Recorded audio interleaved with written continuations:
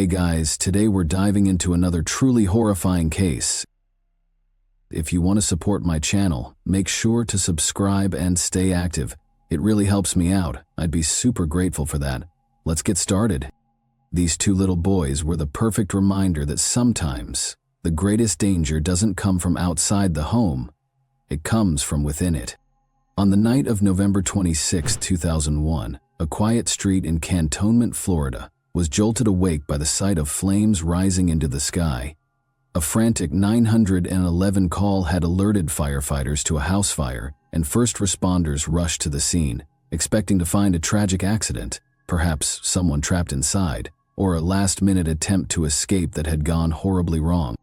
But what they found inside the burning home was far more disturbing. On the floor of the living room lay 40-year-old Terry King. His body was twisted, lifeless, and badly beaten.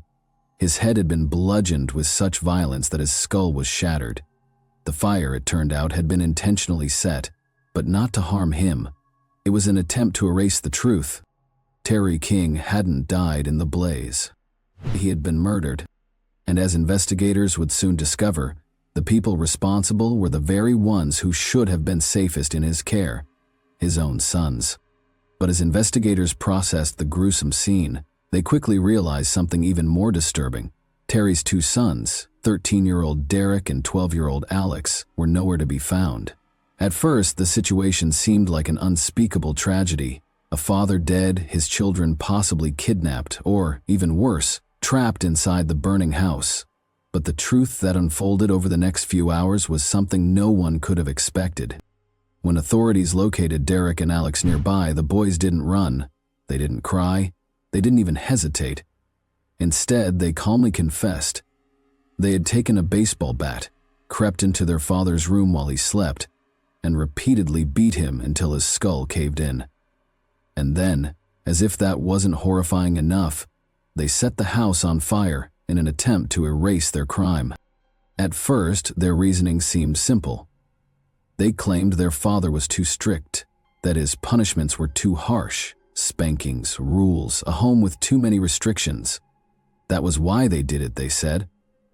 But something about their confession felt off. Their words were rehearsed, their emotions strangely absent, and then, just as quickly as they had admitted to the crime, they changed their story. Now they said they weren't acting alone.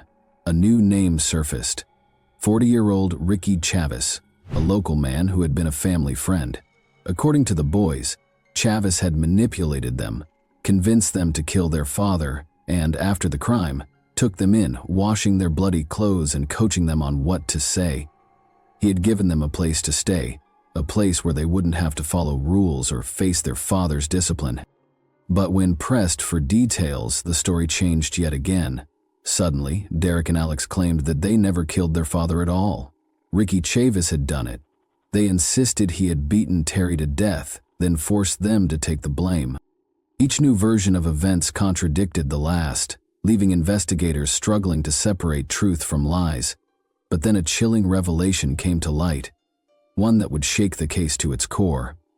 Alex revealed that his relationship with Ricky Chavis wasn't just that of a family friend.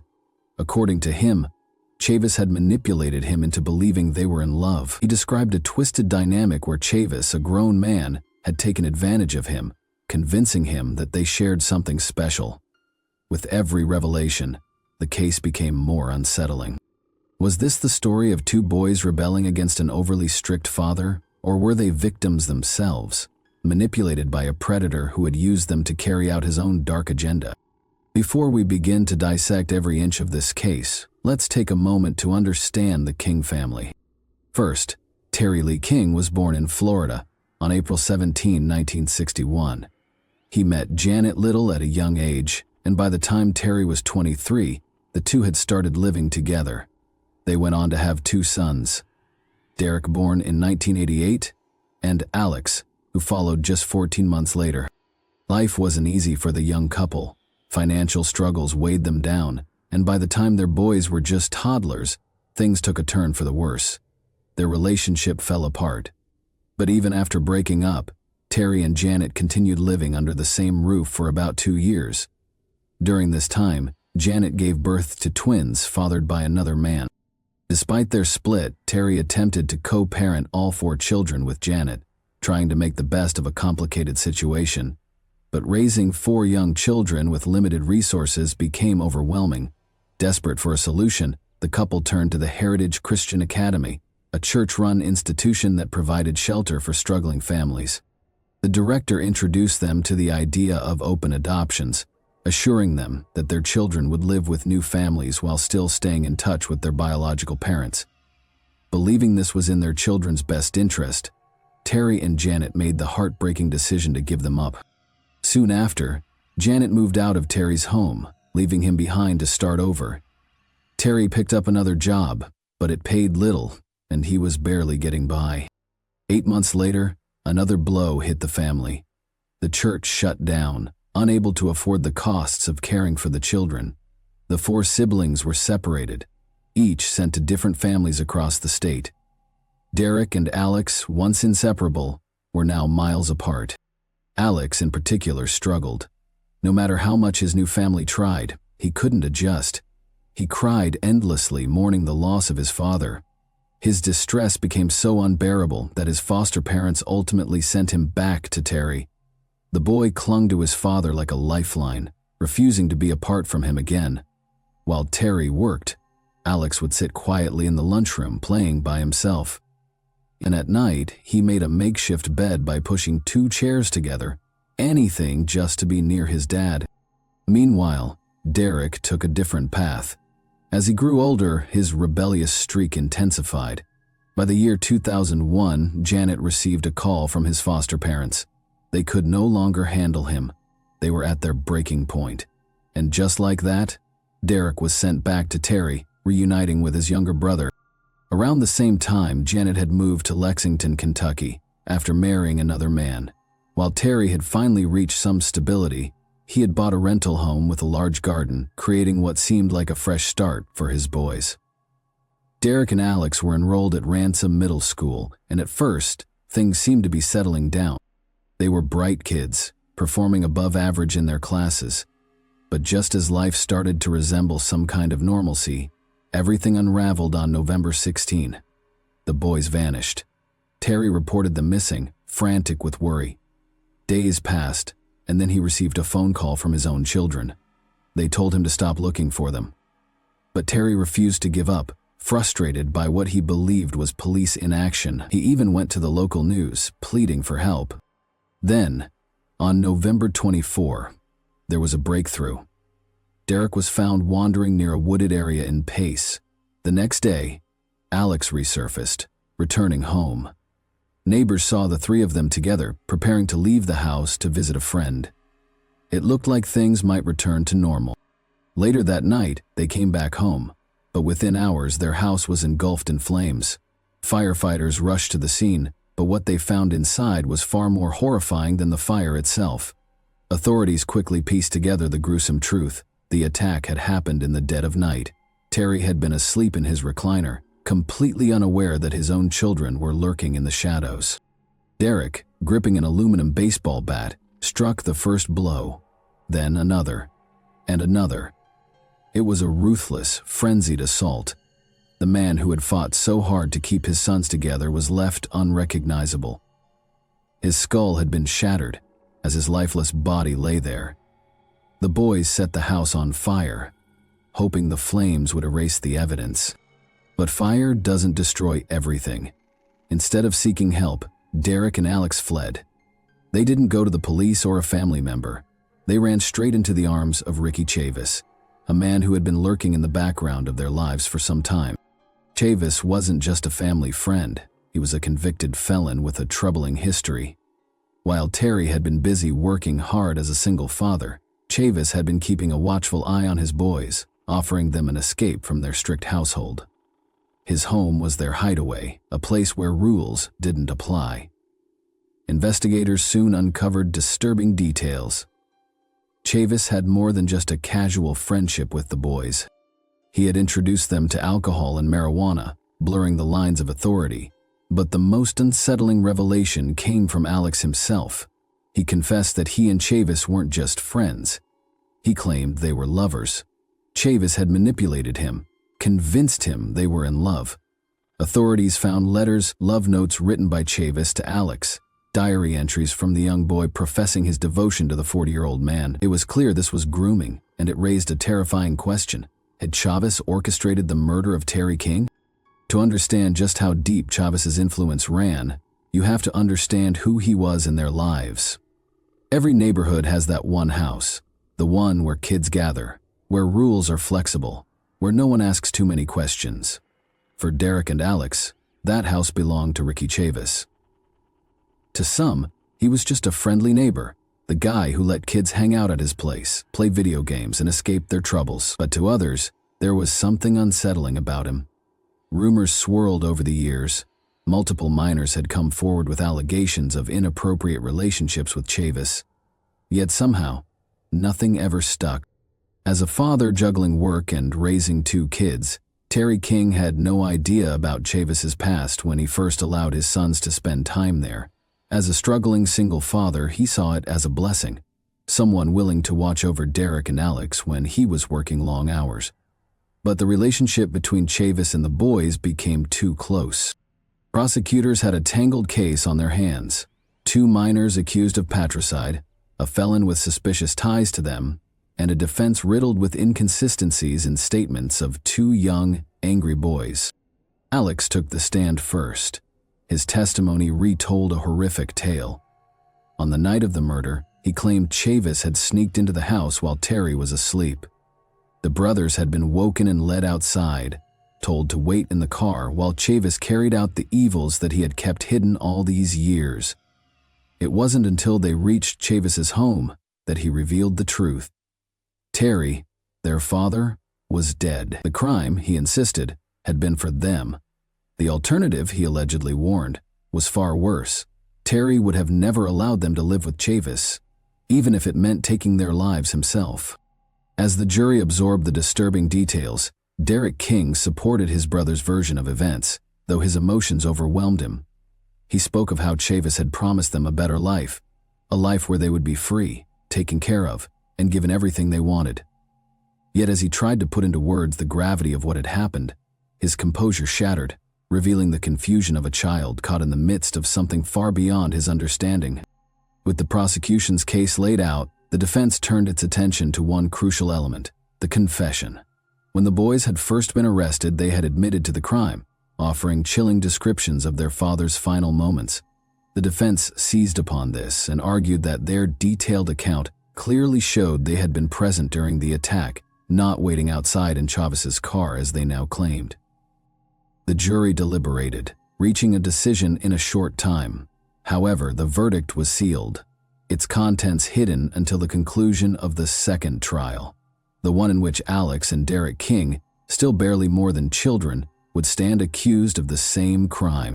As the trial of the King brothers commenced, the 2 young defendants now sat in the courtroom in their best clothes, no longer just witnesses, but accused murderers. The prosecution put forth an argument backed by tangible evidence that Alex had harbored a deep resentment toward his father and had convinced his younger brother to act. The motive, they argued, lay in Alex's infatuation with Chavis, a man who had fed him fantasies of love and freedom from his evil father. This was backed by the letters that were found at the scene, one of which read something like this: "My life used to be cloudy before I made friends with Rick. My ultimate goal in life now is what his is. It is about sharing your life with someone else's. Before I met Rick, I was straight. But now, I am gay." Unlike before, Derek did not testify, but Alex once again took the stand. The court listened as the prosecution introduced the deeply unsettling letters written by the boy, in which he described how Chavis had changed him, how he no longer saw himself as straight, how his ultimate goal in life was to be with the older man. These letters, the prosecution argued, showed the dangerous and strong influence Chavis had over Alex, an influence firm enough to push him toward murder. The defense, however, turned the focus back to Chavis. They painted him as a manipulative predator who had lured the boys into his grasp, exploiting their troubled home life and preying on their vulnerabilities. He had given them gifts, let them indulge in forbidden pleasures, and most importantly, convinced them that Terry King was the enemy. To Alex and Derek, he had been the savior they thought they needed, until they were left alone to take the fall. The jury weighed the conflicting narratives carefully. Were these two boys, still so childlike in their behavior, truly capable of such a heinous crime on their own? Or had they been merely pawns in a far darker game? A final answer came swiftly. In just 5 hours, the verdict was in. Alex and Derek King were found guilty. Their knowledge of the crime scene, their shifting testimonies, and their own confession ultimately convinced the jury that they had been present when their father was murdered. Yet the court also seemed to acknowledge the complexities of the case. As most children their age prepared to return to school, Alex and Derek King prepared for a very different kind of future. A future inside the walls of Florida's juvenile detention centers. They had entered the world as victims, suspects, and pawns in a deadly game, and now they would pay for a crime whose true mastermind remained a mystery in the eyes of many. In an unconventional move, the prosecution tried both Chavis and the King brothers for the same crime. Chavis was acquitted, despite the damning letters and his attempts to cover up the murder. The King brothers, however, were convicted of second-degree murder on September 6, 2002. But in yet another twist, the judge overturned their convictions, citing violations of due process. Rather than face another trial, the prosecution and defense reached a plea deal. Both Derek and Alex pleaded guilty to third-degree murder. Derek was sentenced to 8 years, Alex 7. But was justice truly served? Why did nobody consider the disturbing relationship of a minor with a convicted felon? Almost nobody would ask this question. Derek and Alex King entered prison as children and left as men. Long after the trials had ended and the headlines had begun to fade, the King brothers still had those who remained invested in their fate. Among them was journalist and writer Catherine Medico, whose interest in their case had shifted from professional to deeply personal. What had started as research for a book had transformed into an emotional bond, particularly with Alex. She had spent months exchanging letters with him, their conversations stretching over long phone calls. But it wasn't until late 2002 that she finally met him in prison. From the moment they were face to face, she felt an instant connection, as though he were a child in desperate need of care. Catherine was not alone in this sentiment. In different corners of the country, strangers had been drawn to the case, outraged by the way 2 children had been thrust into the adult legal system. Their frustration turned into action, culminating in the formation of the King Brothers Trust in 2003. Lisa Drew Alton spearheaded the initiative, determined to provide support for the boys once they were released. It was, she believed, a gesture of faith, an assurance that, despite their past, they would not have to navigate their future alone. Among those who became involved was Dan Daly, a widower and freelance writer from Texas. Through online discussions about the case, he had connected with Lisa, who suggested he send Derek books in prison, a simple act of kindness that turned into something much more. When he received a heartfelt thank you letter from the boy, that letter marked the beginning of an unexpected friendship. Over time, they corresponded frequently, and Daly made the long drive to Florida several times to visit Derek behind bars. He was struck by the boy's openness, the way he spoke about his guilt without hesitation. For Daly, the relationship was not about the notoriety of the case, but about helping a young life find direction after a tragic past. As Alex and Derek spent their formative years behind bars, these unlikely supporters waited for them on the outside, but there remained a looming question. Were the boys worth saving? Would they emerge from prison rehabilitated? Or would they become hardened criminals, like so many before them? When Alex King finally walked free, he did not dwell on the past. At 19, nearly a year and a half out of prison, he presented himself as someone who had left the darkness behind.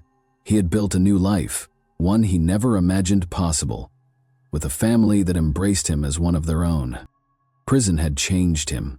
Though for years he had felt emotionally numb, disconnected from reality, the full weight of his circumstances had not sunk in until he made a reckless mistake, one that nearly cost him his freedom all over again.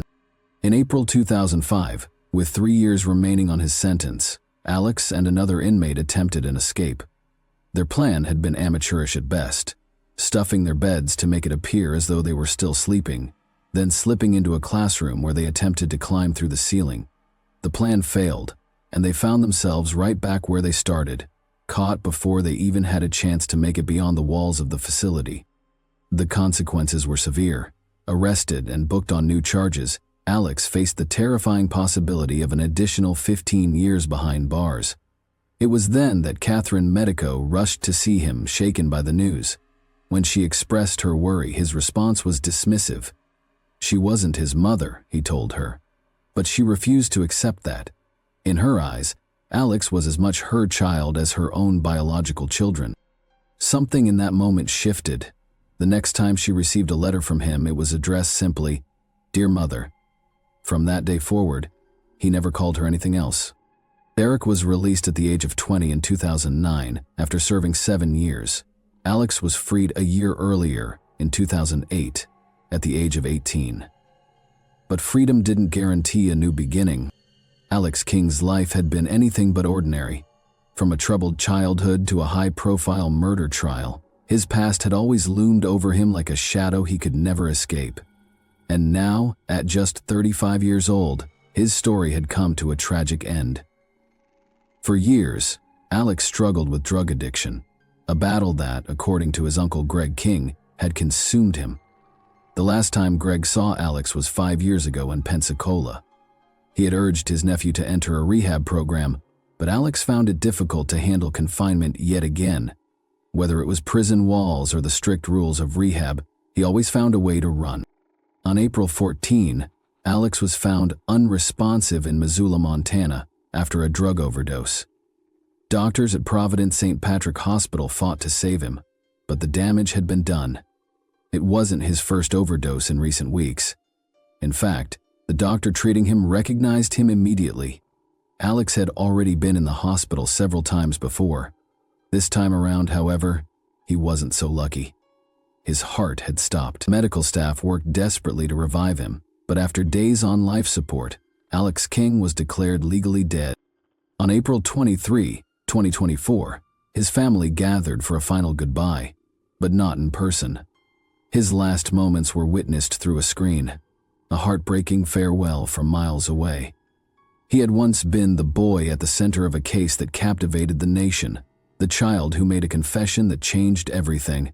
But in the end, Alex King was just another lost soul, caught in the tight grip of a past that never let him go.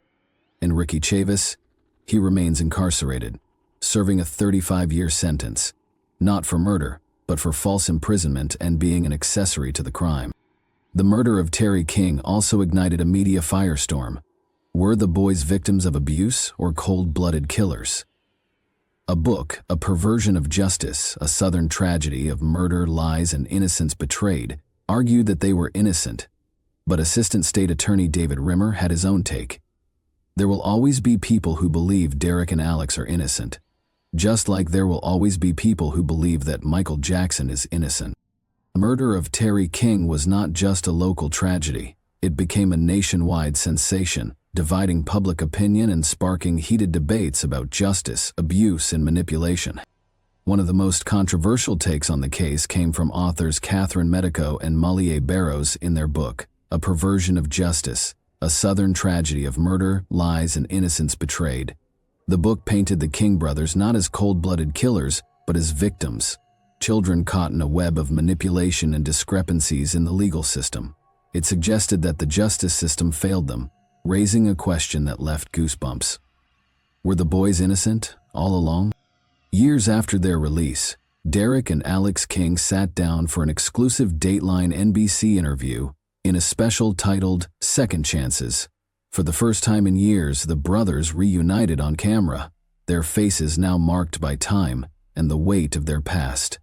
They reflected on the choices that led them to that fateful night and the scars they carried from it.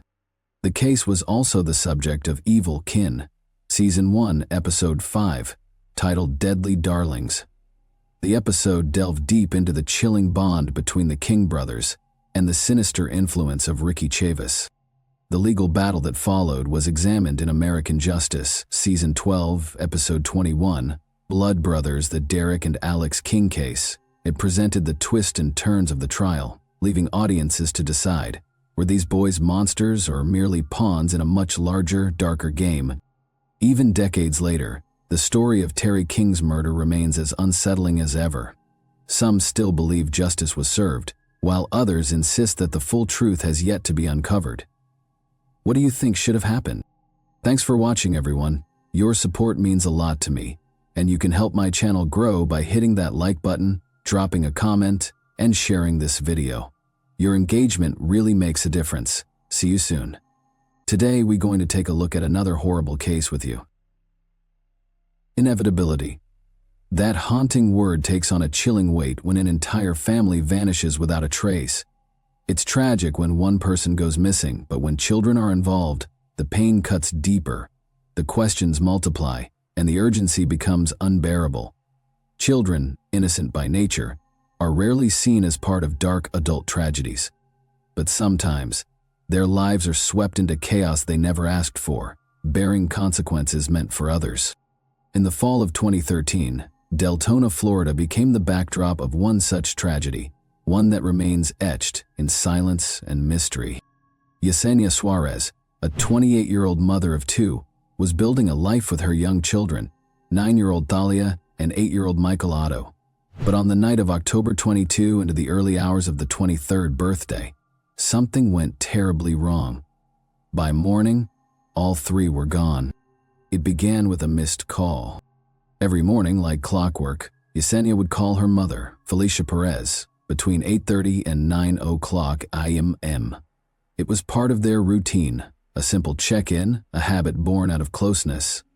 But on October 23, 2013, the call never came. Felicia knew something was wrong. What followed was a search that quickly escalated into a full-blown investigation. Law enforcement moved swiftly, sensing early on that this wasn't just a disappearance, it was something more sinister. But as they began to piece together the events of that night, the clues they uncovered stunned even the most seasoned officers. What happened inside that home between October 22 and 23 remains a puzzle, one filled with gaps, shadows, and horror. And at the center of it all was a mother and her two innocent children, gone, as if they had vanished into thin air. The elderly woman grew concerned, as such behavior was out of character for her daughter. Over the next 2 hours, she tried to make contact, but all attempts were futile. The mobile phone of the person being called was turned off. Felicia then called the school where her grandchildren attended. However, the administration informed her that the children had not arrived for classes. The mother's concern grew. Around 11 a.m., she decided to visit Yesenia's home, but nobody answered the door. After this, the worried woman sought help from the police. The compelling arguments she presented convinced the officers to respond to the message. Upon arriving at Yesenia's residence, police officers began inspecting the house and the surrounding area. Soon after, 35-year-old Luis, the husband of the missing woman, arrived. He seemed surprised to find law enforcement at his home, and initially expressed indignation. However, once he learned the reasons for their presence, he softened. During the conversation, the man mentioned that he last saw his wife and children the night before. After a minor argument, she packed some belongings and left, saying nothing to him. The family was on the verge of divorce, so after another quarrel, he spent the night in the car. By morning, the house was empty. Toledo stated that he was deeply saddened that, after years together, his wife did not even bother to say goodbye. His words were credible. He also gave permission for a search inside the home. Except for scattered children's toys, everything was orderly. No signs of forced entry or struggle were detected. It seemed quite possible that the young woman left at the first opportunity, along with her children. Also missing were her second car, a 2013 Honda Accord, as well as her personal items, documents, and mobile phone. Nevertheless, there were elements that raised concerns. Firstly, Suarez was very close to her relatives. Therefore, she would not have kept them in the dark and would have informed them of her plans or current whereabouts. Secondly, a peculiar smell lingered in the house, especially strong in the bedroom, bathroom, and the hallway leading from it. At places, the smell of cleaning products mixed with the scent of vinegar. This led detectives to two conclusions.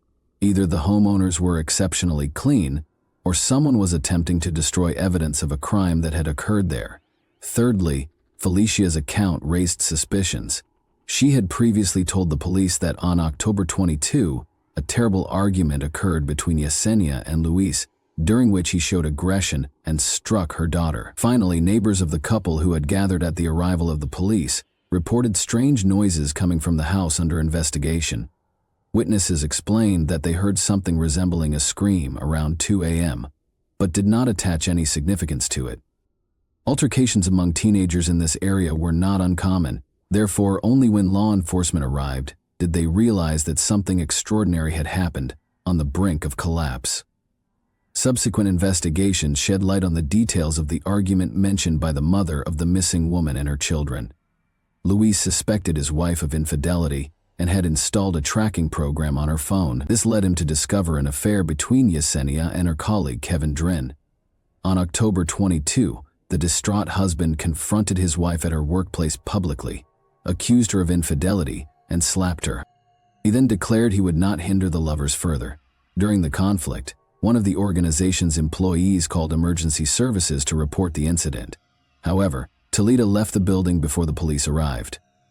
The officers interviewed Suarez, who admitted that she often experienced such uncontrollable behavior from her husband, but had never sought help. Her statements were documented and recorded. After work, Yesenia visited her mother's house where her children were waiting. They had dinner together, after which Toledo called her. Felicia recounted hearing about their conversation. Luis apologized and pleaded not to press charges against him. He also warned that something unpleasant might happen if she did not comply with his demands. It turns out the protagonist of the story had decided to obtain a restraining order against her husband, but after the call, she changed her mind, explaining to her family that it would only make things worse. Late in the evening, Toledo came to his mother-in-law's house and spoke with the women. He was distraught, complaining that his marriage was falling apart. He expressed his love for his family and his desire not to lose them. Yesenia, however, was determined and declared that a divorce was imminent. After this, he left to give her time to cool off and come to terms with the new reality. The woman initially decided to stay overnight at her parental home. Nevertheless, after meeting with her husband, she took the children and returned home. Unfortunately, this was the last time the mother saw her daughter and grandchildren. Arrested due to the incident at Suarez's office the day before and her subsequent disappearance, the police had solid grounds to arrest Luis. The man was shocked and appeared bewildered at the station. He reiterated his version of the events that happened overnight. After arguing with his wife at her mother's house, he went to a neighbor's place, where he stayed until 1 a.m. He then decided to spend the night in his car to avoid further conflict. At 7 a.m., he returned home and found that no one was there. Despite this, the suspect remained calm and did not express any concern for the missing individuals. He explained this by his confidence that they would soon return or make contact. He claimed Yesenia was not the kind of person who kept others regularly informed, and the current situation was just a foolish coincidence. A love story. Yesenia and Luis met in 2009 during a street festival. They were immediately attracted to each other and quickly fell in love. However, their relationship was anything but harmonious. Everyone around them was convinced that the two were not suited for each other. Suarez had been through a failed marriage before. At 24, she found herself a single mother of 2 young children. Thus, she was determined to set up their lives in the most favorable way possible. She dreamed of providing them with a good education and a better future. To this end, she re-enrolled in college and took up a full-time job. Yesenia worked for an American canine detection service in Lake Mary, a company known for training dogs to work with military and police forces. Luis, in contrast to his partner, was older and just beginning to sort out his life. He had been convicted multiple times in the past and was a former member of the Latin Kings gang. Thanks to his disposition and well-honed fighting skills, he had once held a leading position within the group. However, after turning state's evidence and betraying his peers, he lost his former influence and respect. Therefore, Toledo left the gang, turned away from his criminal past, and enrolled in college for barber training. He even got baptized and started attending church. Luis emerged as a sociable and caring person who tried to help everyone. After meeting Yesenia, he transformed completely. He became a loving and tender partner to her and a caring stepfather to her children. All the neighbors spoke highly of him. They often saw him spending time with his family and playing with the kids in the yard. The young couple got married on the first day of 2011. Although their relationship was initially happy, over time, everything changed. Respect and understanding faded away. Luis began to spend a lot of time on video games and neglected his family duties. It seemed all his attention had shifted to the virtual world. His wife repeatedly expressed her grievances, but the situation would only improve temporarily. Felicia often visited the couple, since she lived just a few blocks away. Therefore, she was well aware of everything happening in her daughter's life. Gradually, the number of arguments in the family increased. Toledo genuinely did not understand what was expected of him and why they couldn't live as before. One day he became so angry that he physically lashed out at his wife. After this, their marriage began to crumble. Eyewitnesses. After Luis was detained, detectives began interviewing relatives and acquaintances of the missing family. They also contacted Yesenia's lover, Kevin. He reported that he had spoken with her late on the evening of October 22. He called to check on her, concerned that she might be in trouble after the incident at work. During the conversation, Suarez seemed tense, but she assured him that everything was fine and that it would just take some time to settle down. Sometimes, her voice sounded unclear, which made him think that she might have had a drink. Their conversation lasted about 5 minutes. At the end, Yesenia wished him a good night and said goodbye. It was clear that Kevin did not know where she was and was genuinely worried that something irreparable might have happened to her. Later, a call came into the police station from Jackson Titian, a neighbor of the suspect. The young man lived with his mother across the street and had inadvertently witnessed the events unfold. He reported that at 6 a.m., Luis came to him asking for help with the task. He needed to pick up a neighbor on his way back from Lake Mary, but did not explain why. Meanwhile, Toledo got into Yesenia's car, leading the student to assume that her vehicle needed repair and they were heading to a garage. However, the reality was different from what he had imagined. They drove for about 30 minutes and then stopped in the parking lot of a large supermarket. Luis got out and started cleaning the interior of the car. Jackson noticed how thoroughly he wiped down the cabin, all the doors and windows using a cleaning agent. Afterwards, he put the car mats, a rag and gloves into a bag, and then disposed of the bundle in a trash container. At that moment, the eyewitness did not understand what was happening and felt mixed emotions. He began to suspect that something serious had occurred the night before. Yet, on the other hand, if Toledo was hiding something, why would he take him along? After leaving Yesenia his vehicle, the men headed back. This time, Luis drove while Jackson was sent to the back seat. The ride back to Delton was silent. Unable to bear the tension, Jackson finally asked what had happened.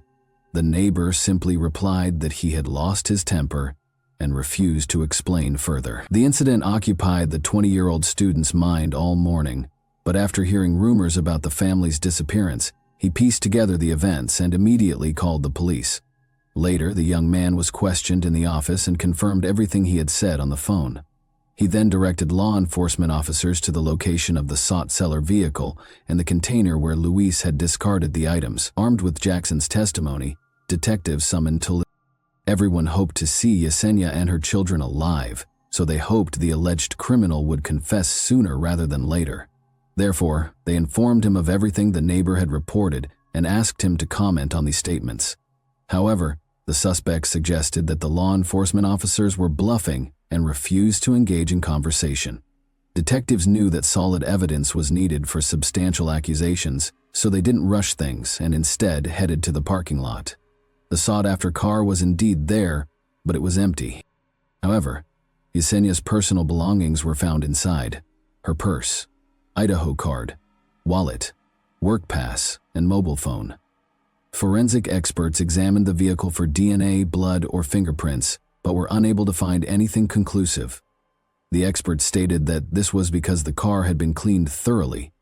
Later, it was discovered that the garage keys still bore a single fingerprint, which turned out to be the suspect's. In the trash bin that Jackson had pointed out, they found a bag containing cleaning supplies, a rag, and some clothing.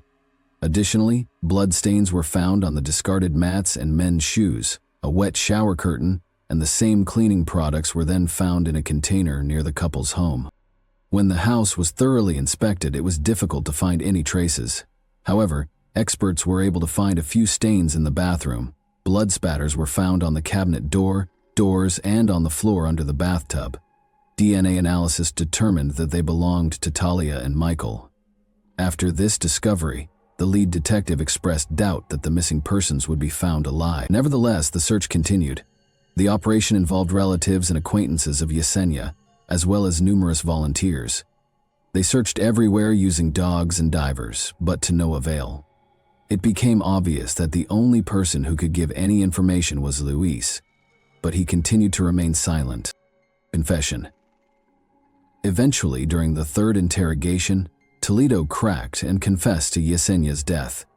However, he continued to deny that he had harmed the children. He recounted that Jackson Titan had come over to his house in the evening to play video games. Suddenly, his wife and children appeared on the doorstep. She no longer liked his games and was even more upset by the events of the day, so she demanded that they leave. But when Luis refused, Yesenia walked up to him and started shaking him by the shoulders. To make her stop, he punched her in the neck. Unfortunately, he didn't calculate the force, and the blow proved fatal. She couldn't breathe. I could see her gasping for breath, and I couldn't do anything to help. She ended up dying. Looking at me, the suspect finished his story. The detective then provocatively asked, "Do you miss your children? Would you trade places with them?" Toledo nodded silently. The investigator then asked him to explain how they died. The suspect's behavior changed, and he stated that they were massacred by a neighbor who was present after Yesenia's death. Talia and Michael ran into the room. They saw their mother lying on the floor and began screaming. Luis therefore asked Jackson to take them to another place. However, he soon heard loud noises and followed them into the bathroom. When he looked inside, he saw that they were lying on the floor and the neighbor was holding an axe. Luis burst into tears. The man added that after the incident, he was in shock and lost all self-awareness, and Jackson took advantage of the situation and got rid of the bodies. There was silence in the interrogation room. The last hope of finding the missing alive was gone. All that remained was to find the bodies, but the likelihood of finding them was rapidly diminishing. The detectives doubted the man's sincerity. Nevertheless, his claims had to be verified, so Jackson Titan was questioned again. He was immediately told the neighbor's version of events. The young man stated that after returning home from college, he never went out again. He also noted that he had no reason to end the lives of Yesenia or Michael and Talia. Moreover, he personally went to the police and reported the incident. Soon his alibi was confirmed. He was cleared of suspicion and released. The desire to end it all, the search for Yesenia, Michael, and Talia continued relentlessly. Despite considerable public attention and the large number of people involved, the efforts were unsuccessful. Every neighborhood was combed, including woods, bodies of water, and local landfills, all to no avail. Detectives feared that without the bodies, there might not be enough evidence to convict. However, something unexpected soon happened. During one of the routine interrogations, Toledo asked to use the restroom, accompanied by several officers. Since the restroom was at the other end of the building, they had to walk a short distance. During this walk, the detainee asked for a favor. He wanted to be taken home so that he could end his life. Understandably, he was not released. Instead, Luis asked the officers to remove his handcuffs so they could shoot him, as if he were trying to escape. This bizarre request was also ignored. In response, one of the officers asked where his family's bodies were. Toledo muttered that he would never reveal that information. When the detainee entered the restroom, he managed to close the door behind him. Soon, there was the sound of breaking glass. It turned out that the suspect had broken the mirror over the sink and used the shards to slash his wrists. He was clearly determined to end his life and was doing everything he could to do so, but it was unclear what was driving him. Was it guilt and remorse for what had happened, or fear of the punishment awaiting him? Later, he did give an explanation for his actions. The policeman broke down the door and pulled out the bloody man, whose devious plan had failed. He received timely medical attention and his life was not threatened. However, the detainee's behavior revealed much. It turned out that he feared retaliation from his former colleagues, who traditionally had an unkind attitude toward those who harmed children, unlike their attitude toward unfaithful spouses. Luis realized that if he ended up in prison, he was in for a rough ride. His past convictions, when he turned in the Latin King's leaders, and the new murder charges would weigh heavily against him. This was confirmed by the contents of his letters sent during the investigation. In one of them, he expressed his desire to tell the whole truth but could not, as it would be used against him. He reminded everyone that Yesenia had been unfaithful to him and added that he would never harm the children in any way. "I love them more than anything and continue to love them to this day," he wrote on October 28. Luis was charged with Yesenia's murder and the following January with the murders of Michael and Thalia. The prosecution did not rule out that a third person was involved in the crime and helped the accused dispose of the bodies. Given his past criminal experience, Toledo also knew how to clean up a crime scene professionally on his own. Justice has been served. The trial of the man took place in 2017. The prosecutor argued that the accused committed the crime out of jealousy. However, he did not confess to ending the lives of Thalia and Michael. Since there was no justification for such actions, therefore, Luis came up with an absurd story involving a neighbor. Kimberly, Toledo's sister-in-law, testified in favor of the prosecution.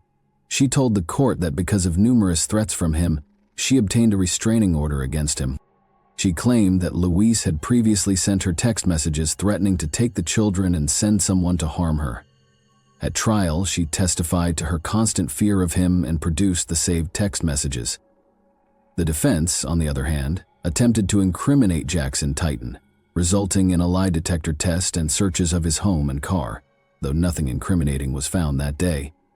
Jackson was indeed troubled by Luis's erratic behavior. Luis looked tense and scared, but Jackson didn't bother to get to the bottom of it because he couldn't imagine the horrible events that had transpired. Felicia and the children's biological father attended the trial. Relatives of the victims seemed overwhelmed with grief and were almost ready to confront Toledo in the courtroom. After 7 hours of deliberation, the jury found the defendant guilty of second-degree murder in the case of Yesenia and first-degree murder in the case of Thalia and Michael. Luis was sentenced to 3 life terms without the possibility of parole. Interestingly, he initially asked for the death penalty, explaining that death row inmates do not face other inmates, and therefore he would not face retaliation from former gang members with whom he was once associated. The defendant knew that there was a bounty on his head, and that he would suffer for the rest of his life. Everyone but the defense was convinced that Toledo had no remorse for his actions, but was simply afraid of what awaited him.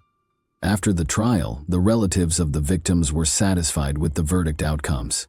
It is known that Yesenia and her children were active members of the Spanish-speaking Seventh-day Adventist church community in Deltona. The mother was studying at Rollins College in Winter Park, Florida. In spring 2014, she was expected to graduate with honors with a bachelor's degree in human resources management. After her disappearance, the college posthumously awarded her the degree. As of April 2024, the convicted Toledo continues to serve his sentence. He claims that he did not interrupt Thalia and Michael's lives and does not know the whereabouts of their bodies. In one of the letters written from prison, he appears to have coded the message, writing that he sent 3 boxes, 1 large and 2 small ones. The large package reached its destination, and the 2 small ones were fine. He added that he cared about what happens to him next, but he was innocent of the charges against him. Perhaps in this way, he wanted to let his acquaintances know that his conscience was clear and he should not be punished. Nevertheless, the evidence was against him. Even the fact that he had previously served 4 years for burglary, robbery, and kidnapping spoke volumes. It is possible that he did lose control of himself and committed inexplicable acts. Experience shows that those who embark on a criminal path rarely get off it. Hey guys, today we're diving into another truly horrifying case. Make sure to subscribe and stay active. It really helps me out. Let's get started. Even after years of friendship, growing up next door and sharing innumerable memories, you will never really know someone. Sometimes people only act like friends, deftly playing on feelings, responding to sincerity and confidence with deceit and deliberate betrayal. While disappointments are unavoidable in life, Betrayal is the last thing we want from people we consider friends. All too frequently, we blindly trust them. The harshness and heartlessness of the case of a young college student from the United Kingdom horrified the entire nation. The most unsettling aspect, though, is that the culprit never sparked suspicion, not even when their actions became odd or they lacked an alibi. Their long-standing relationship with the victim served as their shield. They were believed to be close friends, having lived next door for years and known one another since they were young children. Neither the victim's parents nor their common friends believed the truth when it eventually came to light. The betrayal was incomprehensible. Few people believed it. Those who had previously escaped injury at the hands of this apparently innocuous young guy had seen through the amiable exterior and survived to tell a different tale. On September 7, 1999, Keely Bunker was born in Tamworth, which is in the western English county of Staffordshire. She was the only daughter and eldest of 3 siblings in the Bunker family, who had a simple but diligent existence. Keely helped out with her younger siblings and supported the home from a young age, giving her mother strength and consolation. Her parents frequently remarked that she was the kind of daughter that people could only hope for, and she was very close to them. She was warm-hearted, kind, and always ready to help anyone in need, according to friends and neighbors.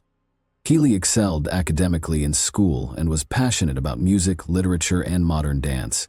She was clever, well-read, and a pleasure to converse with. Because she truly cared about other people and their challenges, in addition to being nice and encouraging, she had a large network of friends who loved her. Keely had decided what she wanted to do with her life by high school.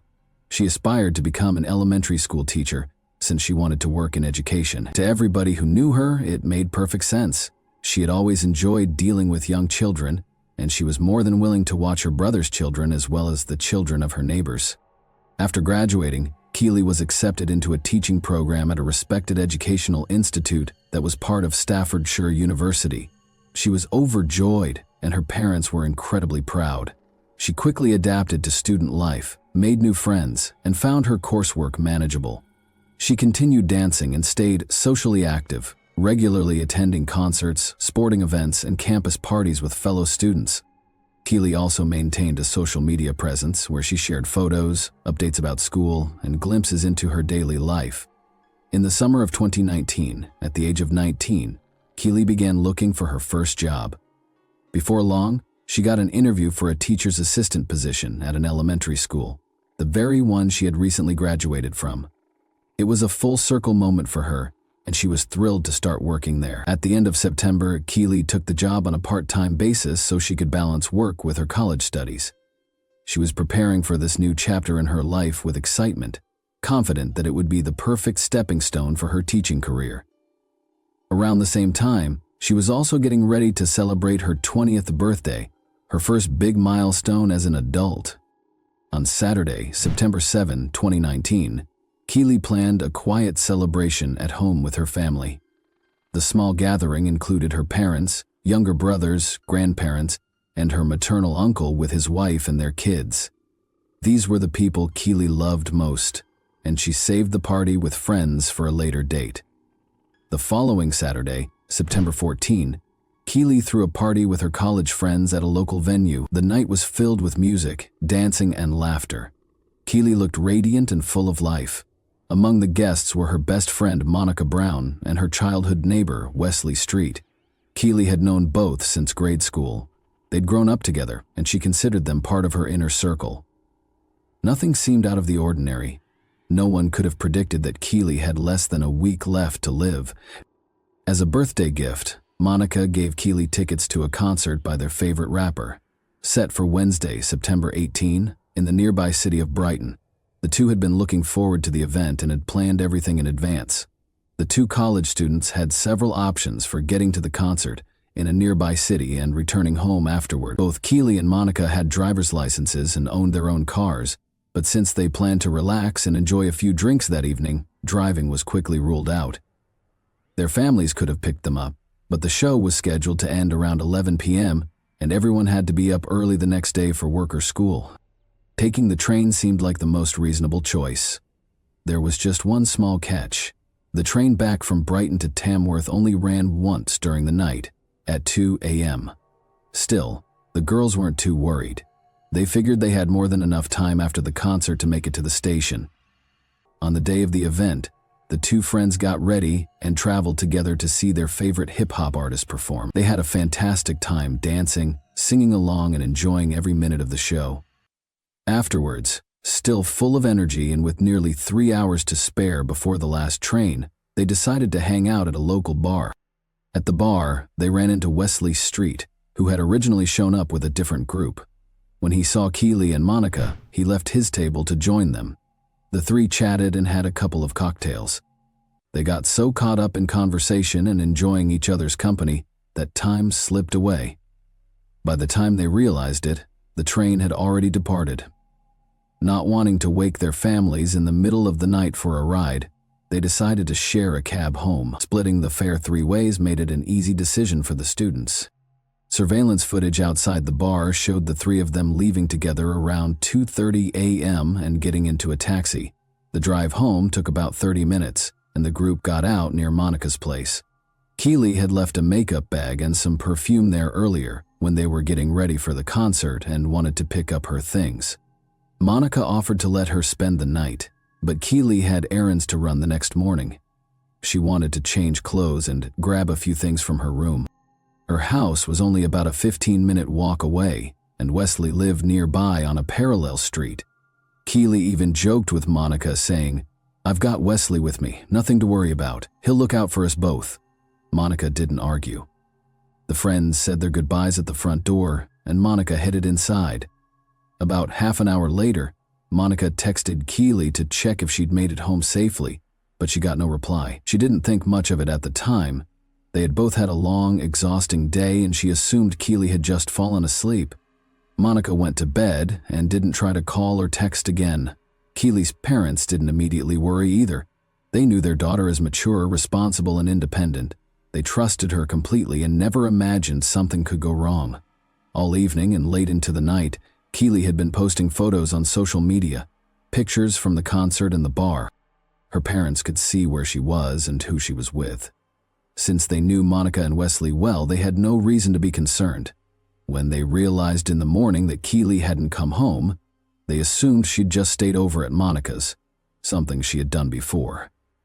Monica woke up around noon the next day and saw that her friend still hadn't replied to her message. It struck her as unusual, but she reassured herself that Keely was probably just catching up on sleep, or had been in a rush and hadn't had time to text back. Monica figured that if something were wrong, Keely's parents would have already raised the alarm. But as the clock approached 3 p.m. and there was still no response, plus Keely's phone had been turned off, Monica started to feel uneasy. She decided to call Keely's parents to check in and see if everything was okay. That call quickly turned into panic. Keely hadn't spent the night at home or at Monica's. Monica explained that Keely had declined the sleepover, saying she had things to do. The next morning, she'd left with Wesley, who had offered to walk her part of the way home since they lived in the same direction. That was the last time anyone heard from her. Her phone had been off ever since. It was critical to speak with Wesley and find out what had happened. Keely never made it home. Terrified, Keely's parents went straight to Wesley's house. He answered the door looking half asleep and appeared genuinely shocked to hear that Keely hadn't made it back the night before. He admitted that he hadn't walked her all the way to her door. According to him, they stopped at a phone booth at the corner where their paths split. Keely had said she'd be fine on her own. The walk from that spot to her home was only about 150 feet. Wesley said he didn't insist on walking her the rest of the way because he was feeling sick from the drinks and just wanted to get home and into bed. He told Keely goodbye and turned down his street without even looking back to make sure she was safe. Once he got home, he didn't check in or call her. He just shut off his phone and went to sleep. Now he said he felt guilty and blamed himself for not walking her all the way home. After hearing his story, Keely's parents went straight to the police and reported her missing. Surprisingly, authorities responded immediately. They didn't insist on waiting the standard 24 hours, despite Keely being an adult, arguing that the circumstances raised enough concern to act right away. Monica and Wesley became the main witnesses in the case, as they were the last people to see and interact with Keely. At first, no one suspected them of anything. After all, they had grown up with Keely and had been friends since grade school. Still, law enforcement needed detailed statements from both, as their accounts could be critical to the investigation.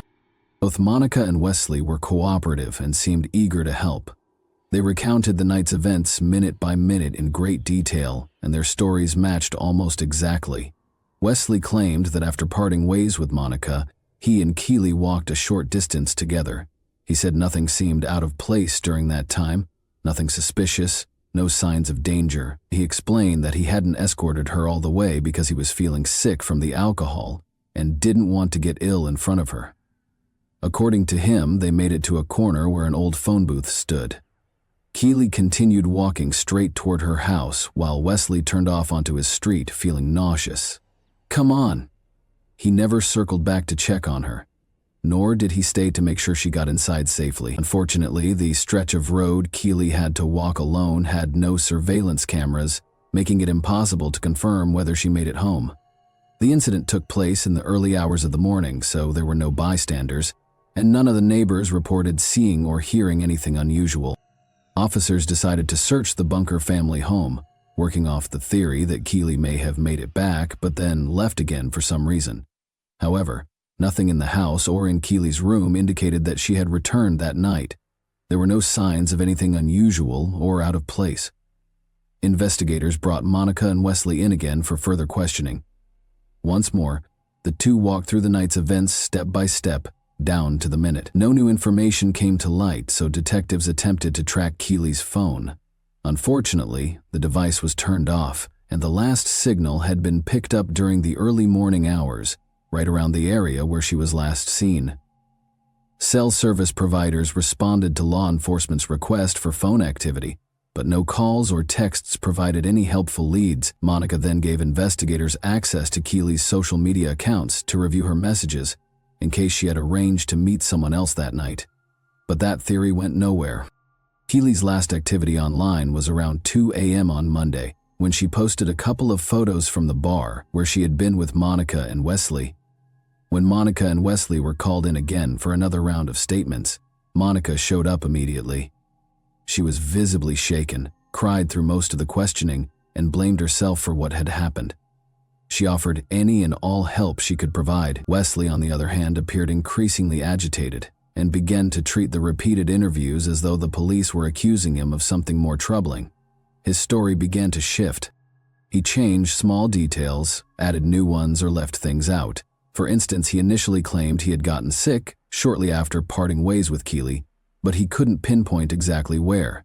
Later, he said that he had been mistaken and that it hadn't happened at all.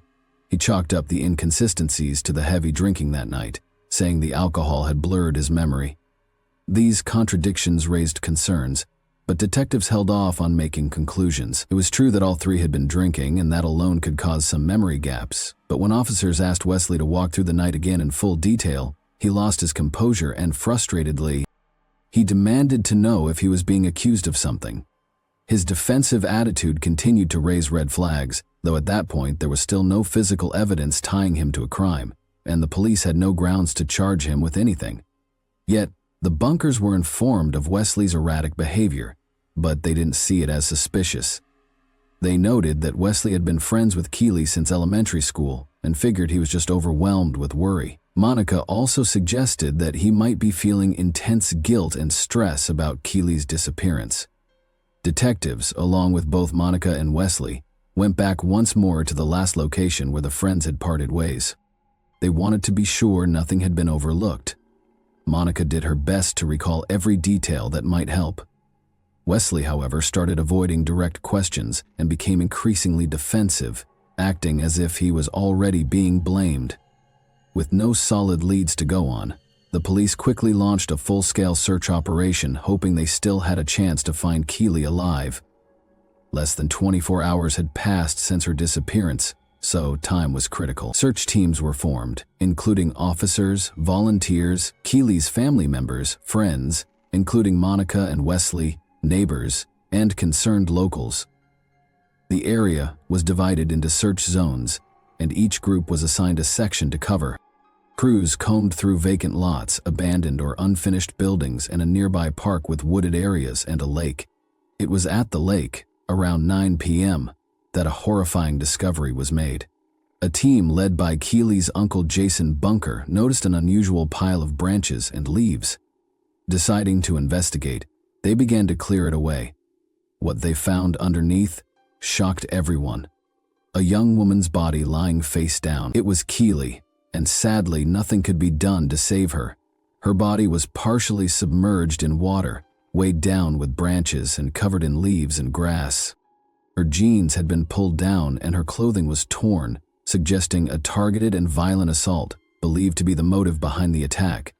When Keely's parents arrived at the scene, they confirmed that the remains were their daughter's. Forensic specialists thoroughly examined the area, and Keely's body was sent for autopsy to determine the cause of death. As feared, she had been assaulted, and no protective measures had been used, allowing investigators to recover DNA evidence from the attacker.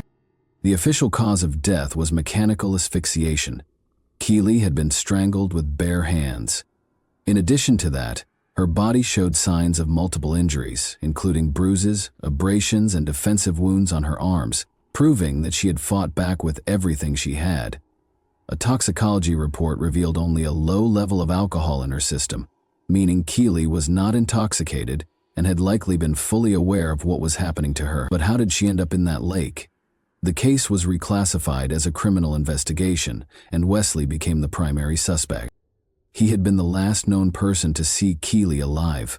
He was arrested, but due to the lack of conclusive evidence, police could not hold him for more than 24 hours.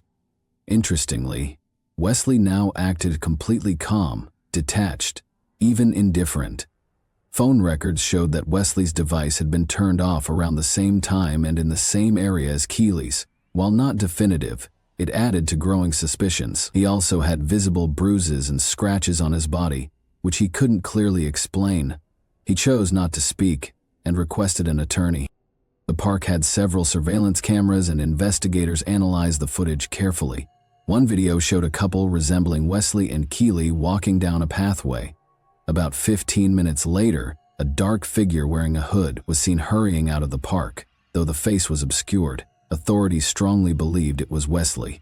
When confronted with the footage, Wesley shared a version of events that no one saw coming. He claimed that Keely had suggested going into the park to hang out and talk.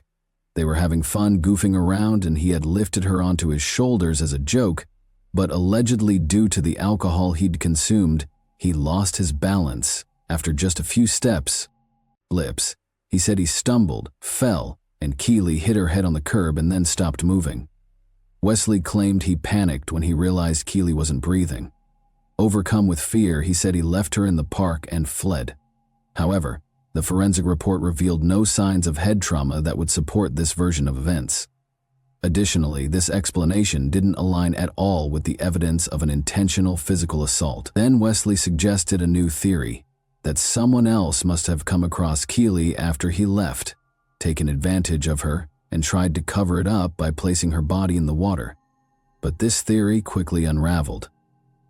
Forensic testing soon returned results from the crime lab, confirming that DNA evidence from the scene belonged to Wesley. Confronted with this, he changed his story again, offering an even more implausible explanation.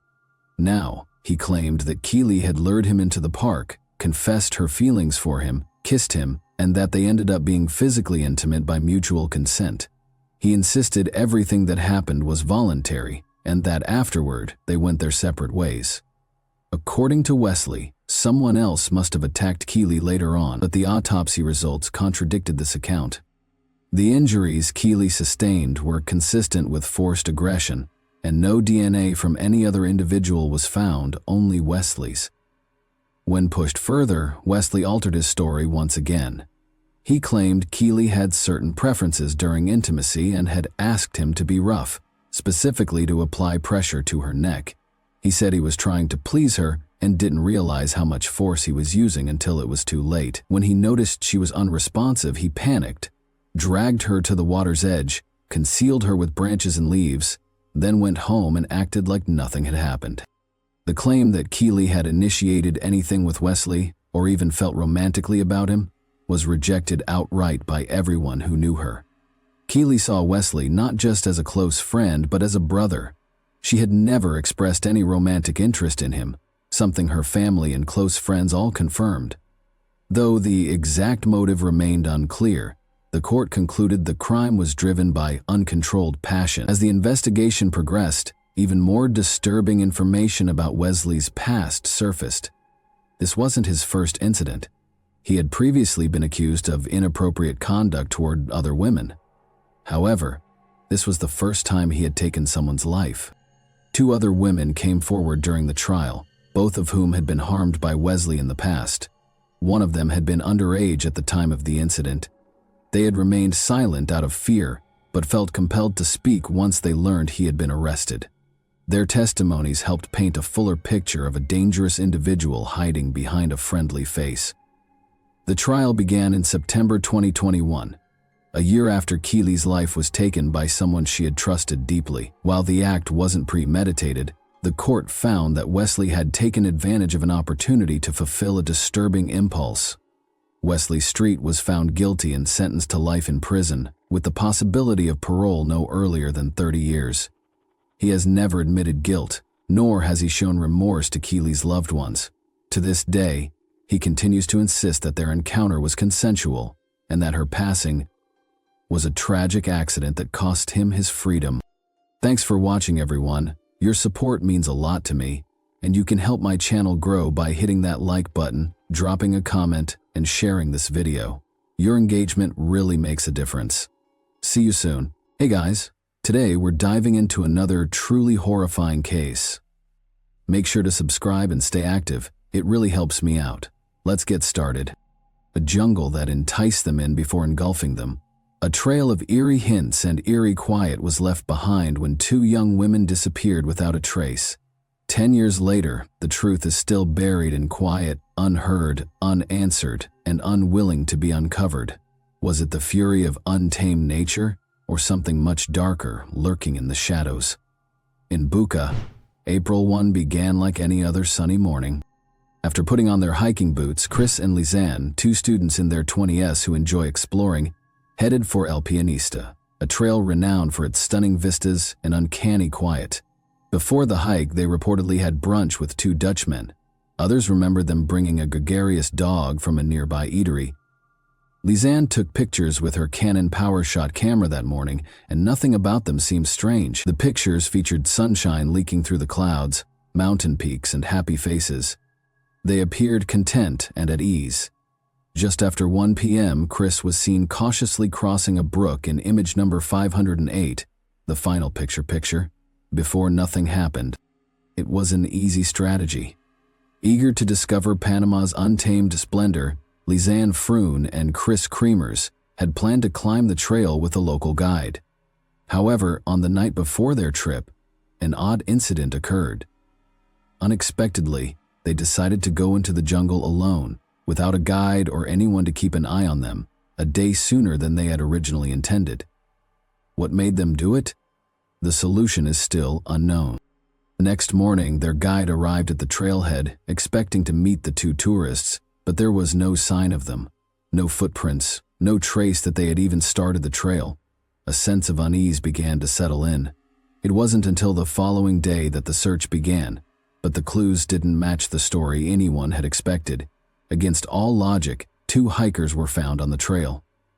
Lizanne and Chris were already deep in the wilderness, but how had they gotten there? The answer lay in an unlikely source, a local taxi driver who had dropped them off near the trailhead. And to complicate things further, there were 2 other men in the vehicle. Who were they, and what role did they play in the women's bizarre journey? As the details unraveled, the story grew stranger. The women, eager and excited to explore, had ventured into one of the most treacherous areas of the jungle. Yet they had no map, no compass, no flashlight. They were walking blind into the heart of the unknown with no tools to guide or protect them. And so, in the dense, untamed wilderness, they began their journey into the dark unknown. Unprepared, unaware, and soon to vanish from the world. As the jungle swallowed them whole, they did not come back. No sign of the girls, no message, no movement. Concern spiraled into panic. Texts to Chris's father went unanswered. By April 6, their desperate families were on Panamanian soil, joined by Dutch detectives, trained dogs, and a hefty reward, $30,000, 0 cents, for any trace of Chris and Lisanne. The jungle was swept, rivers combed, air searched, but there was nothing, not yet. Somewhere past the last smiling photograph, their story took a turn, one that no one saw coming. So, what really happened after image number 508? What began as a hike through paradise quickly unraveled into a desperate fight for survival, unbeknownst to early searchers. Chris and Lisanne had started calling for help just hours after they were last seen. Chris's iPhone tried to reach emergency services, the first of what would become 77 failed attempts. Minutes later, Lisanne's Samsung followed. Both phones kept trying over the next several days, each call bouncing off the unforgiving silence of the jungle. There were no signals. Then came the photos, the strangest and most unsettling pieces of this tangled puzzle. From Lisanne's camera, investigators retrieved 133 images. Among them, 90 shots were taken in the dead of night on April 8. Almost all were seemingly random. Pitch-black jungle, flashes against leaves, eerie close-ups of rocks, and inexplicable arrangements. A mirror, strips of plastic, white tissues. One photo stands out like a ghost in the dark. The back of Chris's head slumped slightly forward, taking up the frame at 149 AIY. Some claimed to see blood near her temple. Others weren't so sure. But the most disturbing clue was what wasn't there. Photo number 509, missing from the memory card. Were they deleted? Corrupted? Or something far worse happened that we can never imagine? Whatever happened in that jungle wasn't quick, and it wasn't simple. The question now wasn't just how they died, but what or who was with them in those final harrowing days. It wasn't until June 14, more than 10 weeks since Chris and Lisanne vanished into the rainforest, that the jungle finally gave something back. A local woman stumbled upon a blue backpack near the banks of the Culebra River, far off the main El Pianista Trail. Oddly, the bag was dry and clean, untouched by the unforgiving Panamanian rain. Even stranger, locals swore it hadn't been there the day before. Inside, authorities found both women's phones, $88.00 in cash, sunglasses, 2 bras, and Lisanne's camera, almost as if someone had carefully packed it, then left it behind on purpose. Close by, Chris's denim shorts turned up, though whether they were folded neatly on a rock or tossed in disarray depends on who you ask. And then came the remains. A foot still inside a boot, a piece of pelvis, bone fragments strewn along the river's edge. DNA confirmed the worst. It was them. But even in death, the mystery only deepened. Some of Lisanne's remains still had bits of skin. Chris's bones, however, looked almost artificial. Bleached, white, unusually clean, with phosphorus levels that didn't match the environment. No signs of trauma, no cuts, no answers. Just a heap of questions, piling as the investigation moved further. The questions only had silence as a response, a silence that grows louder with every unsettling clue. Who placed the backpack so carefully, and why? Why were the bones so drastically different? And what really happened deep in the jungle that April afternoon, when 2 bright lives vanished without a sound? The investigation into the disappearance of Chris Kremers and Lisanne Froon was anything but straightforward. In the months following their vanishing, Panamanian authorities shifted their theories several times. At first, the case was classified as a possible homicide. Then the focus turned toward abduction, with rumors swirling and pressure mounting from both the media and the Dutch government. But by March 2015, nearly a year after the girls vanished, the case was quietly closed. Officials concluded that Chris and Lisanne had died as a result of a tragic hiking accident. According to the final report, the treacherous terrain, steep, 30 to 40 meter cliffs, and fast, unpredictable river currents were to blame. The ruggedness of the jungle, they said, could easily explain why only scattered remains were found and why their discovery came weeks apart. Dutch forensic experts who had worked alongside Panamanian teams broadly agreed. They emphasized the dangerous conditions of the rainforest and the likelihood that the girls had gotten lost, injured, and ultimately succumbed to the elements. Their families, after months of agonizing uncertainty, accepted this explanation with heavy hearts. The bodies were flown home to the Netherlands, and Chris and Lizanne were finally laid to rest. In their memory, a small stone memorial was placed at the Mirador, the scenic viewpoint near the top of El Pianista, where their final smiling photos were taken. But even with the case closed, the public wasn't ready to move on. In fact, the official explanation only sparked more questions. Critics pointed out troubling inconsistencies, beginning with the mysterious appearance of the girl's backpack found along the Culebra River over 10 weeks later. It was strangely dry and clean despite the heavy Panamanian rains. Locals swore it hadn't been there the day before, and of course, there was photo number 509, the missing image from the camera sequence. It didn't appear in the memory card structure, leading some to believe it had been deleted, possibly to hide something. Perhaps most haunting of all were the failed emergency calls made from the girls' phones spanning days. Even after one phone had died, the final attempts came after the correct PIN was no longer used, hinting that only one girl may have remained alive, or that a third party had gained access to the phone. We will dive deeper into the details of their phone's history next. Each detail chipped away at the idea of a simple accident, inviting speculation and sowing doubt. And as the years passed, new theories emerged, each more polarizing than the last, because in this case, the facts are real, but the truth might be slightly evident upon the discovery of their phones. And let us tell you, it only gets more bizarre. In the days following Chris Creamer's and Lizanne Froon's disappearance, investigators clung to every fragment of information they could recover, and what they found inside two phones, a white iPhone 4 and a black Samsung Galaxy S3, would become one of the most haunting aspects of the case. Both devices, retrieved from a backpack discovered over a week after the girls vanished, painted a picture of desperation, fear, and a chilling silence that slowly consumed them. The phone activity began on April 1, the very day the girls were last seen. Lizanne's Samsung made the first emergency call to 112, the international emergency number. It lasted for just a second due to no signal. A second attempt followed a minute later, again failed. Just moments after, at 4:51 p.m., Chris's iPhone also tried dialing 112. That call too failed. These frantic attempts to reach help suggested that something had gone terribly wrong, just hours into what was supposed to be a casual hike on the El Pianista Trail. On April 2, Lizanne's phone tried again, first at 6:50 AUYMM and again at 10:53 AUYMM, both to 112. Still no success. The calls didn't connect, but the effort alone told a grim story.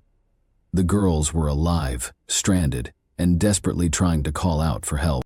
And that same morning, Chris's iPhone tried to call 911 Panama's emergency number at 11:56 a.m., followed by more failed attempts throughout the day. On April 3, the calls continued in the morning, another to 911, then to 112, using both phones. But with each failed attempt, hope dwindled. What followed next was even more unsettling. After April 5, the Samsung showed no further activity. Its battery had likely died. The iPhone, however, told a more cryptic story. On April 6, it was powered on again, but this time the correct PIN wasn't entered. From that day onward, someone repeatedly attempted to unlock the phone, never successfully. The calls had stopped. Now all that remained were silent, failed attempts to access the device, as if Chris herself had been separated from her phone, or worse, someone else was trying to use it. Between April 7 and 11th, the iPhone was switched on multiple times, brief flickers of activity in the dark but with no further calls, no photos, no messages, just a cold, lifeless glow each time the screen was lit. The final activity came on April 11, at 10:51 AUM, when the phone was turned on for the last time. After that, nothing. The timeline left behind by the phones is one of the most disturbing elements in the mystery.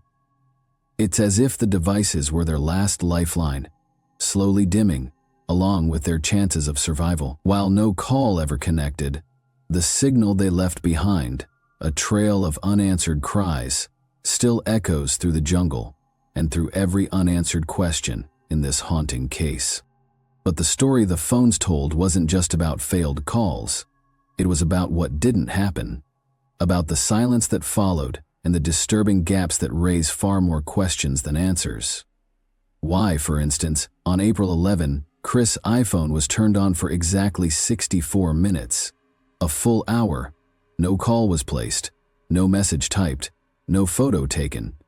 Just an hour of eerie silence with the screen on. Was someone scrolling through it, trying to figure out how to use it? Or did that glowing screen shine in the middle of the jungle, lighting up a final moment of helplessness? And after that, nothing. The phone was never used again. No further attempts to power it on, no final messages, no last goodbye. In a case that left behind hundreds of photos, attempted emergency calls and desperate signals, the most baffling part might just be this. Why didn't they leave a message? No farewell, no explanation, no note typed into the phone, just silence. These unanswered questions continue to haunt everyone who has followed the case, because in the end, the phones didn't just tell a story of what happened. They left behind the most bizarre and disturbing turn of events that is enough to keep one up all night. In the years since Chris and Lisanne's disappearance, the case has sparked a wave of intense, often polarizing theories, each one attempting to shed light on the tragic mystery. With each new angle, a deeper layer of intrigue and tension unfolds as the truth remains locked somewhere in the shadows of the jungle. One of the most chilling theories to emerge is the foul play theory, which suggests that the two women were not just lost but were victims of something far darker, perhaps a kidnapping or even murder. The case is filled with suspicious details that seem to point to foul play. The bizarre images on their camera, some of which show unsettling, unexplainable scenes, and the fact that their remains were only found nothing after large-scale search efforts had turned up nothing. The timing of their deaths, so far removed from the last known search, raises the uncomfortable possibility that someone, a third party, may have been involved. And then there's the possibility of tampering. Could their belongings have been staged, the camera manipulated to create a false narrative? The theory lingers in the back of people's minds, unshakable and haunting. But as theories swirl, one stands out for its bizarre and controversial nature: the unrequited love theory. This one is fueled by rumors circulating in dark corners of the internet suggesting a deep, hidden tension between the two women. According to this theory, Chris harbored unspoken love for Lisanne, a love that was never reciprocated. The story goes that a tense argument between the two led Chris to a moment of explosive anger, pushing Lisanne off a cliff in a fit of unrestrained emotion. Racked with guilt, the theory claims Chris wandered aimlessly through the jungle until her own death. This theory, however, is riddled with holes. There's no concrete evidence to back up these claims, no signs of a violent confrontation or a hidden romantic relationship. Most dismiss it as a sensational rumor, but it still lingers, unsettling in its intensity. Then there's the organ trafficking theory, a more sinister and outlandish claim. According to this theory, the host family in Bucha somehow got involved with organ traffickers, leading to the two women being abducted on the trail. The idea is that they were held captive for days, maybe even subjected to a horrific fate before being killed. While the suggestion of organ trafficking stirs unease, the lack of any credible evidence to support this theory makes it seem highly unlikely. Investigators have pointed out the absence of proof, leaving the theory to fizzle in the background, a haunting whisper rather than a legitimate possibility. Despite these wild and chilling theories, there's still a sizable group of experts who hold fast to the accident theory, a much simpler but no less tragic explanation. According to this perspective, Chris and Lisanne simply went off the beaten path, becoming disoriented in the dense, unforgiving jungle. It's easy to imagine how quickly the environment could have turned against them.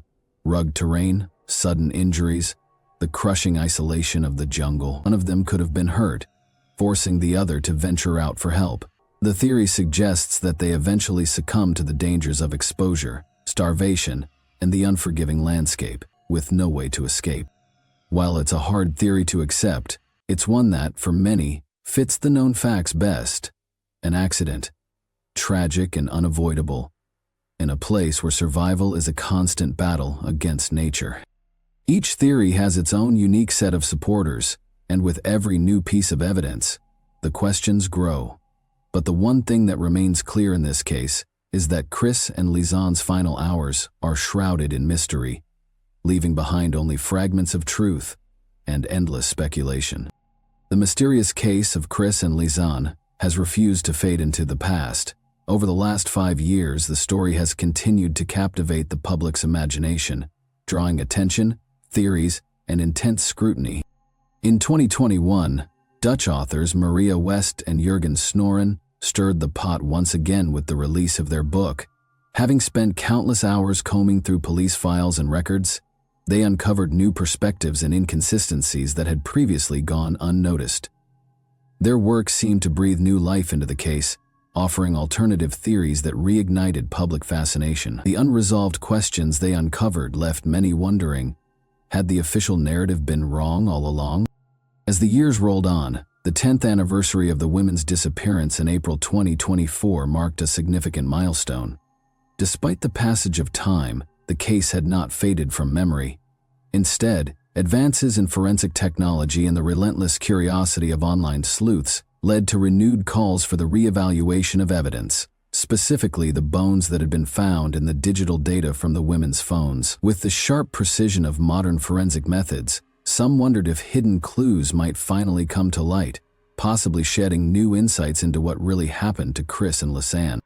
In September 2023, the release of a film took the global spotlight back to the case, once again reigniting curiosity about the two girls' final days.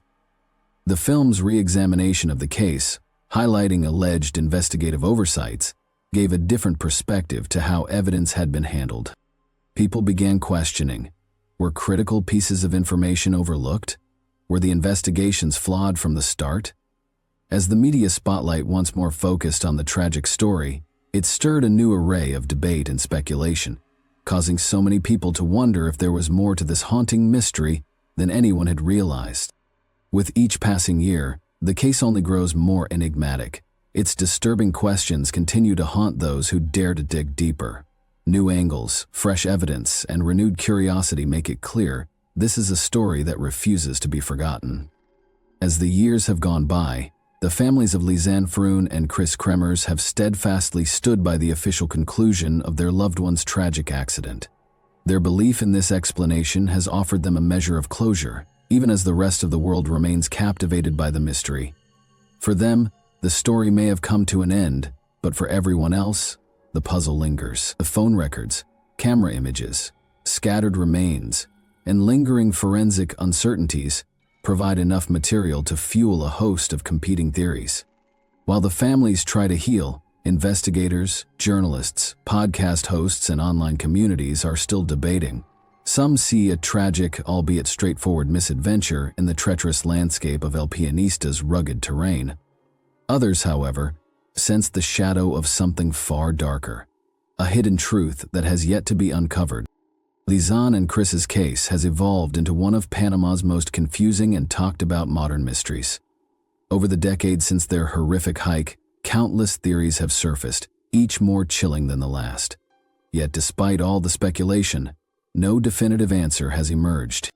As technology advances and new discoveries surface, there is always the possibility that one breakthrough, whether it's a fresh forensic analysis or a crucial new witness, could shed light on what truly happened during those final days. But until then, the questions remain unanswered, adding to the ever-growing sense of mystery that continues to surround the tragic deaths of Lisanne Froon and Chris Kremers. Was it simply a horrible accident, or was there more lurking in the shadows? Thanks for watching, everyone. Your support means a lot to me, and you can help my channel grow by hitting that like button, dropping a comment, and sharing this video. Your engagement really makes a difference. See you soon. Hey guys, today we're diving into another truly horrifying case. Make sure to subscribe and stay active. It really helps me out. Let's get started. One thing we frequently observe in real crime stories is that murders typically occur in families who appear to be flawless on the outside. We've seen incidents like this time and time again, and today's news is no exception. The world was startled, since no one could accept that it could occur at all, let alone the reason. When her 39-year-old daughter Clodagh failed to drop off her two youngest sons, Neil, 11, and Ryan, 6, as scheduled on the morning of August 29, 2016, Mary became concerned. She attempted to phone Clodagh and her husband Alan but received no response, and her SMS went unanswered. Mary drove to their residence in Oakdean Downs, Barani, as her worries grew. Family cars were in the driveway when she got there, and the living room and bedrooms had their curtains closed, which was out of the ordinary for Clodagh. She wouldn't simply vanish without informing her mother. Mary initially thought her daughter and grandkids might have died from carbon monoxide poisoning, but when she used her key to open the back door, she discovered a message posted inside. It advised calling the police immediately and not going inside. Mary realized then that something horrible had occurred. But before we dive into the shocking and heartbreaking details of the crime, let's first get to know the Haw family. For starters, Alan and Clodagh Haw were far from just any ordinary couple. They were deeply devoted educators who poured their hearts and souls, not only into their teaching careers, but also into the close-knit communities they belonged to. Alan Haw, a native of Wingap, a small rural village in County Kilkenny, held the respected role of deputy principal at Castle Rayhan National School near Barone, where the Haw family lived. Wingap, like much of Kilkenny, is known for its strong sense of tradition and community spirit, values that clearly influenced Alan's dedication both at work and at home. Clodagh, on the other hand, came from Mount Nugent, a peaceful village in the southern part of County Cavan, just a short distance from the small towns of Beljuggin and James Duff. Mount Nugent, surrounded by rolling green hills and quiet country roads, is a place where neighbors know each other by name and community ties run deep, much like Alan's hometown. Clodagh was a passionate and committed educator, teaching at Orlistown National School located southeast of Kells in County Meath. Together, Alan and Clodagh raised 3 sons, Liam, 13 years old, Neil, 11, and Ryan, 6. 3 vibrant boys full of energy, curiosity, and the boundless potential that every parent dreams of. Their lives reflected the very essence of a loving Irish family, grounded in community values, hard work, and simple joys. Now, it's important to understand that crimes of such magnitude were relatively rare in the Irish communities where the Haws lived. Ireland, especially in smaller towns and villages like Barone and Mount Nugent, has historically enjoyed lower crime rates compared to larger cities. These communities are often characterized by close bonds, where neighbors look out for one another, and children grow up playing safely in the streets.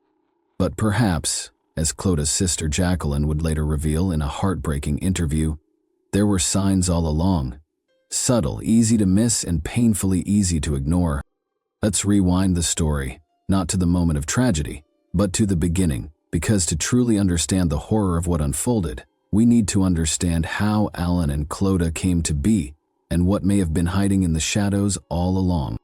Clodagh was born in 1977. From a young age, she stood out, not for being loud or attention-seeking, but for her quiet intelligence, deep empathy, and maturity beyond her years. Her mother, Mary, described her as a dream child, polite, responsible, and focused. She was the kind of daughter who made life easier for everyone around her. She excelled in her studies and formed strong friendships that lasted into adulthood. After completing her leaving certificate, she enrolled at St. Patrick's College to pursue a career in teaching. It was there during her very first year that she met Alan Haw. Their meeting happened on Valentine's night, something that might seem romantic at first glance, but in hindsight marked the beginning of a relationship that would gradually pull Clodagh away from her independent self.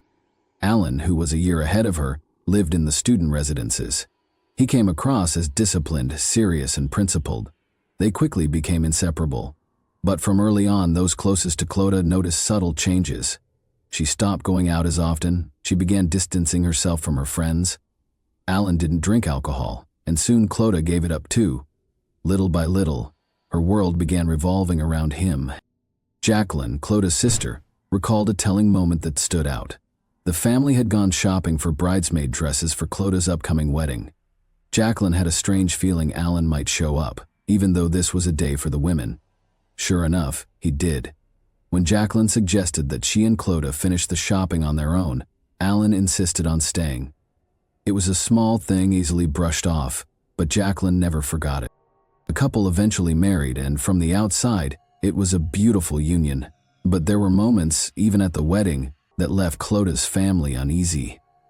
Clodagh's mother, Mary, for instance, was sidelined when it came time to walk her daughter down the aisle. Alan did it instead. Mary admitted later that she felt a little overlooked, even hurt, but quickly brushed the feeling aside. What mattered most to her was that Clodagh was happy, and oh, she was. The couple was deeply in love, the kind that radiates through shared smiles and wordless glances. Alan held her hand with pride, with purpose. Their journey together was just beginning. Their first child, a beautiful boy they named Liam, was born in the year 2003. From the moment he arrived, everyone said he was his mother's image, not just in appearance, but in spirit. Liam was quiet, kind-hearted, and always had a calming presence even as a toddler. As he grew, so did his passions. By the age of 13, in the year 2016, he had become an impressive basketball player, towering for his age, with a soft touch on the keys of a piano that melted hearts. He had a confidence blooming quietly, and he was well liked by his classmates, not for being loud or flashy, but for his kindness and grounded nature. 2 years after Liam's birth, in 2005, their second son arrived. They named him Neil. If Liam was the calm, gentle wave, Neil was the still pond, peaceful, introspective, and perfectly content in his own world. He could sit for hours with his beloved Lego sets, constructing intricate cities, ships, and castles with the precision of a young architect. He devoured books, especially those written by David Walliams, and he found great joy watching The Great British Bake Off with a twinkle in his eye and dreams written across his little face. He often declared he would one day own a bakery and make cakes for everyone he loved. Then, in the year 2010, came the youngest, Ryan, the baby of the family, affectionately nicknamed Ryan the Rebel. He had a spark and energy all his own, mischievous and bold. He often led his brothers into harmless trouble, and yet, like Neil, he adored Lego and could build for hours if only someone gave him space to dream. He was the whirlwind that brought laughter and life into every room. The dynamic of the Ha family, Alan, Clodagh, their 3 boys, was on the surface something to admire. They did everything together. Outside of their work and the boys' school lives, they were inseparable. Clodagh's family, however, began to notice how rarely they got to see her alone. If Mary or her sister Jacqueline popped by for a cup of tea and a quiet chat, Alan would always be there, sitting silently at the kitchen table, not speaking much, but never leaving either. It became a silent pattern. There were no moments with just Clodagh, no private talks, no mother-daughter afternoons. But even with this fact, they were the ideal family to the outside world. They were respected, religious, and active in their community. Alan especially was perceived as a pillar of the town. He attended Mass every Sunday, volunteered often, and was always ready to shake a hand or offer help. It was a picture-perfect family life on the outside, but everything was quietly unraveling beneath the surface. And no one in the community truly realized how deep the cracks ran until that Sunday evening, the 28th of August, 2016. That night, the whole family stopped by Clodagh's mother Mary's house after returning from a holiday trip. Liam had played a basketball match in Virginia earlier that day, so they dropped in to visit Mary before heading home. Around 7 o'clock in the evening, the adults gathered around the kitchen table, sipping tea and nibbling on biscuits, while the boys lounged in the living room watching television. Everything seemed perfectly normal to Mary, except one detail lingered like a dark cloud. Alan seemed deeply anxious about returning to work. He even voiced it aloud, saying he didn't want to go back. He'd been involved in an unresolved conflict with a colleague before the summer holidays, something that clearly still weighed on him. What the family would painfully learn later, through notes left behind and reports from a counselor, was far more disturbing than they could have imagined. Alan had reportedly been caught masturbating inappropriately and had watched pornography on a school-issued laptop, one he never brought home. Although the school's representative would later claim no evidence of inappropriate material was found, the damage was already done, at least in Alan's mind. His shame and fear of exposure had started to spiral. That Sunday night around 9 o'clock, Clody reminded Alan that they needed to leave. Little Ryan had to get his bath before bed. The plan was that Mary would look after Neil and Ryan the next day, while Clody, Alan, and Liam went back to school. Mary hugged each of them tightly and told them she loved them, never knowing it would be the last time she'd see any of them alive. The following morning, Mary waited for Clody to drop the boys off, but they didn't arrive. Mary began to pace, glancing at the clock, wondering why Clody hadn't called. She always called, even if she were just 5 minutes late. Mary called Cloda's phone. No answer. She tried the house phone. Nothing. Then she tried Alan's number. Still nothing. She texted them both. No reply. A heavy knot formed in her stomach. She knew something wasn't right.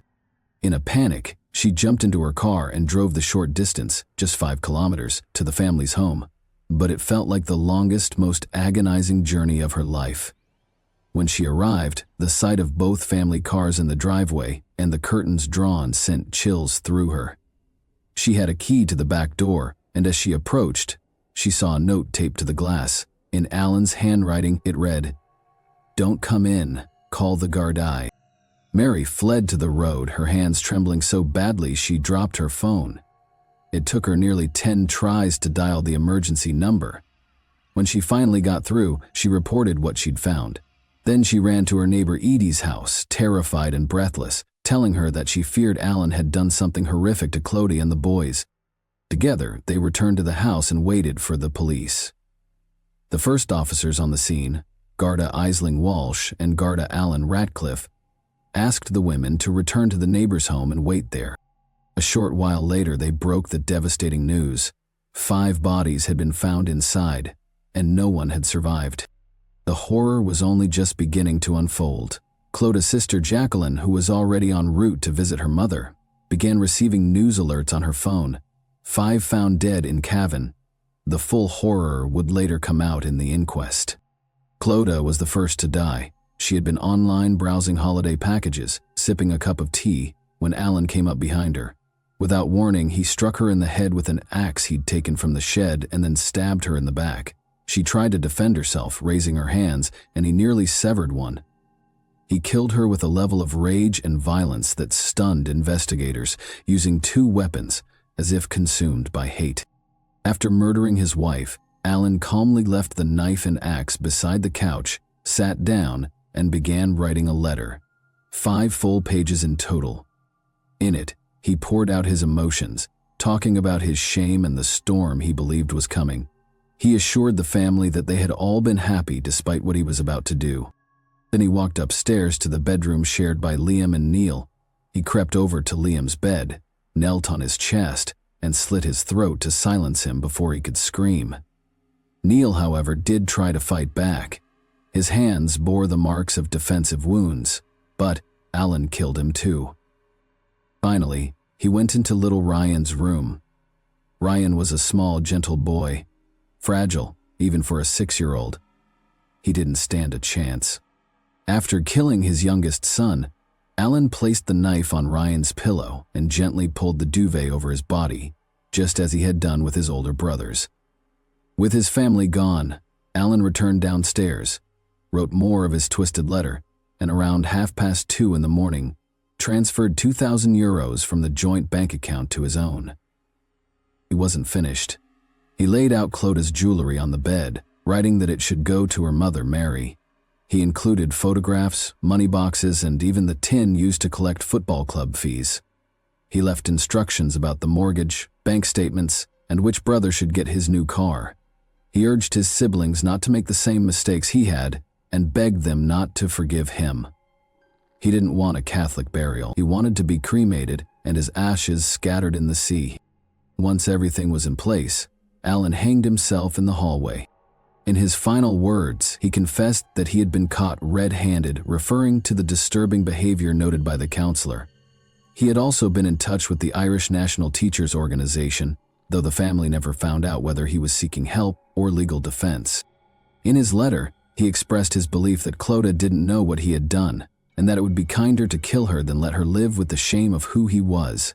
He believed he had ruined all their lives and that everything would explode once he returned to school. But the explosion never came, at least not publicly. The school claimed there had been no issues and has never once reached out to the grieving family, not on a personal nor a professional level. In interviews, Mary and Jacqueline later said it was whispered that Alan may have worn Cloda's underwear in secret, another hidden truth that Cloda might never have known. One revelation that has continued to haunt the family is Jacqueline's statement that Alan Hawes' counselor allegedly knew far more than what was ever revealed to the public. Crucially, the counselor's detailed notes that could hold vital insight into Alan's mental state and intentions, have never been released to this day.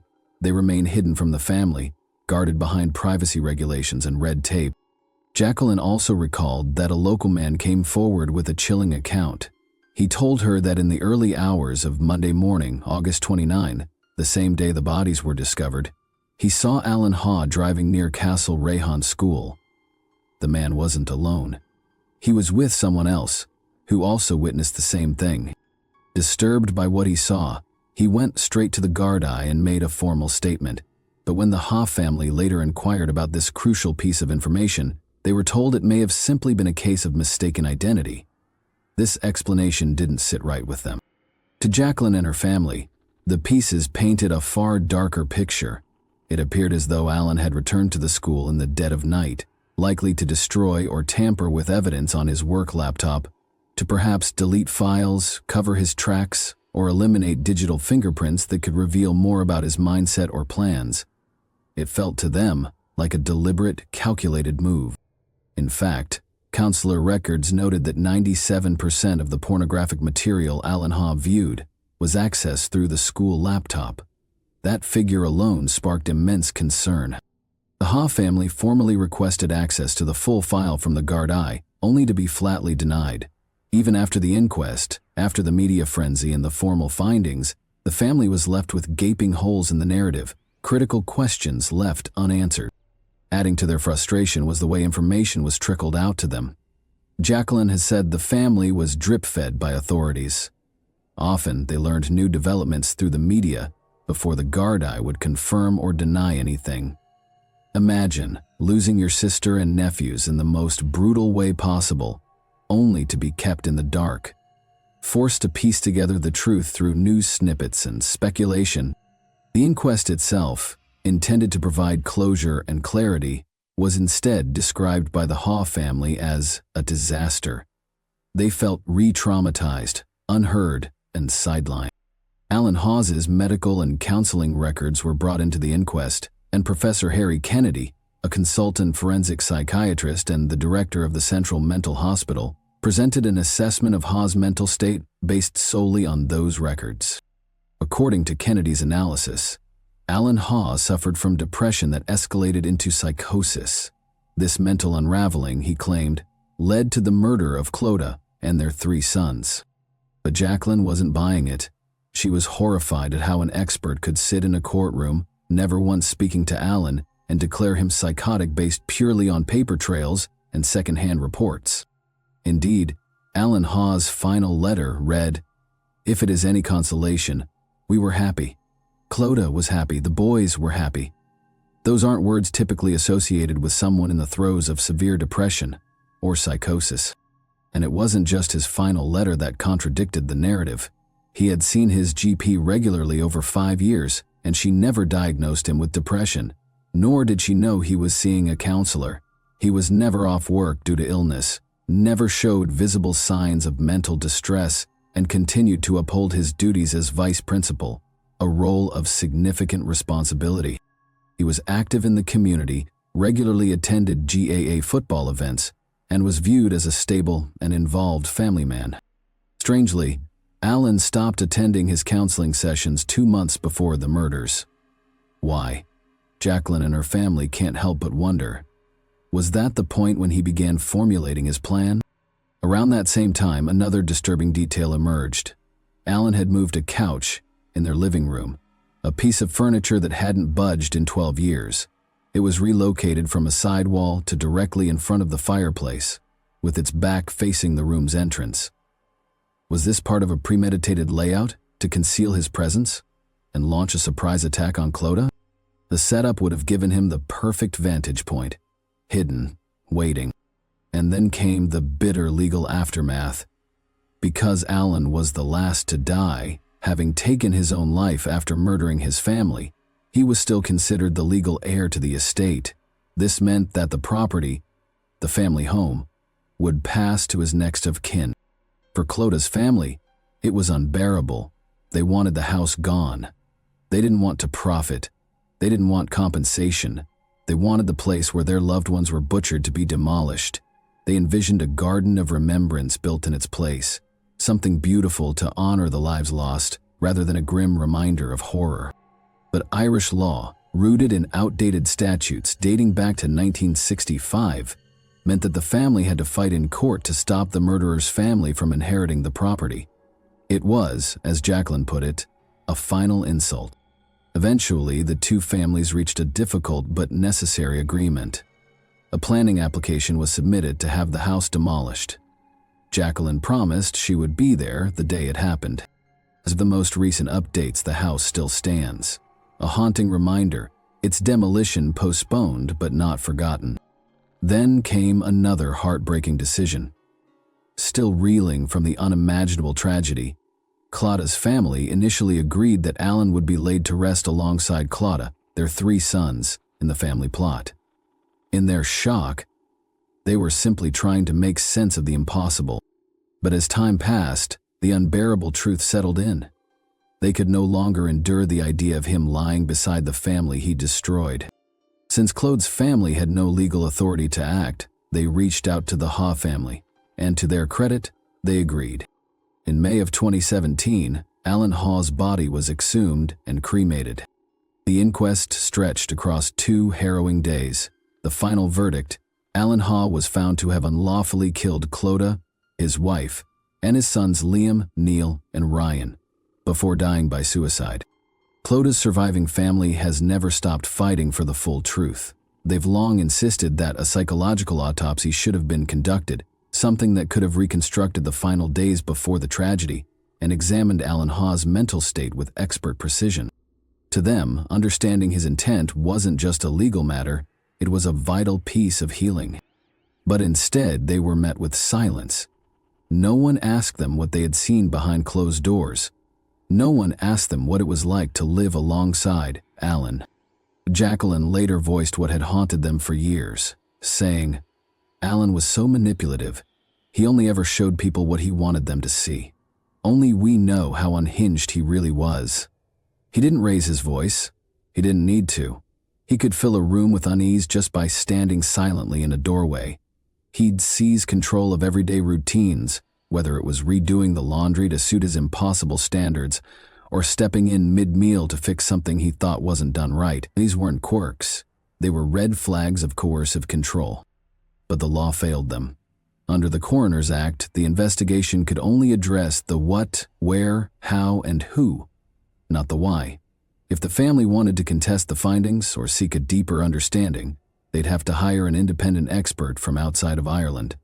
Financially, that was out of reach. A serious crime review was eventually carried out and shown privately to Clodagh's family, but despite repeated pleas, the Department of Justice has refused to release it publicly.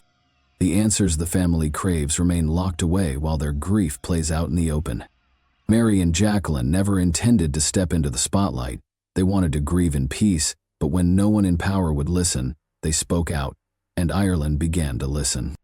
The port has grown, but the fight is far from over. More than 60,000 euros have been raised in Clodagh's memory for Women's Aid, giving women a lifeline to escape abusive relationships. Her name now lives on at Orlistown National School in a newly dedicated hall. A tree planted by Liam's schoolmates sways quietly in the breeze, a symbol of love, remembrance, and all that was lost. Each of Clodagh's boys had a bright path ahead.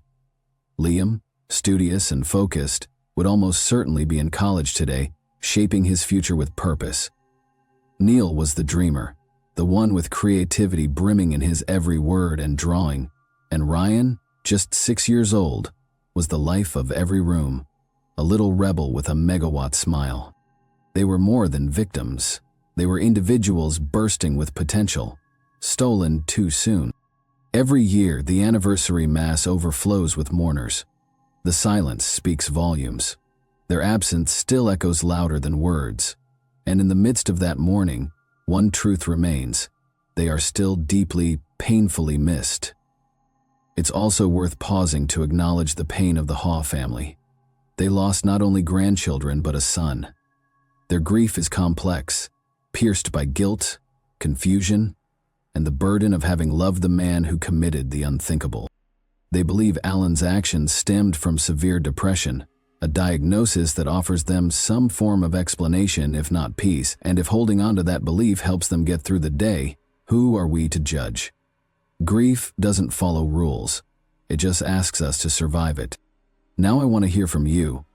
Do you think there were signs of abuse happening behind closed doors? Subtle, quiet control that went unnoticed for too long? Or do you believe everything seemed perfect until Alan finally snapped? Thanks for watching, everyone. Your support means a lot to me, and you can help my channel grow by hitting that like button, dropping a comment, and sharing this video. Your engagement really makes a difference.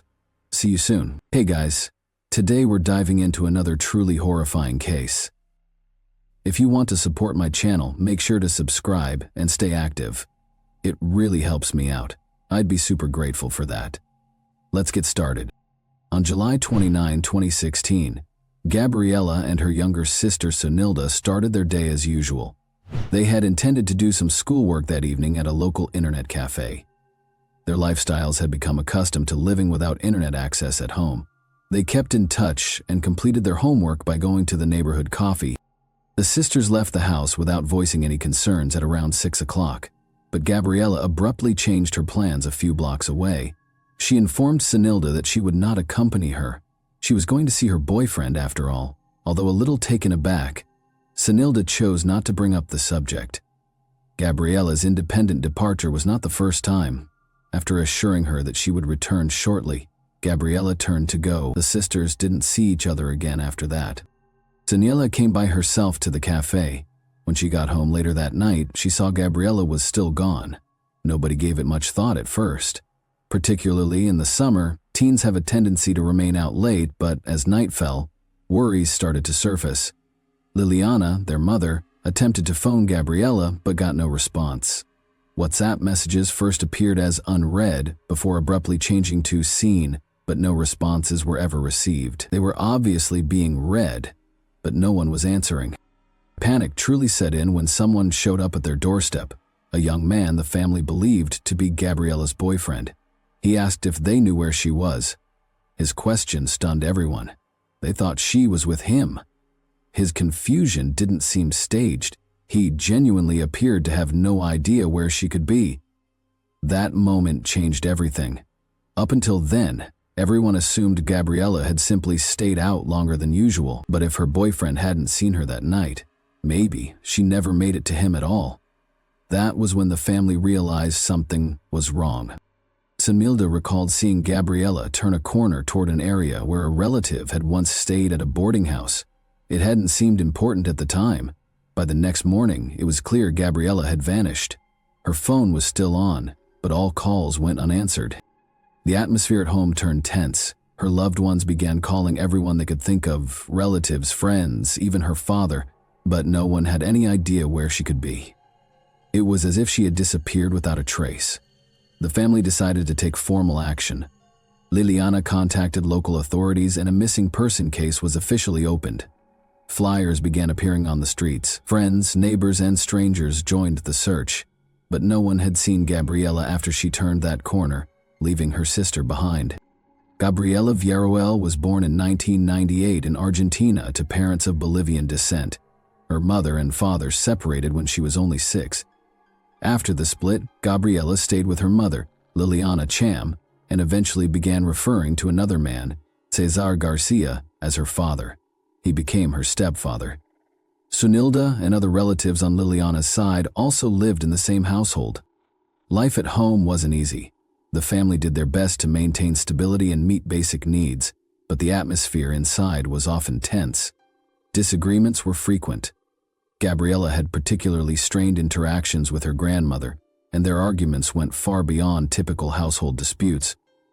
The emotional distance and lack of understanding from adults made her feel constantly under pressure. As a teenager, Gabriella dealt with the usual challenges of growing up, but in a home with no personal space or privacy, those feelings intensified. There wasn't a proper environment for rest or studying. Her dream was to move in with her biological father, who lived separately with another family. But that wish never came true. He didn't maintain consistent communication, and he was dealing with personal issues of his own. At some point, the tension at home became unbearable. Gabriella made a decision. She and her younger sister Sonilda would leave. They found temporary shelter at the home of their aunt on their father's side, a woman named Marisol. It wasn't a carefully planned escape and had no long-term goals, but it served as a signal something wasn't right, and the sisters stayed with their aunt for about a week. Life there was calmer and the adult supervision wasn't as intense. But this short break didn't lead to lasting changes. After returning to their mother's house, Gabriella found herself back in the same atmosphere of pressure and stress she had tried to escape. Despite her quiet nature, Gabriella showed signs of independence. She dressed simply, didn't seek attention, and didn't hang out in loud or rowdy crowds. But that didn't mean she lacked ambition. She often thought about the future, one in which she could live life on her own terms, but limited resources made those dreams difficult to pursue. There was no computer at home, no reliable internet. Even basic tasks like doing schoolwork meant walking to the nearest internet cafe, which, as previously noted, involved extra planning and often led to stress at home. In addition to the daily challenges, Gabriella struggled with a deep sense of emotional distance. Her words were often overlooked, and her needs rarely prioritized. Even among her own relatives, she felt more like an outsider than a true part of the family. She didn't have an open conflict with her mother, Liliana, but Liliana was constantly overwhelmed with responsibilities and often failed to notice the signs of what her daughter was going through. Gabriella's relationship with her stepfather was also distant. He did what was expected of him, but there was never a real bond between them. All of this built up over the years, creating in Gabriella a persistent feeling of isolation. She didn't feel secure at home, but she also didn't see any realistic path to support or change elsewhere. Life felt like a closed loop where any progress had to come solely from her own efforts. The household lacked the resources, emotional warmth, and space that might have supported her growth. As a result, her desire for independence wasn't just about growing up, it became a necessity. Over time, this mindset shaped her actions and decisions. It was against this emotionally vulnerable but outwardly composed background that a chain of events began. Events that would later lead to devastating consequences. Nestor Quintana was born in 1986. He was married to Elizabeth Cham, Gabriella's maternal aunt. Technically, this made him part of the family. Gabriella interacted with him regularly in their shared household. Up until a certain point, no one in the family had expressed concerns about his behavior. He was seen as calm, reliable, and employed in a respectable job. He worked for the Argentine Prefecture, a federal security agency. He didn't raise any red flags. He stayed out of arguments, helped with household chores, and was present at family gatherings. His presence blended into the background of daily life. He lived in the same home with his wife and her relatives. He shared meals, joined in family events, and contributed to the household routine. To those around him, he seemed like a steady, low-profile adult who played his role in family matters without overstepping boundaries. But over time, small, isolated incidents began to surface. Little moments that didn't immediately set off alarms. A strange comment here, an odd situation there, nothing concrete, but taken together, these details started to change how people perceived him. After he and Elizabeth separated, Nestor moved out of the family home. He relocated to a low-cost boarding house not far from the neighborhood where the family still lived. At the time, his relatives assumed it was just the natural next step following the end of a marriage. But this move marked a turning point. It was the beginning of a new phase, one in which his behavior gradually shifted from neutral to unsettling, even if no one could yet put that discomfort into words. Although Nestor no longer lived under the same roof as the family, he continued interacting with them, especially with Gabriella. Over time, witnesses began to notice he was spending more and more time alone with her. These encounters happened outside the home in neutral locations. Neighbors who observed some of these moments weren't sure what to make of them. One man recalled seeing them on a bus together. Gabriella was sitting on Nestor's lap, and he was gently stroking her hair. The man found it unsettling, but didn't say anything to the family. He later admitted he hesitated out of fear. He didn't want to cause a scene or damage relationships within the family, so he chose to remain silent. Other residents of the neighborhood reported similar observations. Several people had seen Gabriella near the boarding house where Nestor was living. Sometimes she entered the building and stayed for an hour or two before quietly leaving. No one raised concerns at the time, since Nestor had previously been married to Gabriella's aunt. Their interactions didn't initially seem suspicious. Gabriella never mentioned visiting him, and there was no visible reason to suspect anything inappropriate. There was no formal connection between them. Nestor wasn't her guardian and had no legal authority to be involved in her life. Still, he wasn't fully removed from the family circle, and his actions were seen as personal choices rather than something that needed oversight. Gabriella's family didn't closely monitor her whereabouts, assuming she was spending time with friends or handling errands. Later, it would come to light that many of their meetings took place at the boarding house. Nestor had rented a small room and regularly invited Gabriella there. These visits were discreet. She came alone and left quietly. The nature of their relationship gradually moved into territory that could no longer be explained by family closeness. But at the time, none of the adults realized how deep that connection had become. Even after his marriage to Elizabeth ended, Gabriella continued seeking contact with him. She never spoke about what happened during those visits and didn't share details with anyone. Only after she disappeared would the full picture start to emerge, pieces that had previously gone unnoticed by those around her. At first, there was no clear indication that Gabriella had any reason to keep secrets. She didn't seem anxious or combative with her relatives, but in time, it would be revealed that the nature of her involvement with Nestor couldn't have been openly discussed. Their connection reportedly began when Gabriella was just 13. At that point, Nestor was already a grown man, employed in a federal security role and married to her maternal aunt. This made the situation especially concerning. He wasn't just a stranger. He was a trusted adult in her home, connected to her family and perceived as safe by everyone close to her. The first pieces of this story started surfacing once the investigation began. Friends who had never paid much attention to Gabriella's private life began to speak out.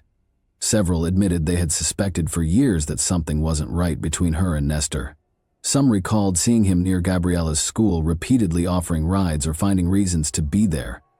What started as gestures of concern later seemed more like obsessive behavior. His actions didn't match what would typically be expected of a relative. He monitored her social life, tracked who she was talking to, and showed signs of jealousy. Gabriella tried to maintain normal interactions with friends, but Nestor's involvement increasingly restricted her freedom. According to those close to her, he constantly checked up on her, sometimes calling her repeatedly when she didn't respond. Right away, his intense desire to know where she was at all times became a red flag for those who witnessed it. In messages that would later serve as evidence, he accused her of being distant, demanded explanations, and insisted she account for her time if she wasn't with him. These weren't isolated incidents. They formed a pattern of controlling and obsessive behavior.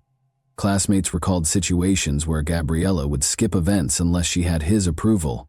On the surface, it looked like she was just dealing with strict family rules or complicated home life. No one imagined the real reason was pressure from an adult man who had created an environment of constant control around her. One of her close friends later remembered that Gabriella had once quietly admitted she hadn't felt free in a long time, but asked her not to tell anyone. At the time, it sounded like a typical teenage complaint. Only later would those words take on a much deeper meaning. From the voice messages Nestor sent Gabriella, investigators came to a chilling realization. He viewed her as someone he had a claim over. His tone in those recordings swung from pleading to demanding. He accused her of being unfaithful, suspected her of lying, and demanded constant proof of loyalty. When Gabriella started socializing with someone her own age, Nestor's behavior became increasingly hostile. He made it clear he couldn't stand the idea of her being close to anyone else, even her peers. According to the investigation, tensions between them intensified during this period. Gabriella began distancing herself, while Nestor tried even harder to reassert control. Conversations with her friends revealed that her emotional state had started to decline. She became more anxious, withdrawn, and avoided discussing her future. Her efforts to break away from Nestor were met with heightened manipulation. He used psychological pressure, emotional blackmail, threats, and guilt. Relatives living nearby had no idea this was happening. On the surface, Nestor appeared calm and composed. He never acted out in front of others. He maintained two separate images: respectable uncle in front of the family and obsessive controller in private. This double life allowed him to keep everything hidden for years. When investigators started examining his actions more closely, the pattern became undeniable. He hadn't just crossed personal boundaries. He had deliberately built a relationship of dependence using his age, authority, and the trust placed in him by the family. Gabriella's friends would later admit they sensed something was wrong, but never realized the full extent of the situation. Her silence was rooted in fear, shame, and the belief that no one would believe her if she spoke up. That quiet fear gave Nestor the power to maintain control. For years, Gabriella, growing up in a home where she didn't feel fully supported, became a vulnerable target. He entered her life as a relative and turned into an overpowering figure. She couldn't escape. This dynamic laid the foundation for the tragedy that was slowly unfolding. When Gabriella went missing, law enforcement began the initial round of questioning. Her sister, her mother, the young man she had been seeing, and several acquaintances were all interviewed. Officers started canvassing the area, speaking to residents who lived within a few blocks of where Gabriella had last been seen with her sister. Some witnesses reported seeing her later that evening, walking down the street with a man. One recalled the two of them heading in the direction of the boarding house. Based on the time and location, investigators formed a theory. Gabriella may have gone there intentionally. At the same time, tips started coming in from Gabriella's friends, some of whom had previously been too afraid to speak up. The more information they gathered, the clearer it became. Gabriella's disappearance wasn't a random event. It didn't resemble a runaway case or an impulsive decision. She didn't pack any belongings, and she hadn't told anyone she was planning to leave. Once Nestor Quintana came into focus, authorities brought him in for questioning. At first, he appeared confident. He claimed he hadn't been in contact with the family for a long time, that he had no idea what Gabriella's life was like anymore, and that he had nothing to do with her disappearance. He pointed to his divorce from Elizabeth as a reason for staying away from family matters. On the surface, his answers seemed consistent, but investigators quickly began to uncover contradictions. Eyewitness statements from neighbors and residents indicated that Nestor continued to meet with Gabriella.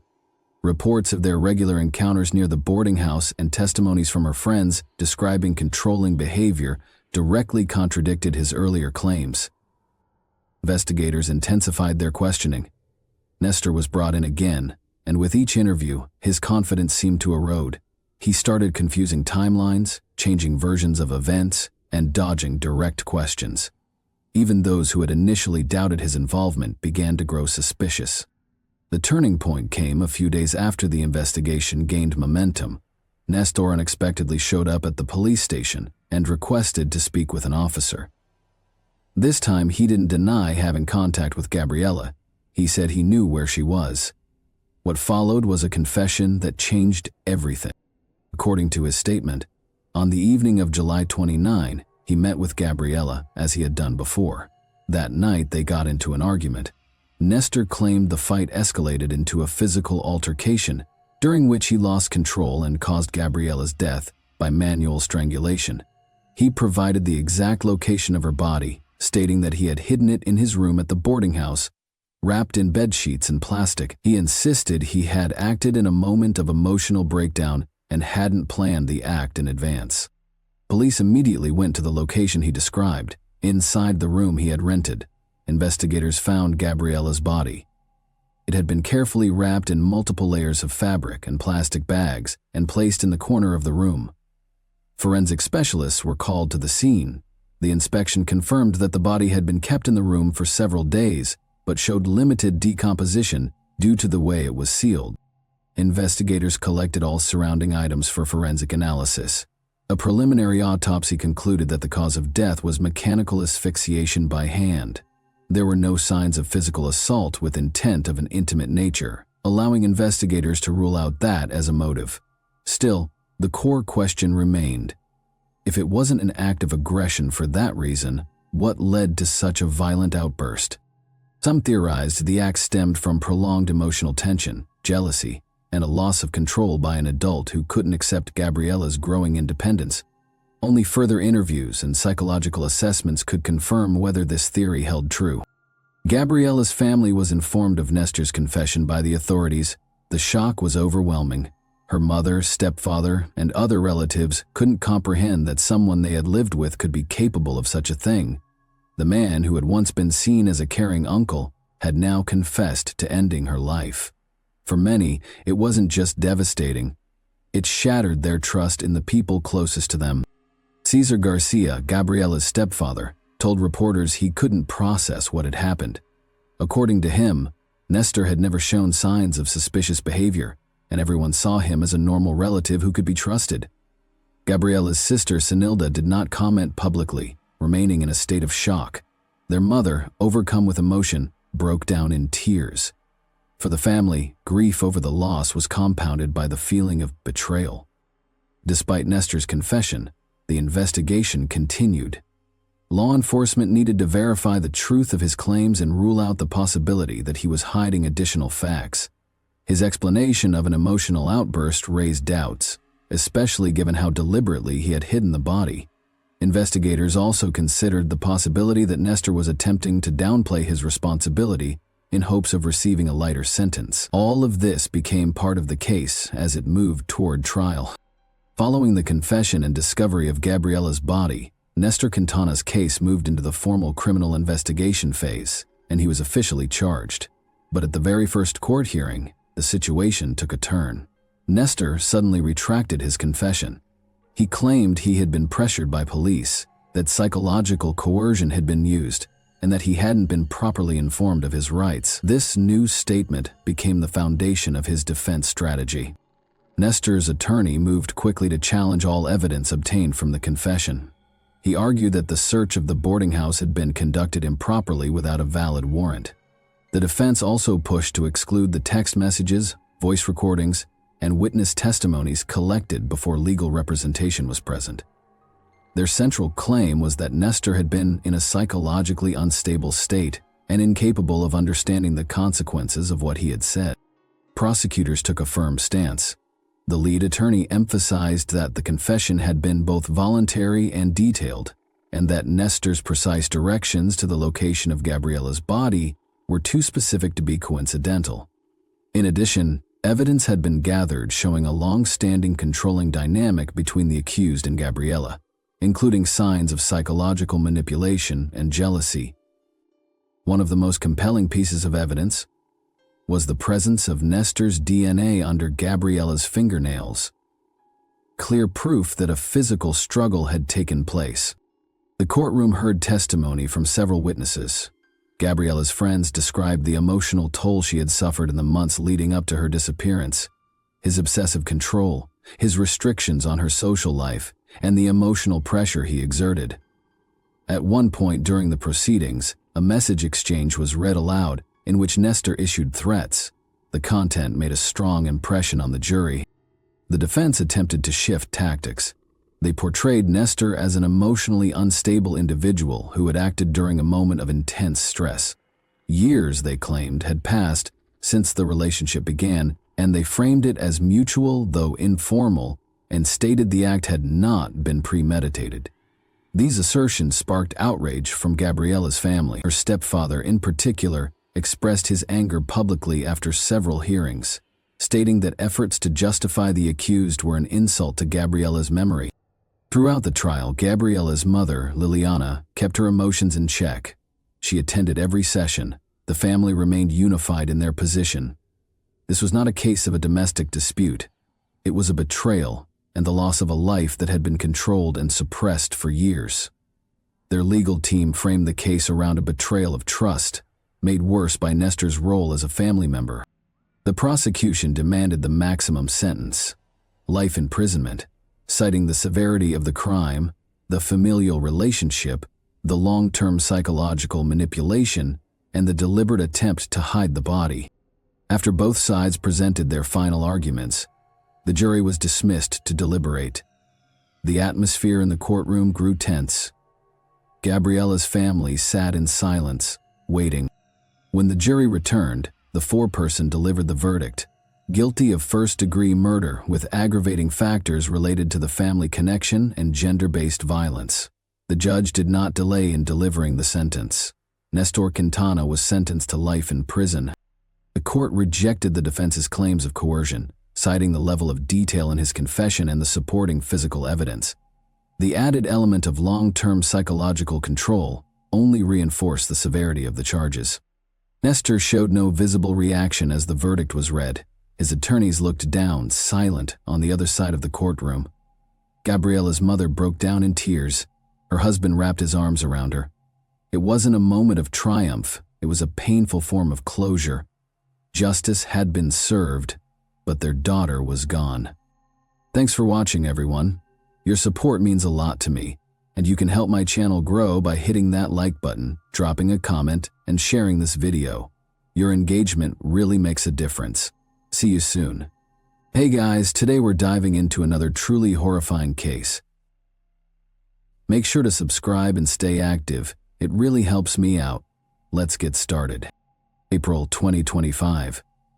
In a peaceful suburb of Cuiabá, Brazil, everything appeared to be as usual. With a few people, the hum of passing cars, and distant voices, the streets continued to move in their typical rhythm. Behind the facades of modest homes, life went on in a predictable and usual manner. However, something was unusual in one of those houses. It seemed to fit right in at first. It wouldn't be the main focus of a criminal inquiry until later. People came inside the residence during the day. By dusk, they were gone, leaving just silence behind a firmly closed door. No shouting, no loud noises, no outward evidence of concern. Observers saw nothing out of the ordinary. The automobile was parked neatly in front, and the windows were curtained. It wouldn't be evident until much later that something unimaginable was taking place behind that door during those exact hours. 2008 saw the birth of Heloisa Maria de Alencastro Sosa in Cuiabá, Mato Grosso. She shared a home with her grandmother and mother. The family blended in with their surroundings and lived a quiet, unassuming existence. Sulan, her mother, cared for her daughter while working to support the family. Heloisa attended the Adventist College, a private school located in the Centro Político Administrativo neighborhood. She was a focused learner who remained quiet during classes and never caused any problems in the classroom or with teachers. She avoided confrontations and consistently finished her chores. Heloisa didn't have many close connections. Her only close friend, someone she trusted enough to share personal thoughts, would later mention that Heloisa might have exhibited signs consistent with level 1 autism spectrum traits. While this was never officially diagnosed, her behavior matched many descriptions: reserved demeanor, avoidance of eye contact, and anxiety in social settings. Yet she remained warm and approachable with those she trusted. Her biggest passion was animals. Heloisa dreamed of becoming a veterinarian. She was serious about it, already looking into veterinary programs and exploring the field from an early age. According to her grandmother, she was helpful around the house and didn't need constant supervision. She could cook, clean, and take care of the family pet on her own. It was the ordinary life of a focused teenager moving steadily toward her goals without drawing attention. Benedito Anunciação de Santana was born in 1984, also in Mato Grosso, to a modest family. He was the younger of two brothers. The older, Alcino, would later become involved in a legal case linked to a violent crime against his former partner. Their father worked as a laborer, and their mother stayed home. The family lived in a suburb of Cuiabá. According to neighbors, both boys were reserved from a young age and didn't share a close relationship with their parents. As a teenager, Benedito began attending a local Catholic church, eventually helping out during services. This connection to the religious community later became a part of his public persona. After finishing school, Benedito landed an entry-level job at a local government agency. Over time, through personal connections and a reputation for being diligent, he moved up the ranks. At the time these events unfolded, Benedito held the position of head of the Transportation Division at the Secretariat of Science, Technology and Innovation in the state of Mato Grosso. He earned a steady paycheck, had access to a work-issued vehicle, and was viewed as someone with a reliable social standing in everyday life. He lived in the Ribe Rome-Dolipa neighborhood, where he was a familiar face at community meetings. He frequently attended local gatherings, voiced concerns about neighborhood issues, and proposed initiatives. He remained active in church, continuing to serve in the role of acolyte during services. On social media, he regularly posted religious content, quotes, snapshots from events, and images featuring places of worship. Most of his photos included his son, Gustavo, or were taken in front of churches and community celebrations. His online presence painted the picture of a stable, respectable man with deep faith. Little is known about Benedito's personal life prior to meeting Solange. At the time their relationship began, he wasn't married and wasn't living with the mother of his son. No formal records exist regarding past relationships because, judging by his behavior, he carefully kept his personal history at a distance, maintaining only the aspects that supported his public image. Solange worked at a government agency in Cuiabá, and it was through her professional environment that she met Benedito Anunciação de Santana. At first glance, he came across as confident, friendly, and composed. He was consistently polite, calm, and quick to offer help to colleagues within the workplace. He had a reputation for being a reliable and committed employee. This outward impression played a major role in Solange's decision to allow him into her life. According to publicly available information, their relationship began about 4 months prior to the events in question. Some reports claimed they were only together for around 2 months, but investigators obtained evidence showing that Benedito had unrestricted access to her home and regularly used her keys. This supports the idea that their relationship may have been more serious and long-term than it initially appeared. Benedito quickly became a fixture in Solange's home life. He started coming over unannounced, moved about the home comfortably, and didn't treat his presence as temporary or informal. His involvement in daily family routines was seen as something natural to outsiders. It looked like he cared, wanted to help, and was making an effort to be part of the household. He wasn't aggressive, didn't raise his voice, and had a way of putting people at ease, especially during the early weeks. It seems Solange didn't notice anything concerning. She viewed him as someone who could offer stability and support. He was older, held a steady job, and gave the impression of being responsible and mature inside the house. However, the dynamics were far from harmonious. Heloisa's grandmother, who lived with them, often felt uneasy about Benedito's frequent presence. It wasn't hostility that concerned her, it was the opposite. His over-the-top politeness and exaggerated gentleness felt forced. He was always trying to please, but in a way that seemed staged. Heloisa herself felt an immediate sense of discomfort from their earliest interaction. She didn't argue with him or cause any tension, but she clearly avoided engaging with him. She only confided her feelings to a close friend, explaining that she found Benedito unsettling, but couldn't fully articulate why. She was bothered by the way he looked at her, the way he spoke, and especially the way he posed in photos. What stood out most to her were his social media posts, where he made hand gestures that reminded her of criminal group symbols. She told her friend bluntly that he looked like someone connected to a shady background. Still, she kept this opinion to herself when it came to her mother, possibly out of fear of being misunderstood. According to her friend, Solange either didn't notice her daughter's change in behavior or didn't think it was significant. No one in the household asked questions about Benedito's past, his social circle, or his former relationships. His behavior never raised red flags, which made him even more dangerous. A person perceived as just decent had already secured a trusted place in their lives without attracting suspicion. Only Heloisa, without needing concrete reasons, sensed that something was off. Tuesday, April 26, 2025, a typical weekday in Cuiabá. Around 3 p.m., Solange and her mother were both at work. Heloisa was home alone. She wasn't expecting any visitors, and no unfamiliar vehicles were reported in the driveway. Everything appeared calm around that time. Benedito Anunciacio de Santana arrived at Sulan's house, driving a government-issued Fiat Toro assigned to his position at the Secretariat of Science and Technology. In the vehicle with him were 3 teenagers, his son Gustavo, and 2 others, ages 16 and 17. All 3 had been briefed ahead of time.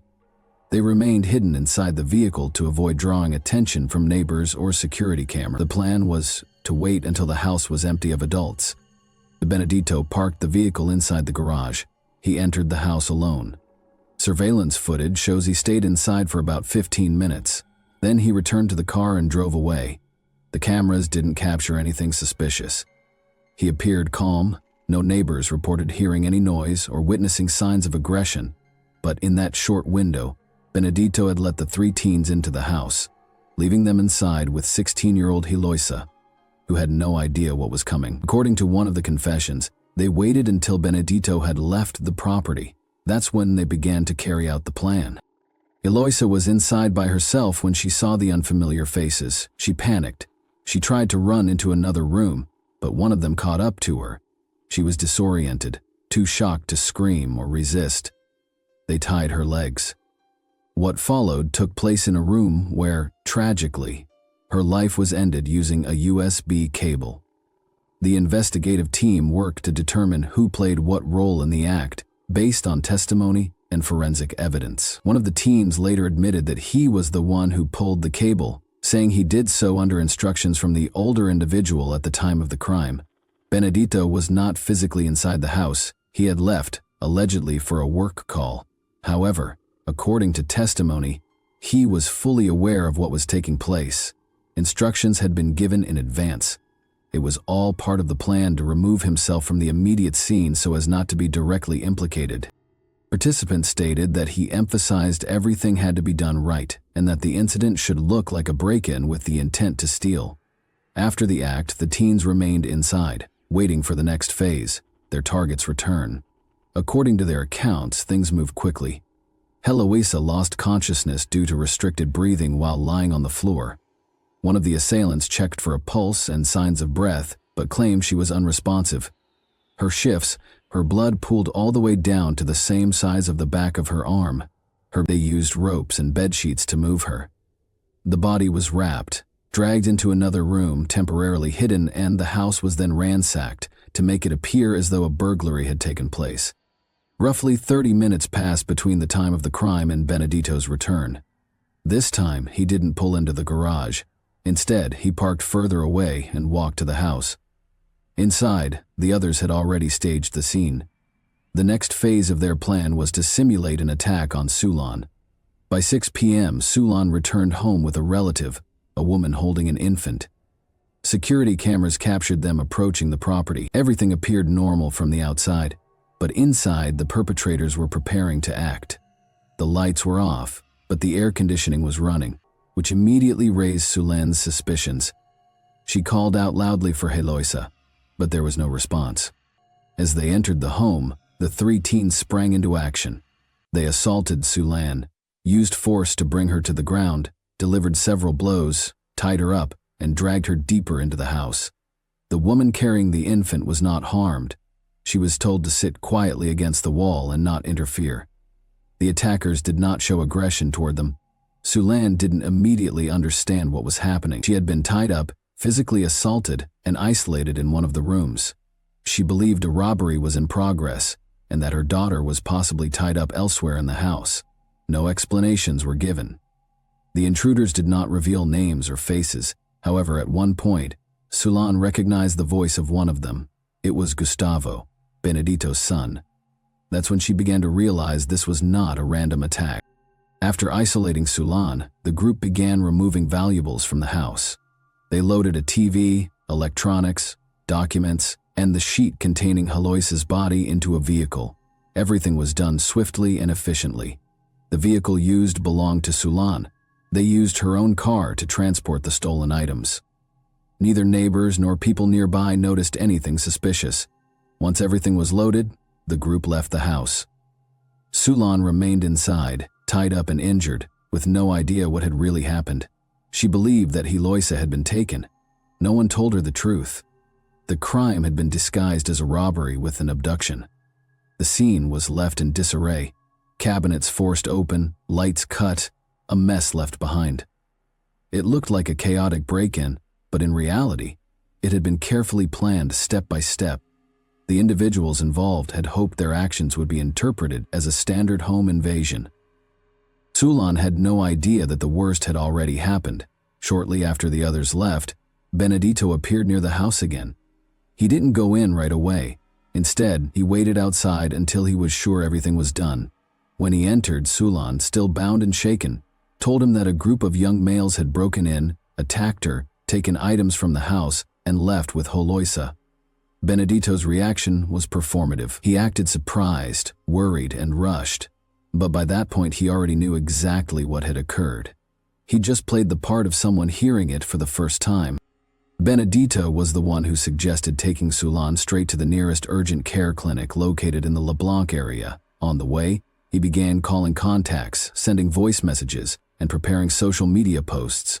His behavior was carefully crafted to present himself as a distressed and concerned stepfather in desperate need of help.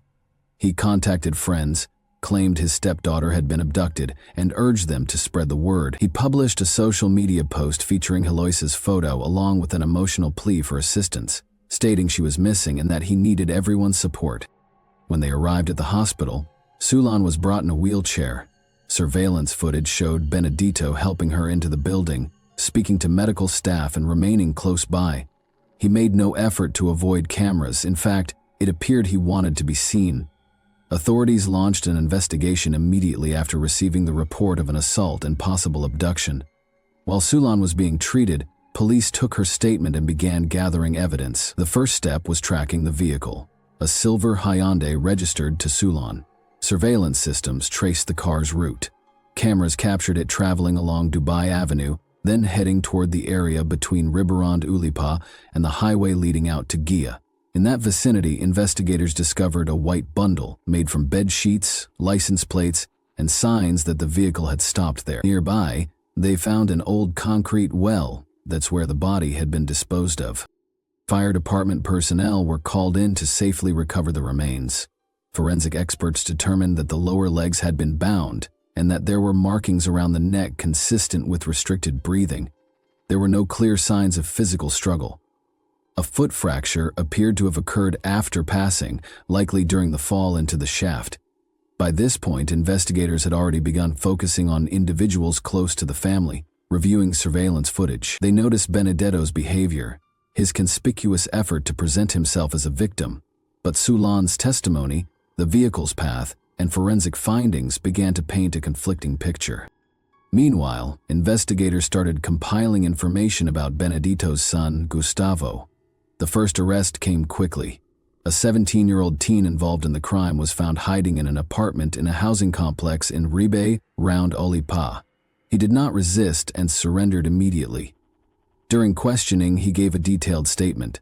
He named all participants, including Gustavo, the second teen, and Benedito as the orchestrator. The teen explained how the group operated, where they hid, how tasks were assigned, who came up with the plan, and how the act was carried out.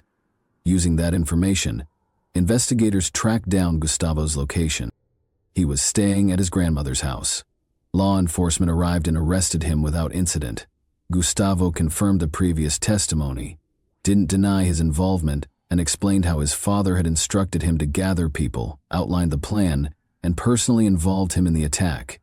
His statement made it clear that Benedito had initiated the entire plot, and Gustavo participated in hopes of earning his father's approval. The final arrest was of the 16-year-old who was hiding in an overgrown lot in the Tropicalville area.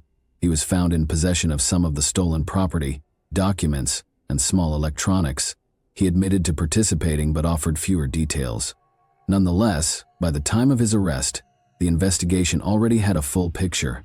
Recovered items were found at the locations identified by the suspects, but the most significant evidence was their consistent testimonies. These accounts revealed how the crime had been planned, who was responsible for what, how they moved through each stage, and in what sequence. Technical evidence had already placed Benedito at the center, but now it was supported by direct confessions. After all individuals involved in the case had been taken into custody, Benedito was brought in for questioning. At first, he denied any involvement, claiming he had no knowledge of the crime, and that he too was shocked by what had happened. His statements directly contradicted the confessions provided by the others. Investigators decided to arrange a confrontation. The first face-to-face was between the 17-year-old teen and Benedito. When asked to speak, the teen didn't hesitate. He stated clearly that Benedito had given the order, brought them to the house, and left them there to carry out the plan. He identified Benedito as the mastermind and explained how he had received specific instructions. Benedito tried to defend himself, calling the teen a liar and emotionally unstable. He insisted he would never allow harm to come to Eloisa, and claimed he barely knew the teens his son spent time with. But things shifted when Gustavo entered the room. His response was unexpected. He looked his father in the eyes and said, "You're trying to run again, like before. You left my life once, now you're leaving me here to face this alone. Just admit this was your plan." A long silence followed. Gustavo's words were a turning point. He wasn't trying to excuse himself, he openly stated that he had followed his father's orders. The emotion in his voice was a mix of anger and heartbreak. Investigators noted that this was the moment Benedito's story began to change. He grew vague, deflected blame, and avoided specifics. Later, Benedito offered a new version of events. He claimed that Sulan had allegedly told him her daughter was exploring non-traditional personal identity and that she had supposedly asked him to remove the influence. According to his story, he interpreted this as a call to action. However, no evidence supported this claim. In fact, Eloisa's close friend informed investigators that she had never expressed romantic interest in anyone, avoided personal topics, and had never pursued any relationships. Her family confirmed that she lived in a private, inward world, showing no interest in intimacy or forming social bonds. This attempt to shift blame onto Sulan was seen as a clear strategy to avoid responsibility. Investigators found no indication that Sulan had any role in planning the crime. Benedito began to construct a narrative where he was a victim of circumstances, misunderstood someone's words, and never gave direct instructions. During psychological profiling, investigators noted signs of manipulative behavior. Benedito had a consistent pattern of influencing others while staying in the background, leaving no direct traces and maintaining control from a distance. Testimonies from the teens emphasized one point. Clearly, Benedito was the driving force, but took great care to avoid direct participation. He assigned roles, gave instructions, timed the events, and maintained an external alibi. It also emerged that in 2020, Benedito's biological brother, Anus Cau de Santana, Sound of Santana, had been convicted of a violent crime against his former spouse. The incident took place in broad daylight, with fatal injuries inflicted during the attack. At the time, Alcino was already under restraining orders, but that hadn't stopped him from following through with his actions. While legally unrelated to Benedito's case, investigators couldn't ignore the disturbing pattern of aggressive behavior in the Anunsacao family. Against the backdrop of the investigation, Benedito's true character emerged more clearly, as someone deeply manipulative and calculated. Not only had he involved teenagers in a serious crime, but he deliberately used his own son, assuming he would remain silent. His actions were cold, deliberate, and showed no hesitation. All attempts to spin a different version of events soon collapsed. His co-conspirators' testimonies, combined with hard evidence, formed a consistent narrative against him. Faced with undeniable facts during questioning, Benedito began to confess. In a conversation with investigators, he admitted that shortly before the crime, he had seen messages between Sulan and her former partner. He interpreted this as betrayal. According to him, he felt used and discarded, and that something snapped inside him. Benedito stated, "I didn't plan to take her life. I just wanted her to understand what it feels like to lose something. If she lost her daughter, she'd never recover. That was the punishment." He also acknowledged that Eloisa irritated him. He knew she didn't accept him and said she always looked at him with suspicion. However, he denied any personal hatred toward her. claiming he was only trying to restore fairness in his relationship with her mother. This confession was the final confirmation that the crime was not impulsive. It wasn't driven by greed or fear of exposure. It was rooted in a deeply personal desire for revenge, to break someone emotionally and establish dominance, all masked by the appearance of being a respectable man. During the interrogation, it also became clear that the physical aggression toward Solon was not a spontaneous act. It had been part of the premeditated plan to immobilize her, break her will, and create a convincing illusion of a robbery.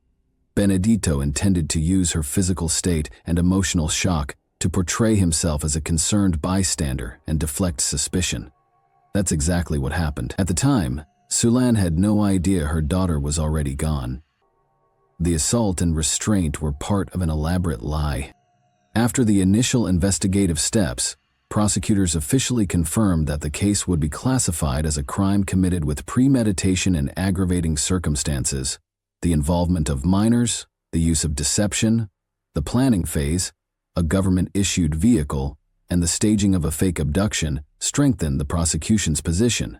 Benedito Anunciação de Santana remained the central figure. He was arrested, suspended from his public office, and soon formally terminated, given his appointed role within a government institution.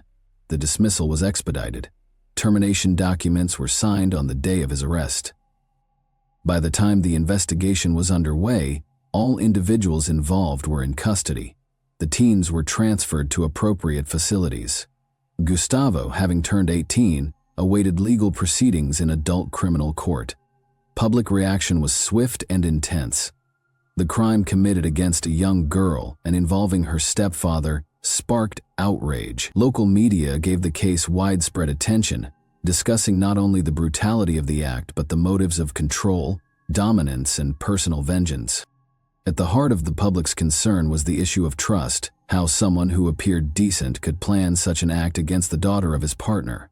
Sulan learned of her daughter's passing while in the care of medical staff after the assault. She had been taken to the nearest urgent care facility for treatment. Initially, she believed Hiloiso had been abducted and hoped she could still be found alive. But as the investigation progressed and the body was discovered in the well, law enforcement informed her of the truth. Her reaction was immediate and devastating. Witnesses described her as entering a state of hysteria. She had to be sedated. According to hospital staff, she screamed that she didn't feel alive, that everything was over, and that it was somehow her fault. Later, during her testimony, Sulan admitted that she blamed herself for what had happened. She said she failed to see the true nature of the man she had allowed into her life. To her, Benedito seemed reliable, kind, attentive. He helped around the house, showed care, acted like a man of faith, smiled often, and treated her mother with respect. No one in the home ever saw him as a threat. Only Hioza had distrusted him from the very beginning, but Sulan dismissed it as typical teenage resistance. She never imagined that someone she welcomed into her family would be capable of something so horrific. Sulan survived, but what she went through left her with a profound loss that could never be undone. After the investigation concluded, in May 2025, prosecutors formally charged Benedito Anunciação de Santana and his accomplices. The trial was held publicly and drew considerable attention from both the media and the community. Evidence presented during the proceedings included surveillance footage, witness testimonies, and confessions from those involved. Benedito was found guilty of orchestrating and executing the crime. The court weighed the deliberate nature of his actions, the involvement of minors, and the level of cruelty. He was sentenced to 40 years in a high-security prison. His son, Gustavo Benedito, who had reached legal age at the time of the crime, received a 20-year sentence.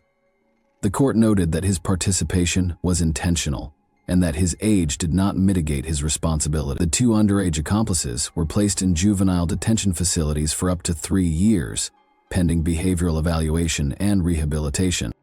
Aloysa's memory lived on, not only within her family. The school she attended issued an official statement expressing condolences and recalling her dream of becoming a veterinarian. Teachers and classmates described her as kind, quiet, and sincere. Her relatives urged the public to be more cautious about who we allow into our homes, especially when it involves those we care for most. The story of this family ended in tragedy, But it also became a powerful reminder. It proved that danger can come disguised as kindness, and that the role of the justice system is not just to punish, but to prevent surveillance. Technology, law enforcement, and digital evidence analysis all played critical roles in solving the case, but the most important defense remains our attention to the small details, those early signs that something just isn't right. Thanks for watching, everyone. Your support means a lot to me, and you can help my channel grow by hitting that like button, dropping a comment, and sharing this video. Your engagement really makes a difference. See you soon. Hey guys, today we're diving into another truly horrifying case. Make sure to subscribe and stay active. It really helps me out. Let's get started. A person's mind and will can be totally overtaken by addiction, leading them to engage in some of the most unsettling and terrifying behaviors. Whether the addiction is to gambling, alcohol, illegal drugs, or even another person, its hold can be just as harmful. Most of the time, the matter is just disregarded, but occasionally people realize they've become captives or hostages to their compulsions. Because the affected individual frequently thinks they can stop whenever they choose, it gets worse over time. Although the terrible tale of Donna and Gulem Monda is regrettably not unique, it rocked the sleepy, lovely hamlet of Hermitage, Pennsylvania in 2005. This vibrant and prosperous couple were practically considered hometown superstars by the people. He had his own clinic and was a well-known and respected doctor. Nearly 25 years younger than him, she was a breathtaking beauty. Their existence appeared picture-perfect to everyone around them. A lovely, flourishing romance. However, that illusion was destroyed by a single gunshot on a warm May day, revealing a far darker reality rife with treachery, dependence, and crushing greed. One of India's biggest cities, Hyderabad, has slums where Gulamunda was born and reared. He was exposed to the harsh realities of hunger and poverty at a young age, but it's possible that those trying times helped him develop his strong character and gave him a clear objective: to get out of poverty and start a better life. He put forth a lot of effort, concentrated on being the greatest, and ultimately decided to pursue a career in medicine. Ghulam was accepted to a medical university after high school and immediately became the best student in his class. Soon, luck was on his side once more. One of the most prominent clinics in the United States offered him an internship abroad. He was employed in the urology department and soon established himself as a young, brilliant specialist. Ghulam chose to remain in the United States after receiving a lucrative job offer after his internship.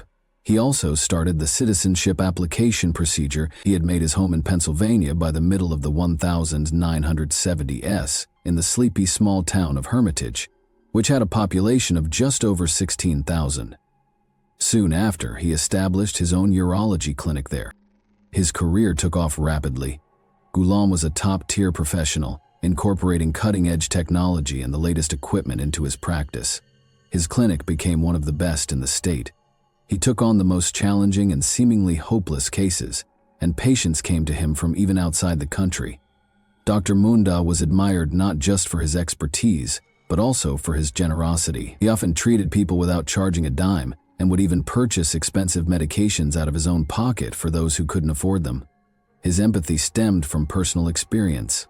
He never forgot his own hungry and difficult childhood, and it fueled his desire to help others with a successful practice. Ghulam earned a substantial income. He bought a luxurious home in an upscale neighborhood and enjoyed a life of comfort. He believed in living fully, spending on things that brought him joy: delicious food, travel, luxury watches, rare collectibles, high-end cars, and time with beautiful companions. Well into his 40s, he remained a lifelong bachelor. Until one day, everything changed when he happened to see a young woman named Donna walking down the street. He fell for her instantly. Donna was 24 years younger than Ghulam. She had grown up in a devout Catholic family and had just graduated from high school when she met the doctor. At first, she was cautious about the attention from an older man and kept her distance, but she did accept his lavish gifts and allowed him to pursue her. Donna's family struggled financially and couldn't afford to send her to a prestigious college. When Ghulam learned this, he offered to cover her tuition, especially since Donna had aspirations of working in healthcare. He helped her become a registered nurse and later paid for her to complete a master's degree in anesthesiology. Their romantic relationship didn't begin until several years after they met, surprisingly despite their religious values. Donna's parents didn't object. They were fond of the kind and generous doctor who had supported their daughter's education and well-being. Donna went on to become a top-level nurse anesthetist and found a position at a major medical center. Ghulam continued to support her ambitions, helping her advance professionally. The couple lived in his luxurious home. He gifted her an expensive car, showered her with jewelry, and took her to high-end vacation spots. Ghulam proposed to Donna when she turned 30. By then, he was 54. She said yes, and the couple held a lavish wedding ceremony, attended by more than 150 guests, including family, friends, and many of Ghulam's professional colleagues and business partners. It seemed like they were set for a long and happy life together, and at first everything did go smoothly. Donna and Ghulam became local celebrities in their town and were likely the wealthiest residents around. They had everything money could buy, traveled often, and the doctor spared no expense when it came to his much younger wife. The couple regularly attended charity galas and were always seen together at public events. Donna decided to focus on her career and didn't rush into starting a family. Ghulam respected her decision and never pressured her. People saw Donna as upbeat, friendly, and full of life. At least that was the image she projected. Until tragedy began to unravel her world. At the age of 37, Donna lost her father after his long battle with a serious illness. It was a crushing blow. She had always been close to him, often called it a daddy's girl, and saw him as her greatest source of strength. After his passing, Donna fell into a deep emotional spiral. She withdrew from everyone and even spoke about not wanting to go on. Ghulam tried to support his wife in every way he could. He fulfilled her every wish, even taking her to Hawaii for a change of scenery. But nothing seemed to help except for antidepressants, which she began taking in increasingly high doses. Donna buried herself in work, searching for comfort in her routine, but it brought no real relief. A few years later, Donna was diagnosed with a kidney condition that caused severe back pain. Although her husband was a renowned urologist, even he couldn't fully alleviate her suffering. The treatments only provided temporary relief, and the symptoms kept returning stronger each time. In desperation, Donna became reliant on strong pain medication, so much that she began secretly taking doses from her workplace. Since she was responsible for managing and administering medications, it was easy for her to skim small amounts unnoticed. She would discreetly use portions intended for patients, just enough from each dose to go undetected. Combined with her antidepressants, the prescription painkillers numbed both her physical and emotional pain. Donna felt like the world had turned its back on her and she was left alone to face her struggles. She began to drift away from Ghulam, despite his continued care and concern for her well-being. Eventually, things spiraled out of control. Donna's dependence on the medications grew so intense that she could no longer function without them. She began increasing her dosages and stealing more frequently. It was only a matter of time before her actions drew attention. She was caught red-handed, and there was no denying what had happened. Her dismissal from the clinic was scandalous, and criminal charges were filed against her on multiple counts. Ghulam immediately stepped in to protect his wife, doing everything possible to contain the situation and preserve her reputation. Thanks to his efforts, none of their friends or family ever found out about Donna's dependency. Instead of facing jail time, she paid a large fine and agreed to undergo rehabilitation at a specialized facility. Ghulam personally selected the center and arranged for Donna's stay, telling relatives, neighbors, and friends that she had gone on a vacation. No one questioned him. He was calm, persuasive, and remained as cheerful and sociable as ever. While at the rehab center, Donna, now well into her 40s, met a much younger man named Damien Bradford. Damien was 23 and had a record of multiple offenses related to the distribution of banned substances. He landed in rehab after a severe overdose that nearly cost him his life. Despite their age difference, Donna and Damien quickly formed a close bond and became nearly inseparable. They shared many of the same struggles, and although their connection seemed unusual, it quickly turned intense. What began as simple conversations evolved into a passionate affair. Donna's husband was approaching 70, and due to his age and existing health issues, their physical relationship had all but faded. Meanwhile, Damien was young, energetic, physically fit, and undeniably attractive. He spent a lot of time at the gym, But to maintain his physique, he frequently relied on steroids and various supplements. It's hard to pinpoint what exactly drew Damien to a woman 2 decades older than him, but for Donna, he became a breath of fresh air, someone who reawakened feelings she thought she'd lost. She surrendered herself completely to this connection, quickly becoming emotionally consumed. Despite strict rules at the rehabilitation center against romantic involvement between patients, the two began meeting in secret. They sought privacy wherever they could, in storage rooms, restrooms, and other out-of-sight areas. The danger of being caught only intensified their bond. Donna became so wrapped up in the affair that she couldn't imagine life without him. Their relationship didn't end when they left the rehab facility. Damien was a passionate partner who showered Donna with attention, called her affectionate nicknames, and seemed to genuinely enjoy making her feel special. It's entirely possible that he developed real feelings for this elegant, confident woman who had clearly taken care of herself by this time. Donna was no longer working, but she had full access to all of her husband's bank accounts and could spend freely. Ghulam never questioned her about expenses or how much money she was using.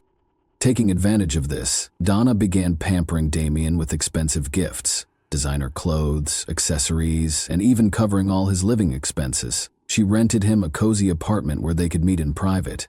Essentially, Damien became financially dependent on his affluent lover, but neither of them seemed to mind. Prior to moving in alone, Damien had shared a modest apartment on the outskirts of town with a woman named Charlene McFraser. As it turned out, they weren't just roommates, they were romantically involved, and Charlene considered herself Damien's fiancée. When she discovered he had left her for an older woman, it stung deeply. Her pride wounded, Charlene began tracking the couple. She soon found out where Damien had moved and who he was seeing. She learned Donna's full name and the fact that Donna was married to a wealthy and well-connected man. Feeling betrayed and furious, Charlene decided to expose the affair. She went straight to Ghulam's clinic and told him everything, that his wife had been seeing a much younger man behind his back. Ghulam had long suspected something was wrong. He noticed the changes in Donna's behavior, but had chosen not to confront her. He understood she was much younger, that she had emotional and physical needs he could no longer meet, and he had long since come to terms with their passion fading over time. So instead of anger, he approached the situation calmly and asked Donna if they needed to part ways. Donna was stunned when she found out that Ghulam knew about her affair, but she reassured him it was nothing more than a fleeting distraction, something that happened during a difficult time. She admitted to meeting the young man during rehab when she was at her lowest and needed support, and he seemed to understand what she had gone through better than anyone. She told Ghulam that despite everything, he was still the one she loved and promised to cut ties with the younger man because he didn't truly matter to her. Ghulam, moved by her words, chose to believe her. He forgave her and decided they could move on together, as if nothing had happened. In reality, Damien had become Donna's new and overwhelming dependency, one she simply couldn't shake. She felt irresistibly drawn to him. Around Damien, she once again felt young, desired, and genuinely cared for. Her thoughts began to revolve around one goal, removing the one obstacle that stood in the way of her happiness: her husband. The affair continued at the apartment she had rented for Damien, though now they were much more cautious. Ghulam believed the fling was over, and Donna intended to keep it that way. When they couldn't meet in person, the two were constantly in touch, calling up to 20 times a day and exchanging hundreds of messages. Donna had no intention of letting go of her boyfriend. There were also selfish motives at play. A divorce would mean losing the financial security Donna enjoyed. Prior to getting married, she and Ghulam had signed a prenuptial agreement that limited her share to $250,000, 0 cents if they separated. However, once Ghulam discovered she had been unfaithful, he tried to handle things quietly and even offered to raise the settlement to a full $1 million, 0 cents, to avoid public scandal. Donna rejected the offer, convincing her husband that she still loved him and wanted to save their marriage. But in truth, the doctor's net worth had grown to nearly $12 million, 0 cents, and the proposed amount wasn't enough for her. Driven by greed, Donna wanted everything. immediate access to wealth so she and Damien could live freely and indulge in whatever they pleased. Every time they met, Donna painted Ghulam as a controlling tyrant, someone who emotionally suffocated her and treated her like property. She wanted Damien to view her husband as the enemy, someone who deserved payback for the emotional pain he allegedly caused her. Manipulative storytelling worked perfectly. A dark plan began to take shape in Donna's troubled mind, one she intended to carry out with the help of her young lover. She figured that, since Ghulam was much older and battling several chronic health conditions, his time was limited anyway. So why not just accelerate the inevitable? To Donna, it seemed like the perfect solution. No one would interfere in her new life, and she would legally inherit all of Ghulam's assets, properties, and wealth as his surviving spouse. She laid out her plan to Damien, promising him half of Ghulam's fortune if he helped her take care of the problem. Damien didn't hesitate. The promise of a massive payout was more than enough to cloud his judgment. Together, they began planning the crime. People around Ghulam knew he always carried a significant amount of cash in his wallet. He often joked that if anyone ever tried to rob him, they'd leave happy. Donna and Damien decided to use this to their advantage and stage the event as a failed mugging that turned into a tragic incident. The plan took nearly 2 months to develop. Donna and her partner in crime worked meticulously, trying to think through every detail to avoid mistakes.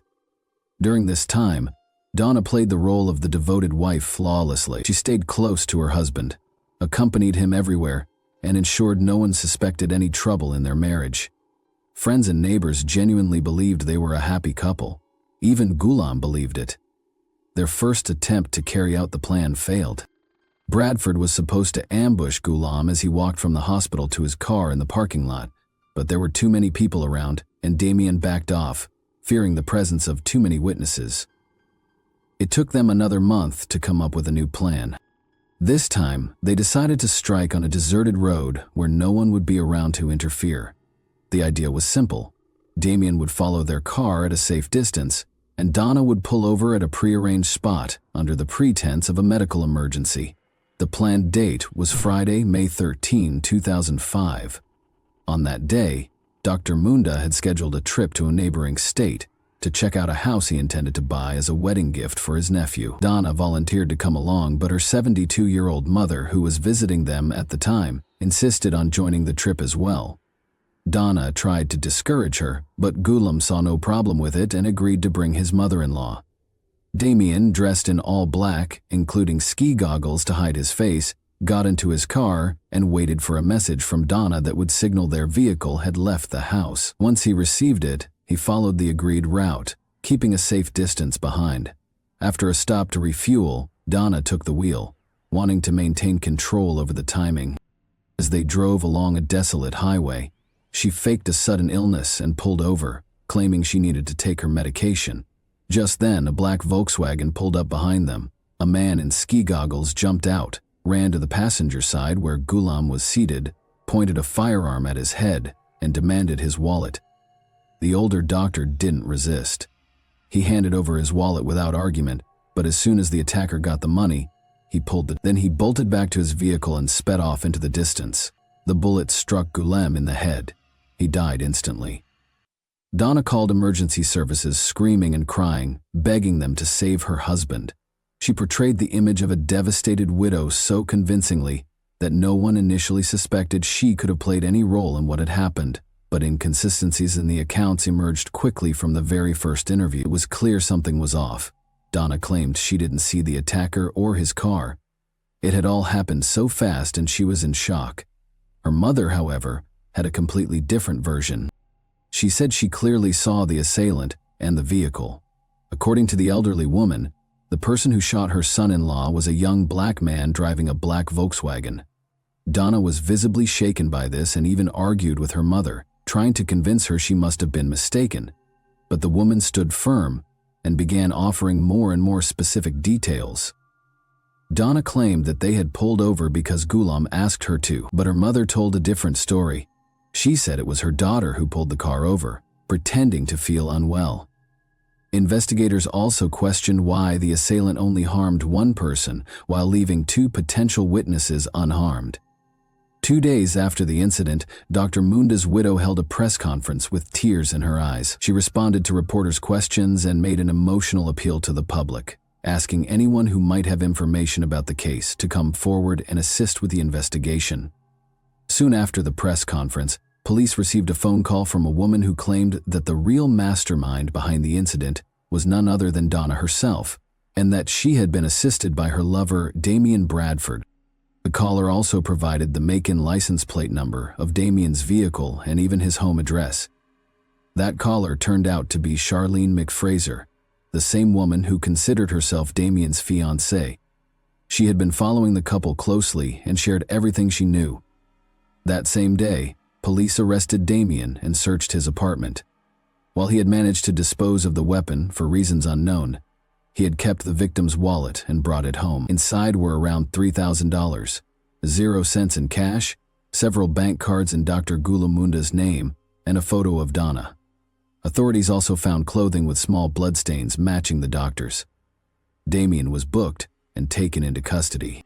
He was under the illusion that his wealthy lover would take care of everything and somehow get him released, but Donna, fearing for her own freedom, chose to remain silent, hoping all the blame would fall on Damien, especially since the physical evidence was stacked against him. When prosecutors informed Damien that he could face the death penalty, he agreed to cooperate in exchange for a reduced sentence. He revealed the entire plot, providing text messages and documentation, including proof that Donna had bought him the car he was driving. Damien pled guilty to the crime and testified in court, sharing all the details of the scheme. In light of his cooperation, he was sentenced to 17.5 years in prison. Donna, on the other hand, was found guilty as the primary orchestrator of the crime. She received a life sentence without the possibility of parole. She has never admitted to any wrongdoing. Thanks for watching, everyone. Your support means a lot to me, and you can help my channel grow by hitting that like button, dropping a comment, and sharing this video. Your engagement really makes a difference. See you soon. Hey guys, welcome to my channel, and today we're going to take a look at another horrible case with you. Susan Walters, formerly known as Susan Kuhnhausen, was employed at Portland Hospital in Oregon's Critical Care and Resuscitation Unit on September 1, 2006. Before going home after her 6th-floor shift, she made the decision to visit a beauty parlor to get a new hairstyle and unwind after a demanding day. She felt revitalized and renewed when she left the salon. Maybe she thought of the proverb that says, "A woman is about to change her life when she changes her hairstyle." Susan had no idea how accurate this statement would prove to be. She came upon a 1-story blue Cape Cod-style home with a gray fence around it. She went through the back door and discovered a note from her husband, Mike, in the hallway by the microwave. He said he had gone to the beach and had to leave. They would meet up on Friday or Saturday, he added. Susan heard the security system and unlocked the kitchen door. After deactivating it by entering the code, she proceeded to the front door and emerged into the front yard. Susan gave herself a minute or two to check the mail outside on this warm, clear September evening. When she finally removed her shoes and went back inside, she saw that the bedroom was unusually dark. She always drew back the curtains in the morning, so this was out of the ordinary. But she brushed it off, assuming she had been rushing and had forgotten, and moved on into the room. Out of nowhere, a man emerged from behind the bedroom door. He was a huge giant that suddenly materialized, standing 180 centimeters tall and weighing about 90 kilograms. He had on a baseball cap pulled down over his eyes and a striped shirt. His long gray hair was pulled back into a ponytail that was concealed beneath the cap, and the rest of his face was entirely covered by a gray beard and mustache that made him appear even more menacing. Susan was most horrified to see that he was wearing yellow rubber gloves and that he had a hammer in one of them. Most people would instinctively run away if they saw a stranger in their bedroom wielding a hammer, but Susan could not be considered a normal individual. She was 51 years old and had spent 30 years working as a nurse in the critical care and intensive care units, so she understood how difficult it was. She had subdued patients who had taken illegal substances, dealt with wounded men who were writhing in agony, and learned how to deal with any of those situations while maintaining composure. She routinely received self-defense training, just like other hospital nurses. They knew how to escape a grip or sidestep a blow. Susan had gained self-confidence through years of training, so she didn't flee when the stranger tried to hit her with the hammer Rather, she sprang at him. She was aware that if she got close, the hammer's swing would be much weaker. One blow to her temple, however, proved to be very painful. "Who are you? What do you want?" she yelled as loudly as she could, overcoming the pain. But he didn't stop or respond. Susan's knees ached from multiple surgeries, and she was significantly shorter than the man at 164 centimeters, but she weighed more than the stranger. Susan threw her body at him, hoping to take advantage of this. He pushed her back against the wall, but he didn't fall. Then he said the one and only thing he would say that night: "You are strong." Susan felt her body tingle with adrenaline. She suddenly understood that the stranger had come to her house to murder her rather than rob her. His intentions were obvious, and she wasn't going to wait for it to happen, even though she didn't know why or who he was. For the second time, Susan shoved him. She yelled, "Who sent you?" once more. The only answer was silence. Luckily, the woman was able to knock the hammer out of his hand, and then hit him 3 or 4 times in the head. Susan caught him by the throat as he recovered control of the instrument. She interrupted his breathing with her hands and repeated, "Who sent you here?" The stranger's face first turned red, then purplish, and then nearly blue. In a panic, Susan released his throat. She just wanted to get out of there because she was tired and in pain. However, the man caught up to her before she could escape the bedroom and enter the small hallway. Her lip was smashed when he pushed and struck her. Even now, she is plagued by the memory of what transpired next. Susan looked down at the floor and thought she was going to die as he stood over her with the hammer. However, people needed to know that she battled for her life if death was her destiny. She was unable to describe how she did it, but she was able to knock the man down on the floor beside her and began biting him so that, should she die, her killer would be identified by her tooth marks. She rolled with the man on the floor, biting his hand, his thigh, and even ripping his pants zipper to get to his groin. For her, though, even that was insufficient. She felt the man's clothes with her hand in an attempt to find any identification or proof that she could conceal in a closet or beneath the bed for the police to find. For a full 14 minutes, the struggle went on. "Tell me who sent you here and I'll call an ambulance for you," she yelled as she threw her left leg over the intruder, climbed on top and put her left arm around his neck. He remained silent. Rather than letting her off his back, the intruder just growled. Susan pressed her hand more firmly against his throat as she leaned in. The man eventually ceased to move. Susan ran to the neighbor's house, grabbed his hammer, and dialed 911. When Susan's neighbor told the emergency dispatcher that the injured woman may have strangled an unidentified intruder who had broken into her home with the intention of killing her, the dispatcher was shocked. The neighbor clarified that Susan had put the man in a chokehold and repeatedly hit him with a hammer after the operator explained what the injured woman had done. The neighbor, who works as a nurse herself, responded that the man needed the ambulance when asked if the injured woman needed one. The dispatcher reassured the women that the ambulance was already en route and asked them to stop handling the hammer. Susan was taken to the hospital where she worked by the paramedics who arrived. Her worst fears were validated at that point. The man who had attacked her was dead, she found out. The identity of the man was quickly established by investigators. In his back pocket, they discovered an identification card.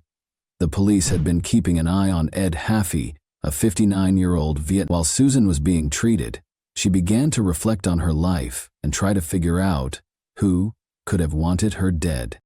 Susan had a difficult upbringing. Despite their love for her, her parents were unable to provide personal examples of what a successful marriage looked like. Their lives were very hectic because her father was an Air Force chef and her mother was a stay-at-home mom. The family had to constantly adjust to new homes and schools after moving from Colorado to Arizona, California, and Nevada. When Susan was in the 2nd grade, her parents got divorced. Susan's romantic life took a turn in the early 1980 when she moved to Oregon and began working as a nurse. Susan's mother and friend sponsored a newspaper ad in 1988 announcing that she was prepared for a committed relationship. The ad was written in Susan's usual light-hearted and upbeat style. Mike Kuhnhausen, 39, wrote that he loved nothing more than strolling along the beach at sunset in one of the many responses she received. Mike spent a lot of time talking on the phone. He spoke in a pleasant tone and didn't hesitate to bring up weighty subjects. They threw unsalted peanuts to squirrels and fed ducks on their first date in February 2988. at the Crystal Springs Rhododendron Garden. They were married within a year. However, things weren't always easy in their marriage. The days of taking long walks in the park were over. Although Susan was the primary provider for the family, her husband disapproved of her spending time with friends and insisted on an accounting for every dollar spent. Susan soon discovered that her husband had never been content and didn't think he could make her happy, and they didn't have any kids. Mike eventually got a job at a business that sold adult videos at one of its locations. However, Susan decided she had had enough after 17 years of marriage. Although she no longer wanted to live with her husband, she still cared for him. She desired to experience joy once more. She asked him to leave the house in September 2005. Mike went to live with his father. That being said, they remained friendly, and he frequently came over to visit Susan's cats. As a result, Susan made the grave error of failing to update the locks or the alarm code, which was 1,210, the day of their wedding. Susan went home to collect her belongings the very next day following the attack, accompanied by her friend Helen Balone. A backpack that shouldn't have been in the basement was discovered by Helen. Like any other basement, Susan's was filled with a wide range of items, so the police were unaware of the backpack. Dessert syrup, diabetes medicine, $200 in cash, a journal, and a receipt for a payment made to Ed Haffey were all found inside the backpack. The diary entry, from September 4, 2006, states that Mike was supposed to get a call from the man. Mike's new mobile number was also included. According to the autopsy, Haffey had taken a nearly fatal amount of illegal drugs prior to breaking into Susan's home. Although his family told the police that he was a successful tennis player and came from a wealthy family, the man had recently been living in a trailer. But 15 years ago, Haffey did something horrible. He planned the murder of Georgia Lee Dutton, 39, his ex-girlfriend, in 1991 near Roseburg, in the Umpqua River. Her body was discovered. After acknowledging his guilt, Haffey was imprisoned for the next 9 years. He relocated to Portland after being released in November 2003, where he naturally began looking for work. When Mike Kuhnhausen hired him to clean the floors of an adult video store in July 2004, he discovered it. The police learned that Mike had traveled to the coast and stayed at the Lincoln City Inn on the day of Susan's attack. He went back to Portland during the night and bought a Taurus .357 Magnum revolver from a pawn shop the next day.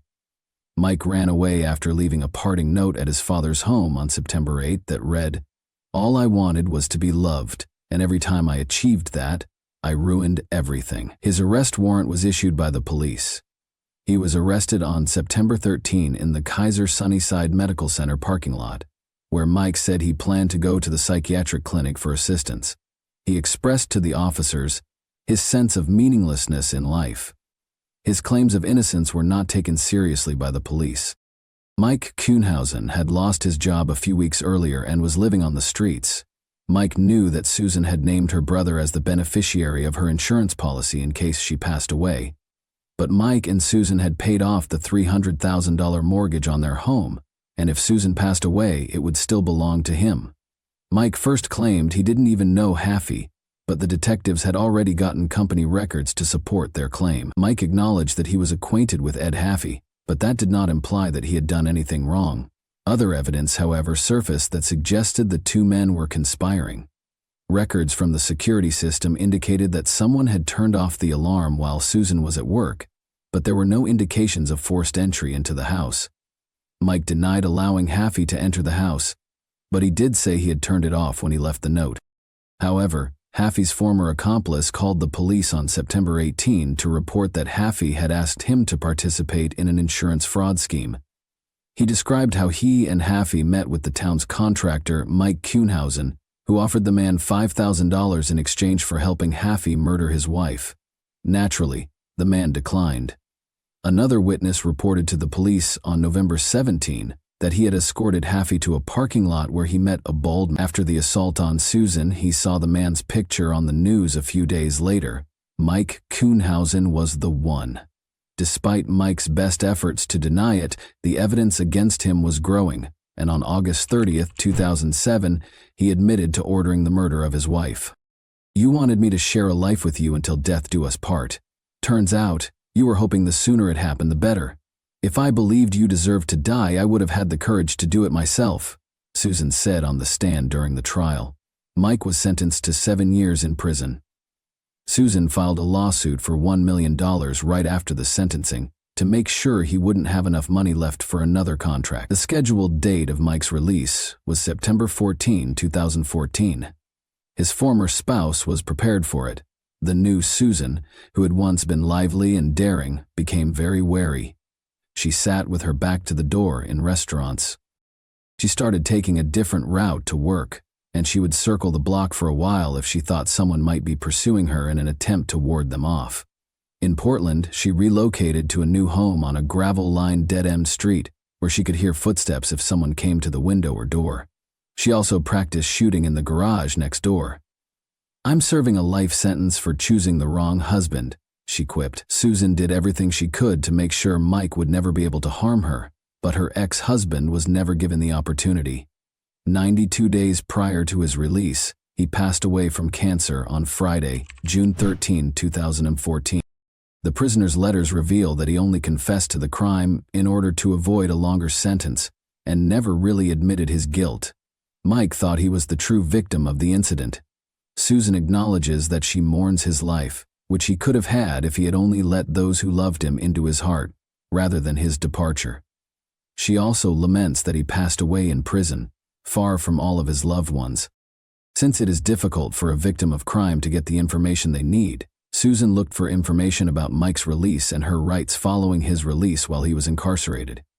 As a result, in 2017, she and the district attorney's office developed Case Companion, a free website devoted to helping local crime victims. It provides answers to all of the victims' inquiries concerning the legal system. Victims can also follow the defendant's court dates, sentencing information, and the date of the convicted person's release after the district attorney's office files charges. Susan kept up her nursing career until December 2014.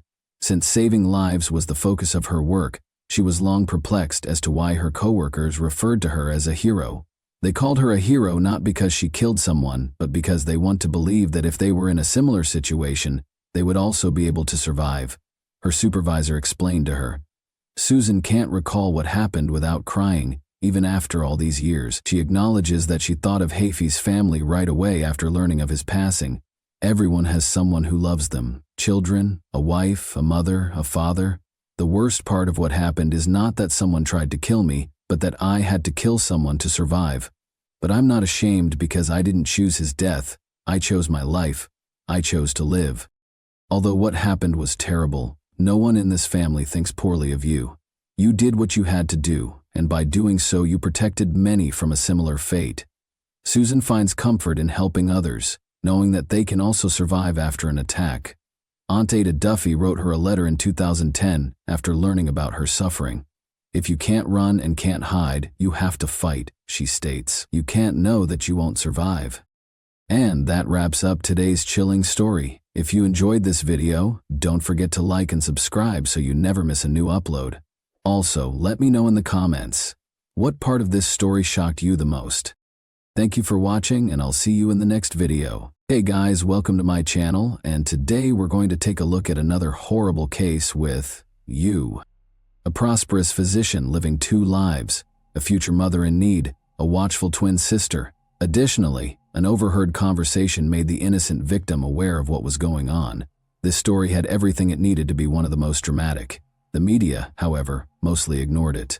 The story, however, followed the finest traditions of Greek tragedy and took place in Ohio in the 2000s. It took not 1, but 2 deftly placed traps to capture the offender, whose behavior and intentions will cause you to reevaluate your level of trust in the people you let into your home and your heart. Michelle Baker was prepared to become a wife and mother at the age of 33. When her friend introduced her to the amiable young physician Maynard Mincing, happiness appeared to be imminent. The 33-year-old Maynard had prior married life experience. They had similar interests in medicine and a desire to assist others, because Michelle was an EMT in the fire department. Because Maynard was the ideal woman, successful, attractive, and charming, Michelle thought she had won the lottery. The relationship between Michelle and Maynard was like a fairy tale from today. Her boyfriend moved into Michelle's home in Hoover Heights, Ohio within a month. Maynard's children from a previous marriage would visit on the weekends. Michelle saw how happy he was spending time with his children and knew he would be ecstatic when she informed him that he would once again be a father. She was right. There were no limits to his joy. Maynard started searching for a new house right away so that the young family could live together, and he paid $320,000 for a beautiful and comfortable nest. When Maynard proposed that they go to Key West, Florida, where they would get married at sunset while standing barefoot on the sandy beach, Michelle was ecstatic. The enamored couple left for Florida, but Maynard changed his mind on the first day of their romantic weekend. In order to have a traditional ceremony with his family present, he requested that Michelle postpone the impromptu wedding. Michelle ignored this obviously fabricated justification because she still fervently desired to start a family. The two went to a restaurant for dinner that night. The meal went smoothly, but Michelle felt a sharp pain in her abdomen and saw some faint bleeding after she left. She was terrified that she might lose the baby, of course. She was relieved that there was nothing to be concerned about because her fiancé was a doctor. He asked her to try to fall asleep after putting her in bed. The pain went away the following day, but when she got home, Michelle thought it wouldn't hurt to visit Dr. John Shea, her physician. When the doctor confirmed that the fetus was developing normally, she exhaled with relief. Since it was Michelle's first pregnancy, he was sure she was just concerned. She was concerned that the fetus might be affected because she had endometriosis in the past. However, Michelle had a challenging pregnancy. Unidentified spasms and inexplicable bleeding became frequent occurrences, perplexing the medical staff who were unable to come up with a clear explanation. Maynard, who would soon marry Michelle and be the father of their child, thought it would be the ideal opportunity to confess his lingering feelings for his ex-girlfriend, Tammy Wynn, as if the physical suffering wasn't enough. To all of their friends, Maynard had painted Tammy as a horrible person, despite their complex past. As it happened, he was unable to forget her. After realizing that this was the true cause of her boyfriend's wedding postponement, Michelle valued his candor and chose to put even more effort into their relationship rather than break it off. But on July 1, 2000, Michelle's confidence in her future husband swiftly dwindled. Michelle stayed at home taking care of her own chores while Maynard went out of town to go fishing with a friend. Michelle switched on the radio and tuned into a local station, lost in her activities. She heard her beloved order a song for another girl, and it hit her like a ton of bricks. Maynard's voice sounded exactly like the caller. Michelle stood frozen, listening to the discussion with great interest. Michelle's heart fell when the DJ asked the man his name and he said, "Maynard." She was suspicious of her fiancé's true location. She requested a ride from her neighbor to Maynard's ex-girlfriend Tammy's house. When she saw them together on the street, her suspicions were validated. Michelle went up to the man and told him she was ending their relationship. When Tammy entered the discussion, she disclosed that she was unaware that Maynard was living with Michelle. "I'm staying with a friend," he had been telling her. The unfaithful fiancé was immediately evicted from Michelle's house. However, the man wasted no time in attempting to regain Michelle's favor. He called her a few days later and asked her to join him for a picnic so they could chat. He asked Michelle if they could reconcile and expressed regret for his error. She pardoned him because he seemed so sincere, but when Michelle became really ill, the picnic had to be called off. She was in such terrible shape that she was unable to even leave the park restroom. Her bleeding and cramps came back, but this time she also experienced the inability to keep food down. The doctor, who Michelle rushed to see, found nothing alarming. The doctor determined that stress was the cause of her symptoms after the ultrasound revealed that the baby was healthy. Michelle's twin sister, however, saw a fascinating coincidence. She asked Michelle if she found it odd that she was in excruciating pain whenever they were with Maynard. Michelle's sister's suggestion appalled her. She recalled that Maynard had poured her drink at the picnic before the second severe pain episode, and that he had brought glasses from the bar during their dinner in Florida just before she became ill the first time. With her drinks, though, what could he have done? Even though they had discussed the wedding once more and their relationship appeared to be back to normal, Michelle couldn't deny her sister's sensible observation. She also couldn't get rid of the impression that Maynard and his ex-girlfriend weren't entirely over. Michelle once again followed her gut and drove to Tammy's house, where her fiancé's car was parked. when Maynard informed her that he would take the kids to Florida for the weekend. Through an open window, she could hear a conversation between two people she saw inside. She was stunned by what she heard. Maynard responded that he thought he had already dealt with the child when Tammy asked him what he intended to do about it. Michelle came to the conclusion that the only way to keep Maynard as far away from the child as possible was to call the police. Michelle went to report her suspicions to the police. The detectives, however, were dubious after hearing her story and found it hard to accept that someone would try something so unbelievable. They had never seen anything like it in all the years they had worked as police. Although department rules forbade testing pregnant women, the police wanted Michelle to take a lie detector test. As a result, they rejected the notion and told her up front that, given Dr. Minsing's professional status, they would require strong evidence before they could arrest him. Michelle had to handle things herself because there wasn't much they could do in the interim. Michelle demonstrated her abilities as a true detective. With the assistance of a friend, she concealed a tiny video camera inside a fake plant on the kitchen counter and arranged the flowers so that it recorded everything that took place behind the kitchen table. Then, like all famous spies, she asked her boyfriend to join her for dinner and asked him to pour her a soda as she grilled steaks outside. Michelle excused herself under a false pretense and proceeded to the bathroom to pour the soda into a bottle after Maynard handed her her glass.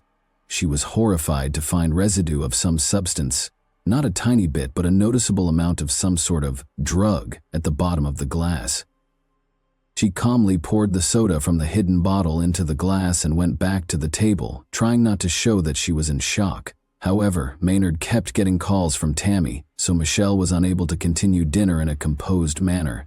"Do you know why Tammy is upset?" he asked Michelle over the phone after he finally left. Michelle wasn't too worried about Tammy's feelings after finding out that her fiancé had been giving her drugs in her drinks, but when she gently inquired as to why Tammy was upset, Maynard surprised her once more by revealing that they had secretly wed earlier that week. Michelle's determination to protect her unborn child outweighed her feelings of hurt and rage over her beloved's betrayal. She immediately took the soda bottle to the police. An expert concluded that Cytotec, a drug used to treat stomach ulcers and induce labor, had been added to the soda. When used carelessly, though, it can also have lethal effects on the fetus. Legally speaking, the detectives had a problem even though they believed Michelle. They didn't have any proof that Maynard put the substance in the glass. In court, a skilled attorney would contend that Michelle falsified it in order to frame her cheating fiancé. The police therefore set up a trap for themselves. When the detectives asked Michelle to inform him that her pregnancy was going well during one of Maynard's phone calls, he invited her to dinner and gave her another dose of the drug. On August 14, 2000, two police officers hid in the garage while hiding a small camera inside a firefighter figurine that was placed on Michelle's kitchen counter. The police stormed into the kitchen and arrested Maynard for attempted murder as soon as they saw him trying to serve Michelle one of his special cocktails. "I hope these are prenatal vitamins," one of the officers said to Maynard, gesturing to the enigmatic material he was holding. The police discovered even more of the same substance in Maynard's vehicle. The doctor was forced to confess after laboratory tests revealed that Cytotec was present in the beverage. Maynard provided an apologetic justification for his horrible act, effectively acknowledging that he had poisoned his ex-fiancée in order to solve the issue. Maynard responded in the affirmative when asked if he thought the child was a problem. Michelle kept going to the doctor once a week and getting ultrasounds once a month. The fetus appeared to be growing normally in spite of multiple doses of the drug, but Michelle went into labor just before Maynard's trial, at 28 weeks of pregnancy. She gave birth to a stillborn daughter, whom she named Michaela.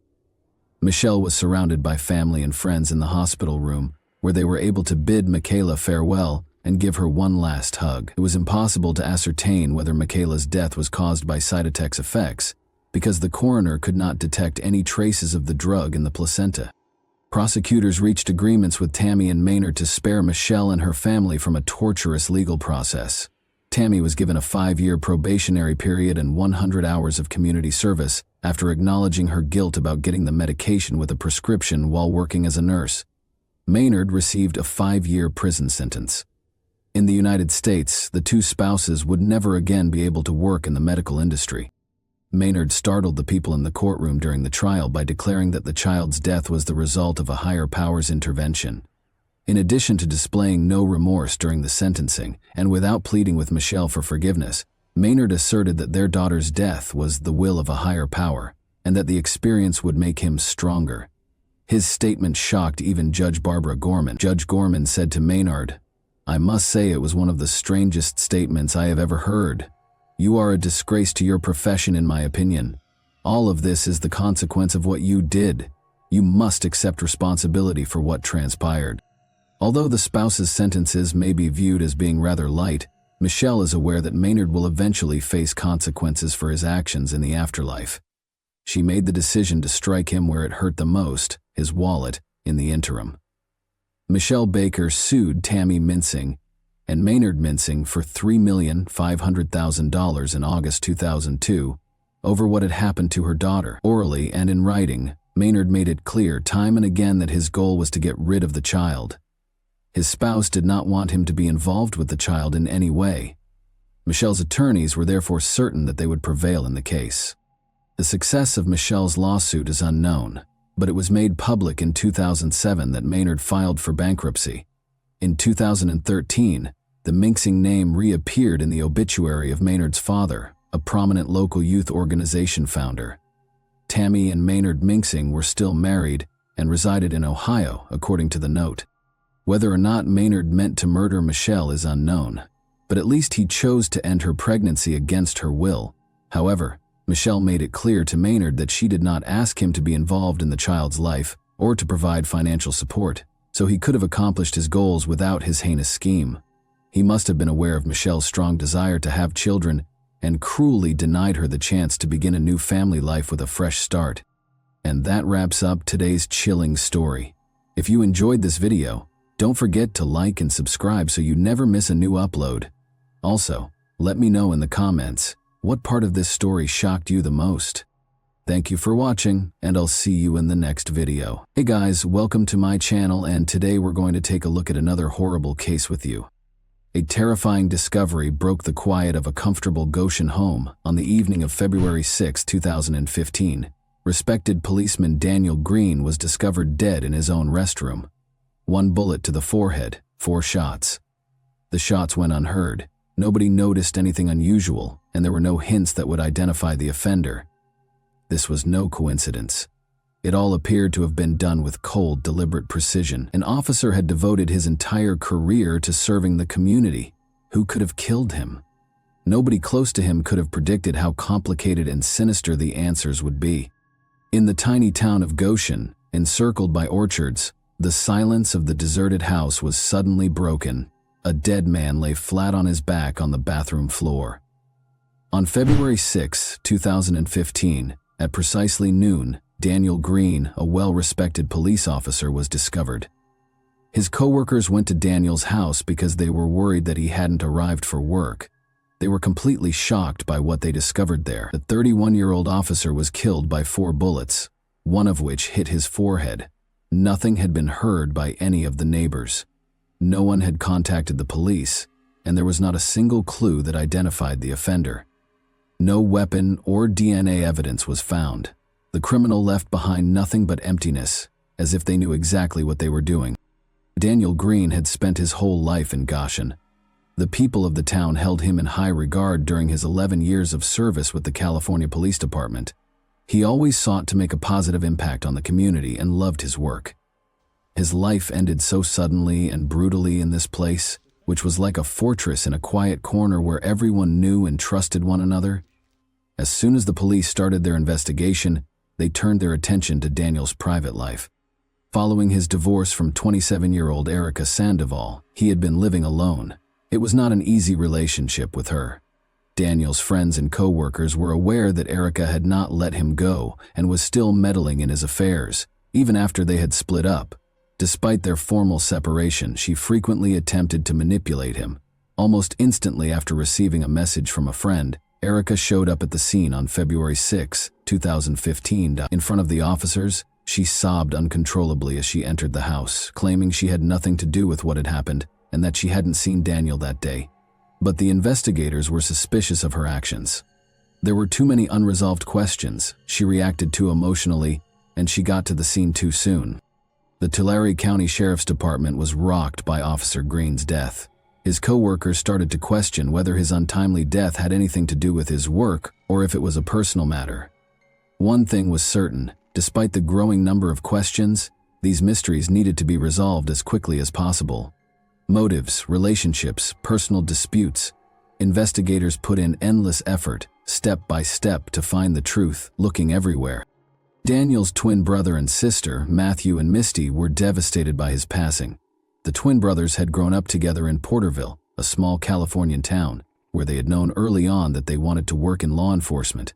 Matthew chose to pursue a career in law after starting out in the police force. In contrast, Daniel remained in the force, becoming an officer and taking pride in his career choice. Their sister was proud of her brothers and was always there for them. Daniel Green was well known for his love of motorcycles, in addition to his work as a police officer. He enjoyed the feeling of speed and freedom while he was a member of a motorcycle club. Daniel had a special bond with James Bonds Downey, one of his closest friends.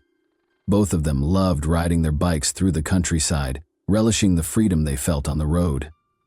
Daniel had a busy personal life. He was rarely by himself and loved going on dates. For a while, he would bring a new girlfriend to family get-togethers every month. This went on until he met 22-year-old nurse Erica Sandoval in late 2009. Everything changed for him when he met Erica. He made the decision to settle down after falling deeply in love. He was still single at that point, but his sister and brother were already married. But things were different with Erica. She captured Daniel's heart.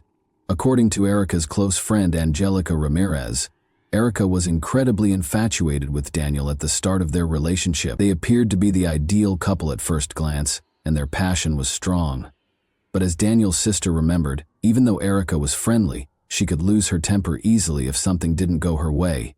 Tension in their relationship increased over time, leading to frequent disputes and arguments.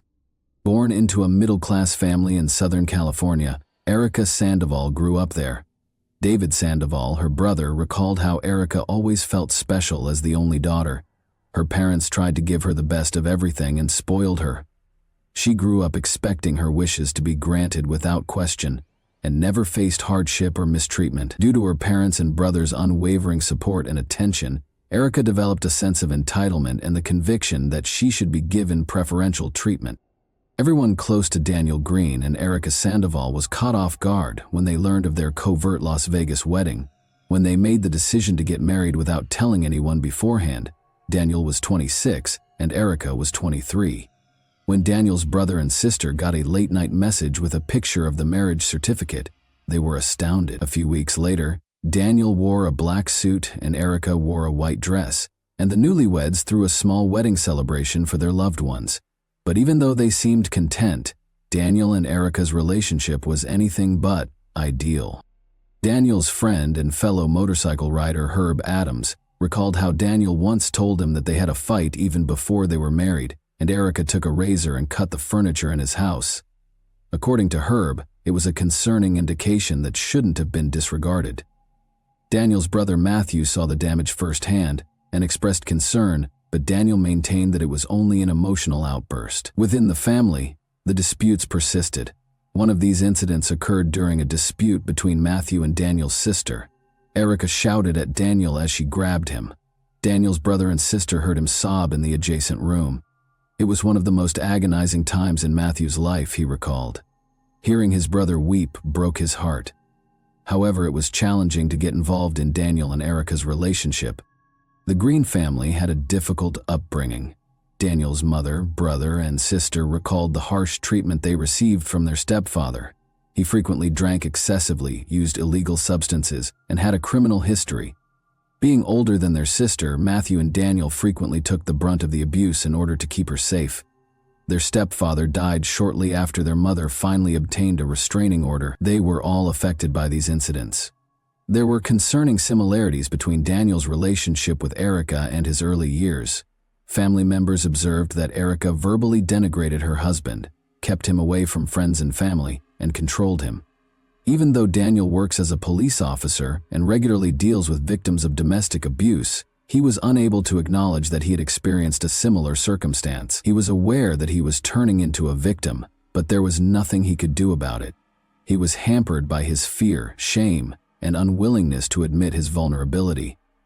For the same reasons that women do, men frequently fail to report domestic violence. In February 2011, Daniel and Erica's marital problems peaked. Daniel's neighbor overheard the couple getting into a heated argument. In an attempt to push her husband over the edge, Erica was shouting and making fun of him. Knowing that losing control could cost him his career, Daniel made an effort to maintain his composure. He once requested that the neighbor contact emergency services in order to put an end to the situation. Despite the gravity of the incident, Daniel declined to file charges against Erica, so she was quickly freed after the police took her into custody. Daniel concluded that their relationship was over after this incident became irreparable. Only a year after their formal marriage, they got divorced and separated in January 2012.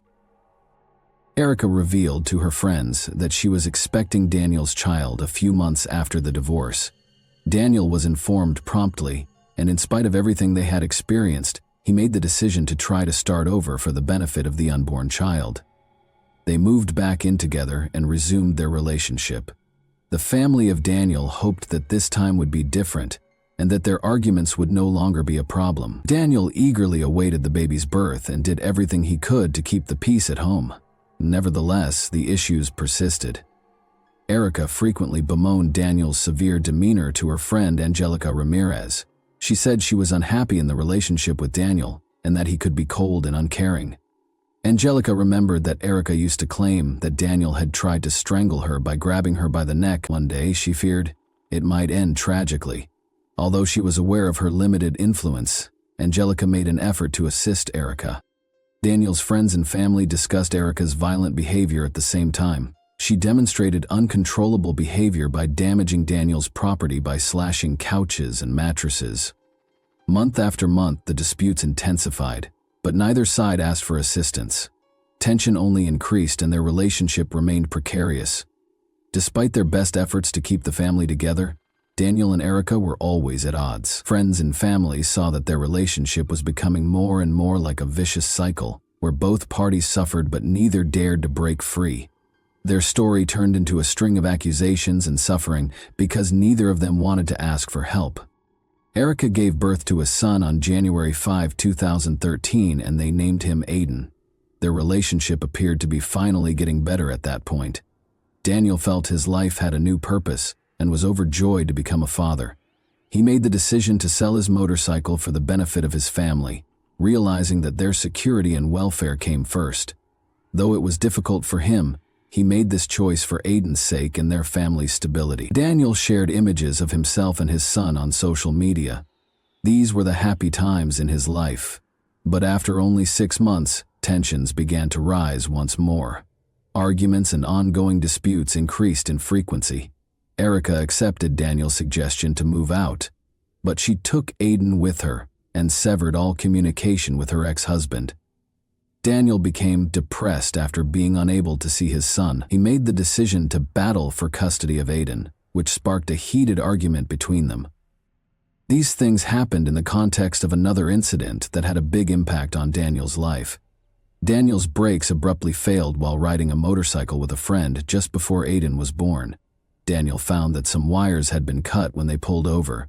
He thought Erica might have been the culprit right away. He confronted her head-on when he got home, but Erica denied everything. Never would she do anything that would endanger his life, she insisted. In an effort to deflect attention and prevent future confrontations, Daniel decided not to call the police or tell anyone about the incident. Erica was adamantly against Daniel's love of motorcycles. They were dangerous in her opinion. They quarreled each time he came back from a ride, and their relationship only became more tense. Following the incident with the cut brakes, the motorcycle's disputes peaked. In an attempt to maintain control and lessen the consequences, Daniel chose to keep quiet even though he knew their relationship was becoming toxic. Daniel thought that his family would enter a more tranquil phase after selling the motorcycle and having his son, but the arguments persisted. Daniel was thoroughly shaken by an incident that happened in the fall of 2014 while he and Erica were spending another night together. When he awoke in the middle of the night, Erica was standing over him brandishing a gun. She pointed it at him and claimed to have had a nightmare about Daniel cheating on her. She expressed her desire to take his life in order to relieve herself of that suffering. By telling her that it was only a dream and that he had never betrayed her, Daniel was able to calm her down. Erica lowered the gun and appeared to relax. Daniel came to the realization that their relationship had become risky after this. After sharing the incident with his friends, he made the decision to permanently break off the toxic relationship. They reconnected in January 2015 to commemorate their son Aiden's second birthday in spite of this incident. Everyone saw Daniel and Erica chatting lovingly at the family get-together for close relatives. Many believed they were back together, after Daniel even gave her a cheek kiss. Daniel, however, was aware that they could not have a future together and did not wish to resume their previous disputes and arguments. Following that encounter, Daniel announced to his friends that he had a new girlfriend, Brenda Vela, who was 20 years old. He shared the good news on social media with a picture of the two of them. Many believed that he was finally starting a new, more tranquil chapter in his life because he appeared to be truly happy. However, a tragic incident soon followed. As agreed upon, Daniel dropped Aiden off at Erica's house early on February 6, 2015. He then proceeded to the gym. When he got home from his workout, his life abruptly ended. After entering the restroom and taking a seat, Daniel was shot 4 times, in the forehead, neck, chest, and arm. He had no time to defend himself before he was killed. Their relationship had always been characterized by animosity and accusations directed at one another. They were consistently aggressive in their text messages. There were insults and rage in hundreds of messages. Daniel claimed that Erica was attempting to take away his son, which was the thing he valued most. In response, Erica accused him of being a bad father and selfish. They argued about everything from personal attacks to parenting concerns. The tension only increased because there was no fruitful discussion. Then, however, there was a surprising reconciliation. Why they began spending time together again was a mystery to their friends and family. At first glance, it seemed like they were reestablishing their relationship. It appeared that they had achieved some harmony and that the arguments had stopped. However, as we all know, this tranquility was short-lived, and things quickly returned to normal. The day following Daniel's passing, Erica was taken in for interrogation. She said she had nothing to do with what had happened and hadn't visited his house in weeks. She was told by investigators that they had video from a nearby home security camera that showed her entering the house on the day of the crime. The investigators chose to use this strategy to make Erica panic, even though her identification from the video was actually inconclusive. This tactic was successful. Erica confessed because she was unable to cope with the pressure. She even indicated the location where she had thrown away the gun that was used in the crime. The prosecutor contended that jealousy and the sense of being supplanted by a different woman were the driving forces behind the crime. A note containing Brenda's name and birth year was discovered in Erica's purse when she was taken into custody, suggesting that she had been following Daniel's new girlfriend. Despite the strong evidence against her, the trial didn't begin until October 1, 2019, which was 5 years after the terrible incident. In an attempt to get back in touch with Daniel, Erica called him roughly 170 times in the days before the crime. She had heard that Brenda was spending time with their son Aiden, whom Daniel had introduced to her. She had been pushed over the edge by this. The prosecutor added that Erica erased a number of Daniel's phone messages following the crime. She tried to persuade Daniel that she would improve and change in these messages. Daniel, however, had replied that he planned to move on and didn't want to interact with her anymore. Erica's lawyer maintained throughout the trial that Daniel had been an abusive husband who routinely attacked her. They played audio recordings of heated arguments during which Daniel was heard threatening and insulting Erica. These recordings, which showed cruelty and aggression in their relationship, were an essential component of her defense. Speaking in court, Erica detailed the various abuse incidents she had experienced over the years. She said Daniel had threatened her, grabbed her by the neck, and physically abused her. According to Erica, she lived in continual fear and decided not to call the police because she believed it would be pointless. She claimed that because Daniel was a police officer, he had the ability to sway any investigation and was too strong for her to demand justice. Since Daniel was a respected member of the community, Erica thought no one would believe her. Erica said she had a phone conversation with Daniel on February 5, 2015, the day before the crime. She claimed that she had hope of rekindling their relationship because they were flirting with one another.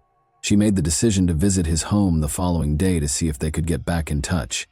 She was instantly uneasy when she walked inside and saw 2 guns on the table. Erica made the decision to take a closer look around the house and discovered a partially open safe in one of the rooms. She discovered 2 private images of what she believed to be minors inside. She was taken aback by this and began to worry that Daniel might endanger their son. According to Erica, looking at those pictures altered her opinion of Daniel. She realized that his interests might be far more sinister than she had initially believed when she recalled how he had forced her to wear school uniforms. Erica put the papers back and then heard a car arrive. Daniel was the one. Unsure of what to do, she snatched up both loaded guns in a panic and fled into one of the rooms. Daniel went through the rooms when he first arrived at the house. Erica heard him take the guns in her hands and go to the bathroom. She was so terrified that she followed him. Daniel was seated on the toilet when she walked into the bathroom. When he saw her, he yelled in a threatening tone. She claims that's when she started shooting. She continued shooting until she thought the threat had passed, though she couldn't recall how many shots she had fired. She then threw the weapons away, ran out of the house, and attempted to escape. In addition, Erica acknowledged that she kept having sex with Daniel in spite of all the abuse because she was afraid of how he would respond to her rejection. She asserted that he would turn hostile if she didn't appease him. She stayed with him in part because of this. She was afraid of what might happen if she tried to resist his demands or refused to comply. She believed that obeying his wishes was directly related to her safety. During the trial, Erica first brought up the pictures she had discovered in Daniel's safe. She claimed that because she didn't trust the authorities and thought they would support her ex-husband, she had purposefully kept quiet about it during the investigation. Daniel's family members were appalled by these allegations and flatly denied their veracity.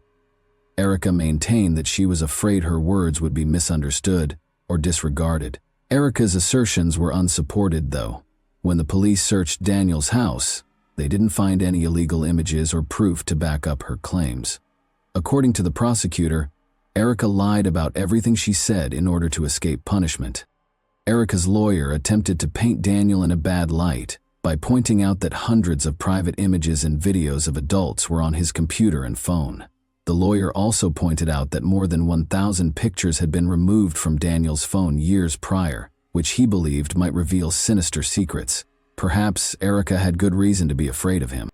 Erica apologized to Daniel's family and said she was sorry for what she had done. She claimed that her actions were motivated by panic and fear for her son, and that she never intended for things to end so tragically. Additionally, Erica's lawyer contended that Daniel himself was equally responsible for Daniel's death as Erica. Both of them were unable to break free from the traumatic relationship they were in, and it appeared that their fate was doomed to end tragically. A mistrial resulted from the jury's inability to reach a unanimous verdict after nearly 4 days of deliberation. Since it gave them a chance to review the case and create a fresh defense plan, Erica's lawyer saw this as a success. In spite of this, Daniel's brother Matthew Green and his wife adopted Aiden, and Erica lost her parental rights. A new trial was planned for 2020, but the pandemic caused it to be repeatedly postponed. Although a final decision has not yet been made, the most recent hearing was held in December 2022.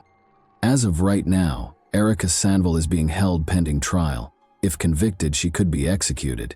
The next stage of the trial, which could be pivotal in this intricate case, is still being prepared for by the lawyers on both sides. Many people learned from this tragedy, which served as a reminder of the extent to which personal demons and jealousy can lead if assistance is not sought, and toxic relationships are not ended promptly. Too many lives were lost, too much suffering was endured, and too many words remained unsaid. Nevertheless, despite this gloom, some people persisted in fighting for a better future and made every effort to ensure little Aiden's happiness. Even though the story is over, its reverberations will last for a very long time, serving as a constant reminder of what can occasionally be concealed behind the closed doors of homes that appear to be ideal. And that wraps up today's chilling story. If you enjoyed this video, don't forget to like and subscribe so you never miss a new upload. Also, let me know in the comments, What part of this story shocked you the most? Thank you for watching, and I'll see you in the next video. Hey guys, welcome to my channel, and today we're going to take a look at another horrible case with you. The discovery of the victim's body is usually the first piece of information we receive after a murder. From that point forward, the police begin their investigation to determine what happened and who committed the crime. But not this time. In this case, the typical scenario was disrupted when the victim identified their assailant before he committed the crime.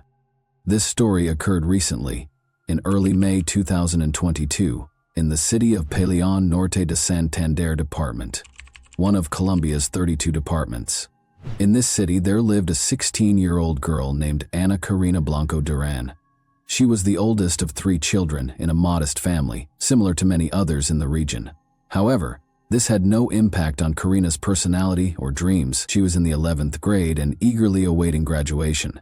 Karina's relatives and friends described her as disciplined and determined, but also cheerful, sociable, and optimistic. However, like most teenagers, she had doubts. She expressed her thoughts in a letter she wrote for a school assignment 2 weeks ago. In the letter, the girl stated that, like everyone else, she had goals that she wanted to achieve. However, at the time, she was preoccupied with being happy, studying, and assisting her mother, whom she described as a beautiful, strong, and resilient woman who had a huge influence over her. The following year, the girl intended to attend university and study psychology or philosophy. This would allow her to pursue her dreams, the most important of which was to buy a house for her mother. At the same time, Karina acknowledged her overwhelming fears and doubts. She wrote that she was afraid of growing up and facing the big world alone. She sometimes wished she could go back in time and play with dolls again, something she didn't get to do as a child because she had to grow up quickly and help her parents. Karina, almost prophetically, explained what would happen to her in 2 weeks in her final sentence. She wrote that she feared human evil, and she was not mistaken. What she was afraid of eventually shattered her dreams. Karina awoke early on May 3, 2022, as she usually does. She lived in La Vega, a village in the Cashra municipality. Karina had to walk for at least an hour every day along several country roads to the bus stop that would take her to school because her village was relatively remote. The morning progressed as usual. The student awoke, ate breakfast, said her goodbyes to her family, and left the house at 5:30 a.m. However, shortly after Karina left, her father began receiving messages from her. It was unusual. Karina wrote to her father that while walking down the country road, she noticed someone following her. A man was approaching her very closely. When the girl quickened her pace, the stranger did the same. If she attempted to take a different path, he would follow her. Karina was understandably uneasy and suspicious. She mustered the courage to take a discreet photo of the stranger and send it to her father so he would know who was after her. Cesar Blanco, Karina's father, became extremely concerned for his daughter's safety. He dashed out of the house, taking the same route to the bus stop that she had taken, but he couldn't find her anywhere. The man assumed the danger was over and Karina had safely boarded the bus. Unfortunately, this was not the case. Karina's parents were later informed by the school that she did not attend class that day. Karina's parents reported her disappearance to the police. Because it was a small village where everyone knew each other, word of the incident spread quickly among the locals. The girl's family distributed a photograph of the stranger who had been following her since the morning. A few hours later, a man who worked at a local farm mentioned another farm worker who looked very similar to the man in the photograph. Despite the blurry image, he believed he recognized him. Additionally, that worker was late for work on the same day.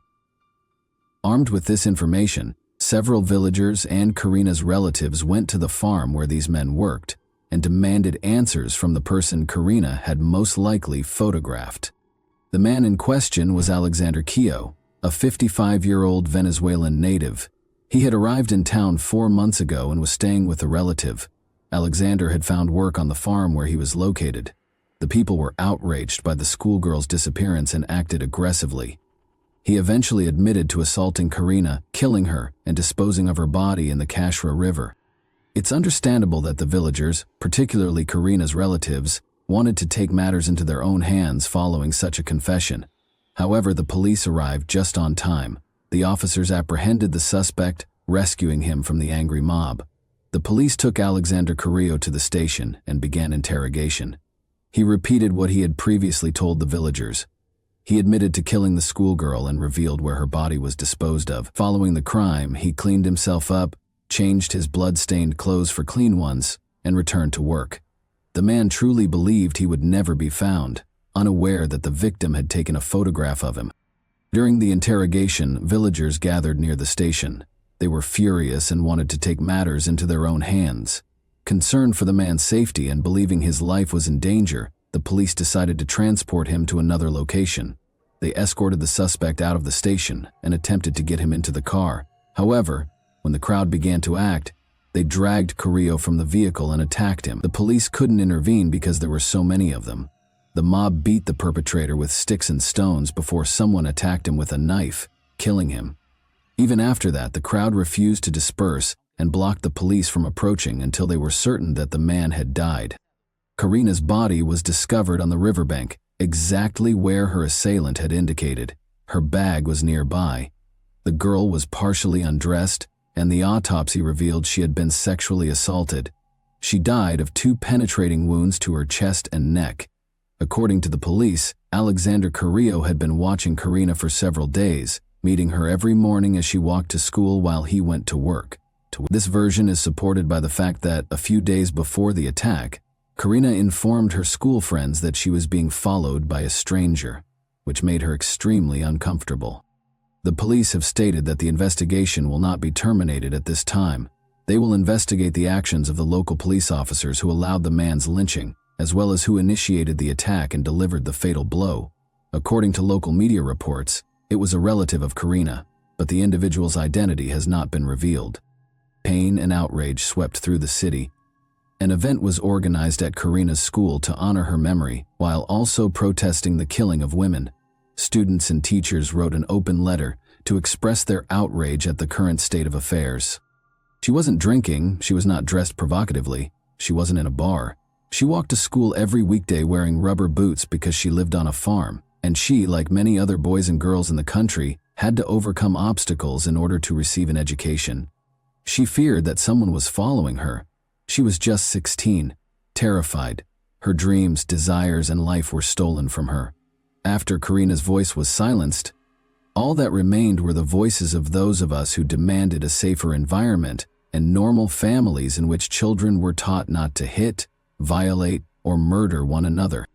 Karina's killer did not see her as a person with her own life, dreams, and loving family, so the villagers decided to repay him in kind.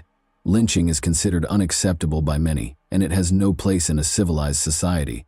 However, for many others, it simply reflects a lack of faith in the justice system. They are dissatisfied with the prevalence of impunity and the fact that the criminal will never face the harshest penalties. They believe the police are not doing their jobs, so they have decided to take action to remedy the situation. It is heartbreaking to see girls who leave for school and never return, becoming victims of murder. But in this case, Karina was the one who exposed the criminal. Karina did not behave recklessly. She immediately sensed the danger emanating from the persistent stranger, secretly photographing him and sending it to her father. She let him be caught before he could harm another innocent girl. Unfortunately, it was too late for her. However, without that photograph, the police could have gone days, months, or even years without finding the killer. And that wraps up today's chilling story. If you enjoyed this video, don't forget to like and subscribe so you never miss a new upload. Also, let me know in the comments what part of this story shocked you the most.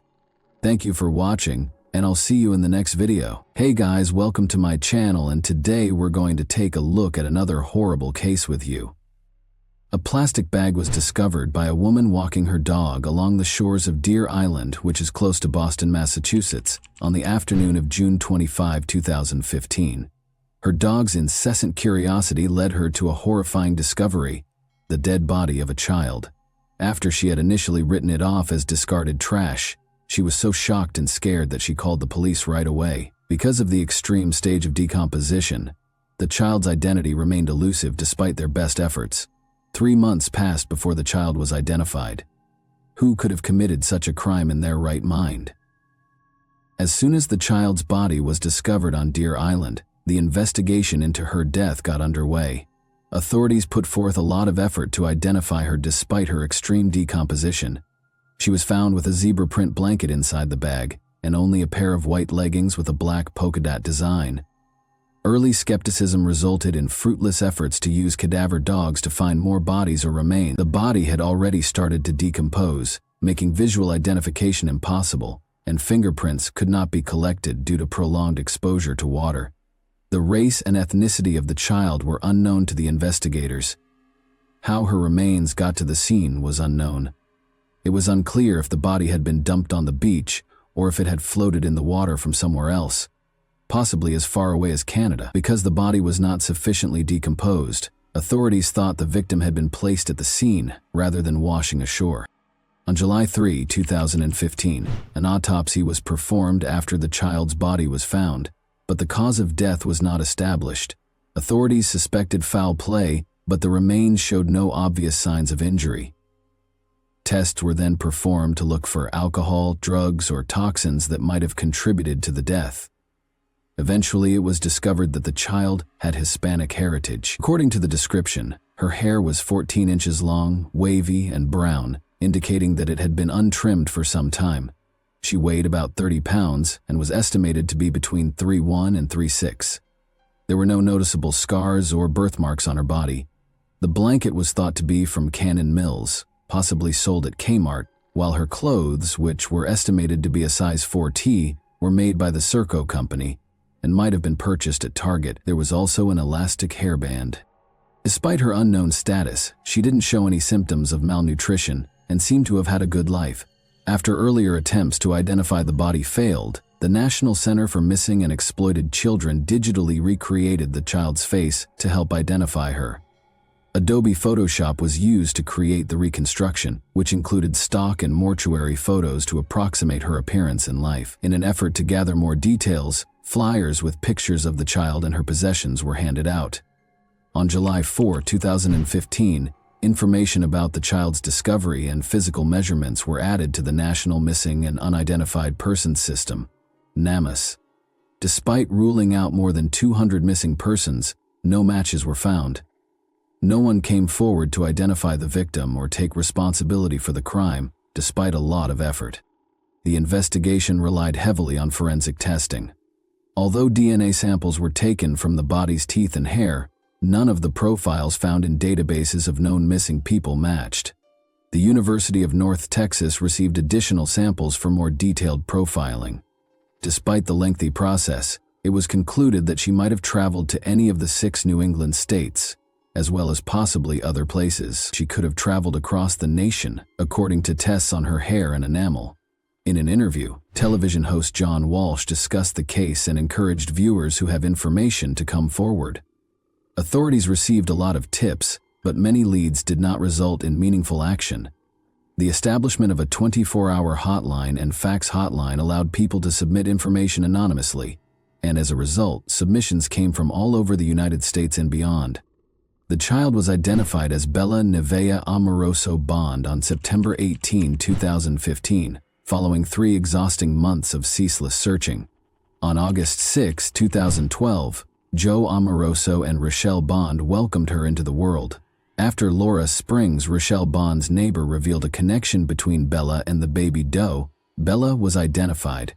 Michaela Springs, Laura's sister, was worried about Bella's ongoing absence from the home. She confronted Rochelle and Michael McCarthy, her boyfriend, who said the Department of Children and Families, DCF, had taken Bella away.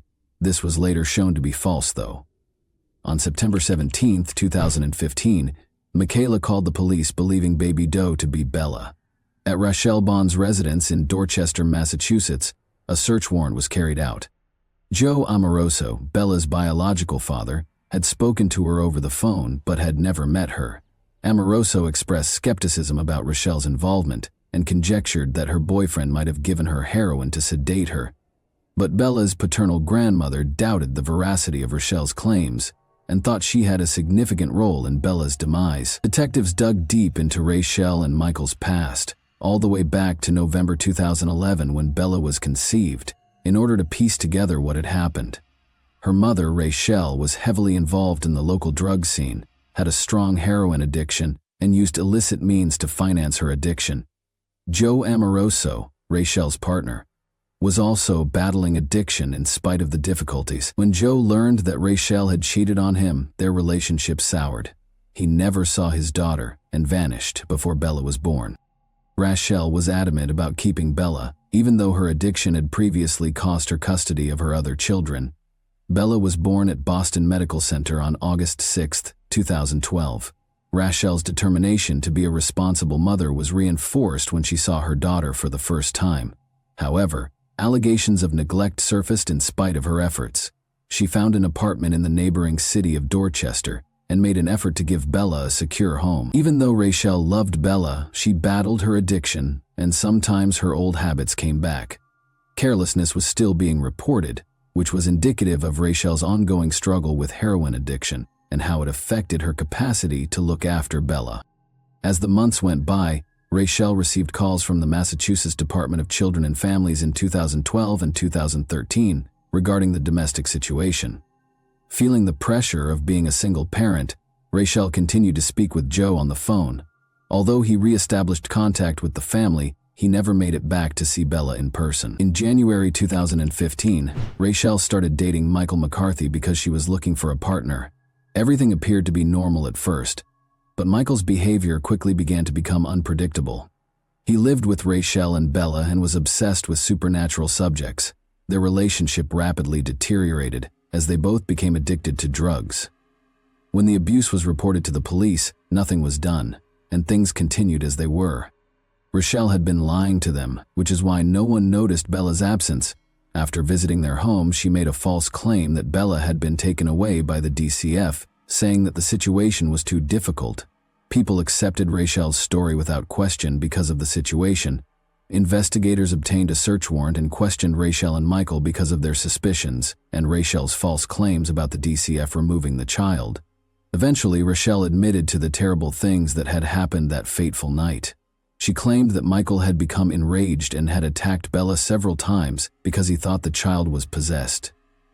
Rachel tried CPR on Bella after she passed out, but Michael intimidated her and disposed of the body in the harbor. This supported the investigators' long-held suspicions of foul play in Bella's case. However, Rachel's participation sparked doubts about her competence. Some inconsistencies, like declaring Bella alive on a benefits form, raised questions about her intentions and degree of participation. On September 18, 2015, Michael and Rachel were taken into custody. According to medical evidence, Bella may have died from severe abdominal trauma. The chief medical examiner, Dr. Henry Niels, suggested that this trauma might have resulted in cardiac arrest or asphyxiation. When Michael was arrested, he denied knowing about Bella's passing in spite of these facts. Michael McCarthy and Rachel Bond each gave their own account of what happened during their June 2017 trials. Michael made an effort to place the blame on Rachel by depicting her as a drug-addicted and careless mother. Rachel, meanwhile, insisted she was innocent of the crime, but acknowledged that she assisted in disposing of the body under Michael's pressure. Because she kept claiming benefits for Bella after her death, she was also charged with welfare fraud. Although the court tended to accept Rachel's account during her trial, she was still charged with serious crimes, with cadaver dogs proving that a body had been found in the McCarthy home and bruises on the body that matched Rachel's description. The evidence against Michael appeared to be stronger. But there was no concrete proof that Michael was responsible for Bella's passing. Michael's defense team claimed that because Rachel had allegedly informed him that Bella had been taken away by the state's child welfare agency, he was unaware that she was missing. A complicated web of deceit, abuse, and addiction within Bella's family was exposed by the trials. Michaela Springs' testimony as a crucial witness, meanwhile, highlighted the emotional cost of pursuing justice for Bella. Following the untimely death of Bella Bond, Michael McCarthy was found guilty of second-degree murder on June 28, 2017, and given a life sentence with the possibility of release in 20 years. In the end, Rachel entered a guilty plea and was given a considerably reduced probationary period. Investigations into Bella's case, however, revealed grave mistakes and misconduct, raising concerns about how the Department of Children and Families handled her case. Prior to McCarthy's sentencing, Bella's biological father, Joe Amoroso, gave a victim impact statement in which he expressed his deep sorrow over the death of his daughter. Although Joe had never met Bella, he stressed the importance of her life and regretted not being able to be her father. The Office of the Child Advocate's investigation found significant mistakes in the child welfare system. Only a formal written warning was given by the agency to the employee who committed the misconduct. Bella Bond's case generated a lot of national attention, as evidenced by the activity on Facebook and Twitter. A funeral home promised funds for a dignified burial with a headstone, and other people offered to pay for her funeral and burial. Joe Amoroso disclosed that Bella would be buried in Winthrop, Massachusetts, with her family by her side, choosing to hold wake services and a public funeral. However, after both of her parents ultimately decided against holding a public funeral, Bella was finally buried in a private ceremony at Winthrop Cemetery on November 28, 2015. Her name and the date of her discovery were engraved on the headstone beneath which she was interred. Later, Bella's mother's Facebook page posted pictures of her. When we consider Bella's story, it becomes evident that her untimely death was caused by her parents' negligence. The acts of Rochelle Bond and Michael McCarthy, both inside and outside of prison, were heinous. Bella's story emphasizes how urgently vulnerable children need to be better protected. And that wraps up today's chilling story. If you enjoyed this video, don't forget to like and subscribe so you never miss a new upload. Also, let me know in the comments what part of this story shocked you the most. Thank you for watching, and I'll see you in the next video. Hey guys, welcome to my channel, and today we're going to take a look at another horrible case with you. David Edward Moust, in contrast to other serial killers, was viewed as an outlier, a lunatic, who didn't match the conventional description of a ruthless, malevolent, uncontrollable killer. Rather, he was someone who truly regretted his actions and wanted to be imprisoned for the rest of his life in order to protect others. He screamed for assistance, but nobody responded. What events in his life shaped who he is now? Let's examine the tale of a man who was disappointed by his parents' separation, a difficult childhood, and an ineffective legal system. The story is about a serial killer called Deranged Dave. George and Ava Moust welcomed David Edward Moust into the world on April 5, 1954, in Connellsville, Pennsylvania. The family had 3 other children in addition to David. The Moust family had a difficult life. Ava and George both experienced challenging upbringings. The parents were unable to provide a loving home for their own children because his father was placed for adoption when he was 12 years old. George tried to avoid his wife, who needed constant attention, was emotionally unstable and self-centered, by being away from home a lot. Their mother had a nervous breakdown shortly after the birth of David's younger brother Jeffrey and spent a month in the hospital. She might have experienced postpartum depression, although at the time medicine didn't fully understand or support women with such conditions. David's parents divorced in 1963, when he was just 7 years old. David's father reportedly started the divorce because he had stopped providing for his ex-wife and the 4 kids for a year, leaving the woman to care for the family alone. Life at their parents' house was tough for all the kids, but David had it the worst, according to David's sister. Maybe because he looked so much like his father, their mother's hatred of her ex-husband was passed on to her son. Ava asserted that she was powerless over the boy. David allegedly attempted to kill his brother Jeffrey twice by the time he was 8 years old, once by pushing him into a lagoon and stepping on his fingers to prevent him from climbing out, and again by trying to burn Jeffrey's bed. Additionally, according to his mother, she frequently looked in her son's pockets to make sure he hadn't stolen anything. She said he would take her valuables and sell them, all allegedly before he was 9 years old. Ava said she no longer wanted to deal with a challenging, troublesome child when he turned 9. The 9-year-old child was admitted to a mental health facility after she went to the court and claimed she needed assistance because he was mentally ill. The doctors and staff, however, did not observe any of the behavior that Ava had described. Instead, they came to the conclusion that the mother had just left her son behind.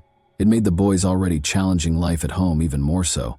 Numerous other patients, including those with aggressive criminal tendencies, developmental disorders, and schizophrenia, had to share common areas with him. David felt confused and angry. Given that both his mother and father had deserted him, he felt stuck and had nowhere to go. He waited by the window on visitation days, hoping to see his mother, but she never showed up. In an attempt to comfort him, The institution's staff offered explanations for his mother's absence, such as her illness or another reason. The boy eventually came to terms with his circumstances. He and the other kids just thought their parents were in need of a vacation. In part, the kids were correct, but in reality, they hadn't been abandoned, at least not in David's case. As terrible as it sounds, such institutions were used in those days to essentially leave a child there. Later, David remembered a boy who was sent to the mental institution by his parents, who treated it like a summer camp while they took their own vacations, and who spent many summers at the clinic. Their son miraculously recovered from his mental illness by the time they got back from their vacation. Doctors evaluated David's intelligence right away. He was always able to express himself clearly and showed remarkable skills remembering sports events with vividness. As a result, the medical staff quickly came to believe that David's mother, Ava, rather than her son, was mentally ill. In order to send David home, they waited for her to recover. But each time they attempted to arrange for the child to return home, his mother turned him away. The clinic staff was forced to formally recognize David's lack of mental abnormalities when he turned 13, but he had nowhere to go yet. As a result, he was moved to a children's home a few blocks from his family's residence. His realization that his relatives lived close by but didn't want to interact with him must have been extremely upsetting. But David ended up with other boys going through adolescence in a shelter. It was only natural for them to try out relationships with one another because they were unable to engage with people of the other sex. Another boy started clamoring for David's attention as soon as he arrived at the children's home. Being extremely persistent, he threatened to tell everyone about David's stay in the mental institution, effectively blackmailing him. Despite his resistance, David would later write in his diary that he gave in and kissed the young blackmailer, feeling instantly repulsed and angry at himself. David adapted to the shelter quite well aside from this incident. Even though David Most had a rough upbringing, spent time in the clinic, and lived in a shelter, his intelligence was innate and unaffected by these experiences. He maintained his focus and dazzled everyone with his extraordinary memory. Life appeared to be getting better until all of a sudden a sense of anger arose inside of him. By the time he was 15, David had attacked Eddie, another boy. While they were playing together, David began strangling Eddie for no apparent reason. When David noticed that Eddie was practically out of breath, he abruptly stopped. Eddie granted his request for forgiveness. Was this a genuine act of repentance? It's unclear because David might have tried to control himself, had nowhere else to go, and didn't want trouble. But because he wrote about it in his 87-page prison journal, we are aware of this incident. However, David's restraint was short-lived, as he soon tried to choke Daniel, another boy. David seized a rope and wrapped it around Daniel's neck while they were in a room together, just watching TV. When he realized Daniel hadn't done him any harm, he stopped once more. "Enough," I told myself. "Leave the rope," he wrote in the diary, and Daniel fell to the ground. He was analyzing his actions and persuading himself that they were wrong. It was as if I was trapped inside myself and someone else was trying to kill Daniel, and I couldn't stop. David started to believe that he had no control over his thoughts or behavior, which was undoubtedly frightening for a teenager whose life lacked a typical parental role model. David was sent back to the institution for the mentally ill after Daniel, who lived, reported the incident. By the time the teenager turned 17, life appeared to be getting better. He made the decision to go home after he and a few other guys fled the clinic. He was devastated to learn that Ava had married and that her unwanted son had no place in her house. Furthermore, she pretended that David had never existed and told everyone that he was a shame to the family. She persuaded him to enlist in the army in order to get rid of him. It's crucial to remember that it was 1971, during the height of the Vietnam War, but maybe it wasn't the worst choice for the boy, to provide him with a purpose in life, a place to live, and practical skills. He was sent to the recruiter by his mother. After being drafted into the army, David was dispatched to Frankfurt, Germany. He worked as a cook at a military installation that also housed civilians. James McLister, a 13-year-old who everyone called Jimmy, was one of them. On the base, his parents were engineers.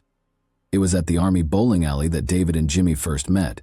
David also found another talent, He was a great bowler who competed and made a respectable living doing it. After becoming friends, David and Jimmy spent time together until one night when David woke up in his bed with Jimmy naked.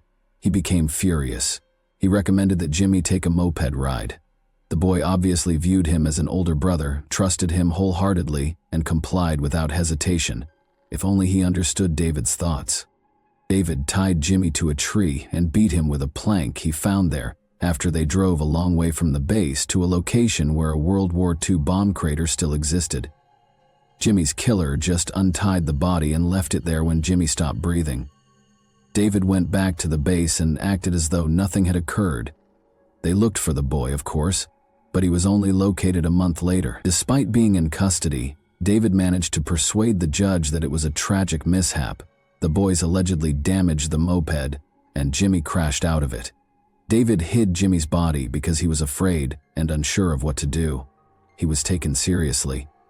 David was given a 3-year prison sentence because there was no proof of murder.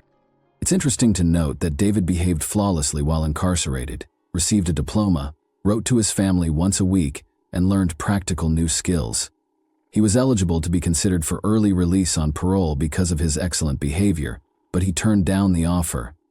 The young man was terrified of being free as he realized what he was capable of. He had ample opportunity to think about his actions while confined, and he came to the conclusion that he would undoubtedly murder someone else if he were freed. He was repulsed by such thoughts and feelings and hated himself for them. Because he had a conscience, his lawyer subsequently referred to him as one of the most remarkable serial killers. Even up until the point at which he committed another murder, he felt bad about killing people. Because of what he had done, he detested himself. But the desire to kill came back, and he gave in and killed once more. It's a really odd behavioral pattern. However, when he turned 23 in 1977, he was set free. He made friends with a teenage boy after relocating to Chicago 2 years later. Although it appeared that they were friended, David occasionally felt the urge to stab the boy while he was staying overnight. David gave in to this overwhelming desire after they had another drink, and the teenager dozed off on the couch. He nearly disemboweled him by stabbing him in the abdomen with a knife, but the teenager lived. David was found guilty of attempting to kill someone. He was found not guilty, despite lying on the witness stand. We don't know what he said to convince them.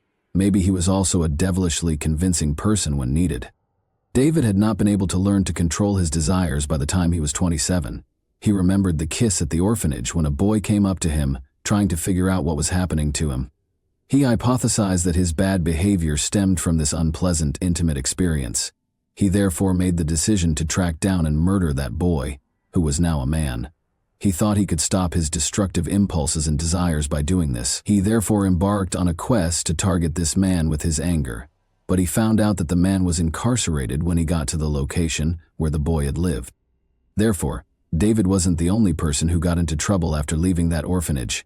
He was unable to control his urge to kill or vent his anger on his offender. Then he saw a 15-year-old boy named Donald Jones going by his car. He was utterly innocent and just happened to be in the wrong place at the wrong time. Under the pretense of a straightforward odd job, David persuaded the teenager to get into the car and drove him to a remote location with quarries. Like his last victim, he stabbed Donald multiple times in the abdomen. He later described in his diary how the boy repeatedly pleaded with him not to be killed, saying, "Don't kill me, I'm only 15 years old." Nevertheless, David was powerless to stop himself.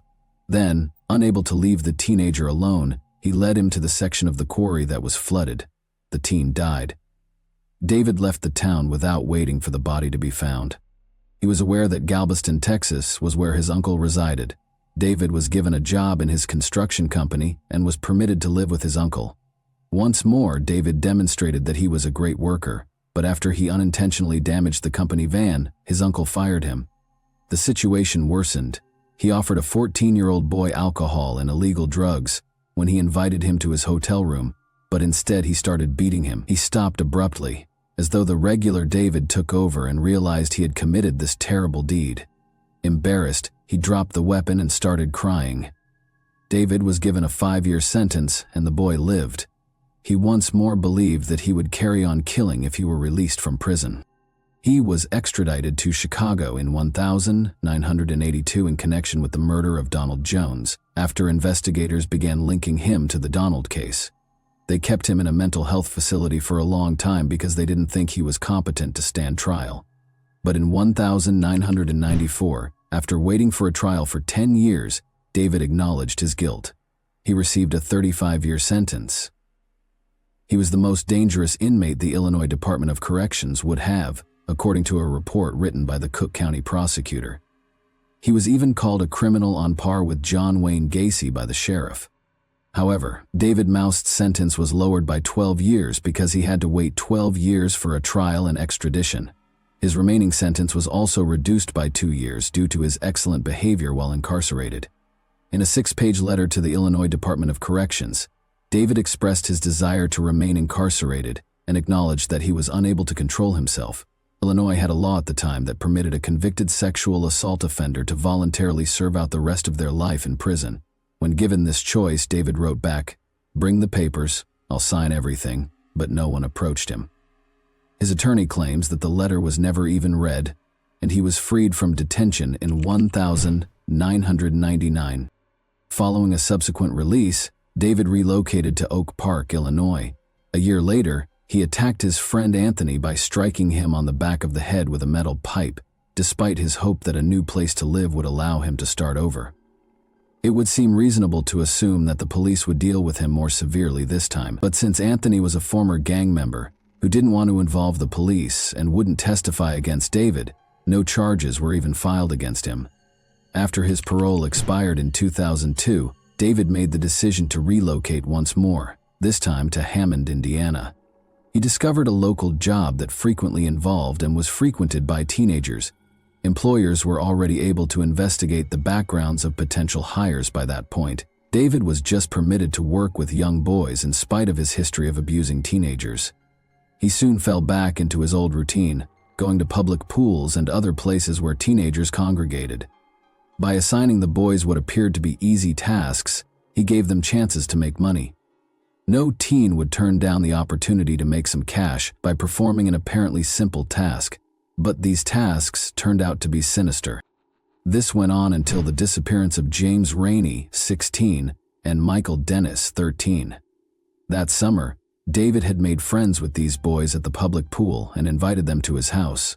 The boys disappeared on September 10, 2003, the last time they were spotted. Given Michael and James's disobedient behavior, the police initially thought they might have simply fled. Therefore, the disappearance of Nick James, 19, on May 2, 2003, garnered more attention than the disappearance of these two boys. Nick James's family had been putting pressure on the police for months, and he wasn't rebellious.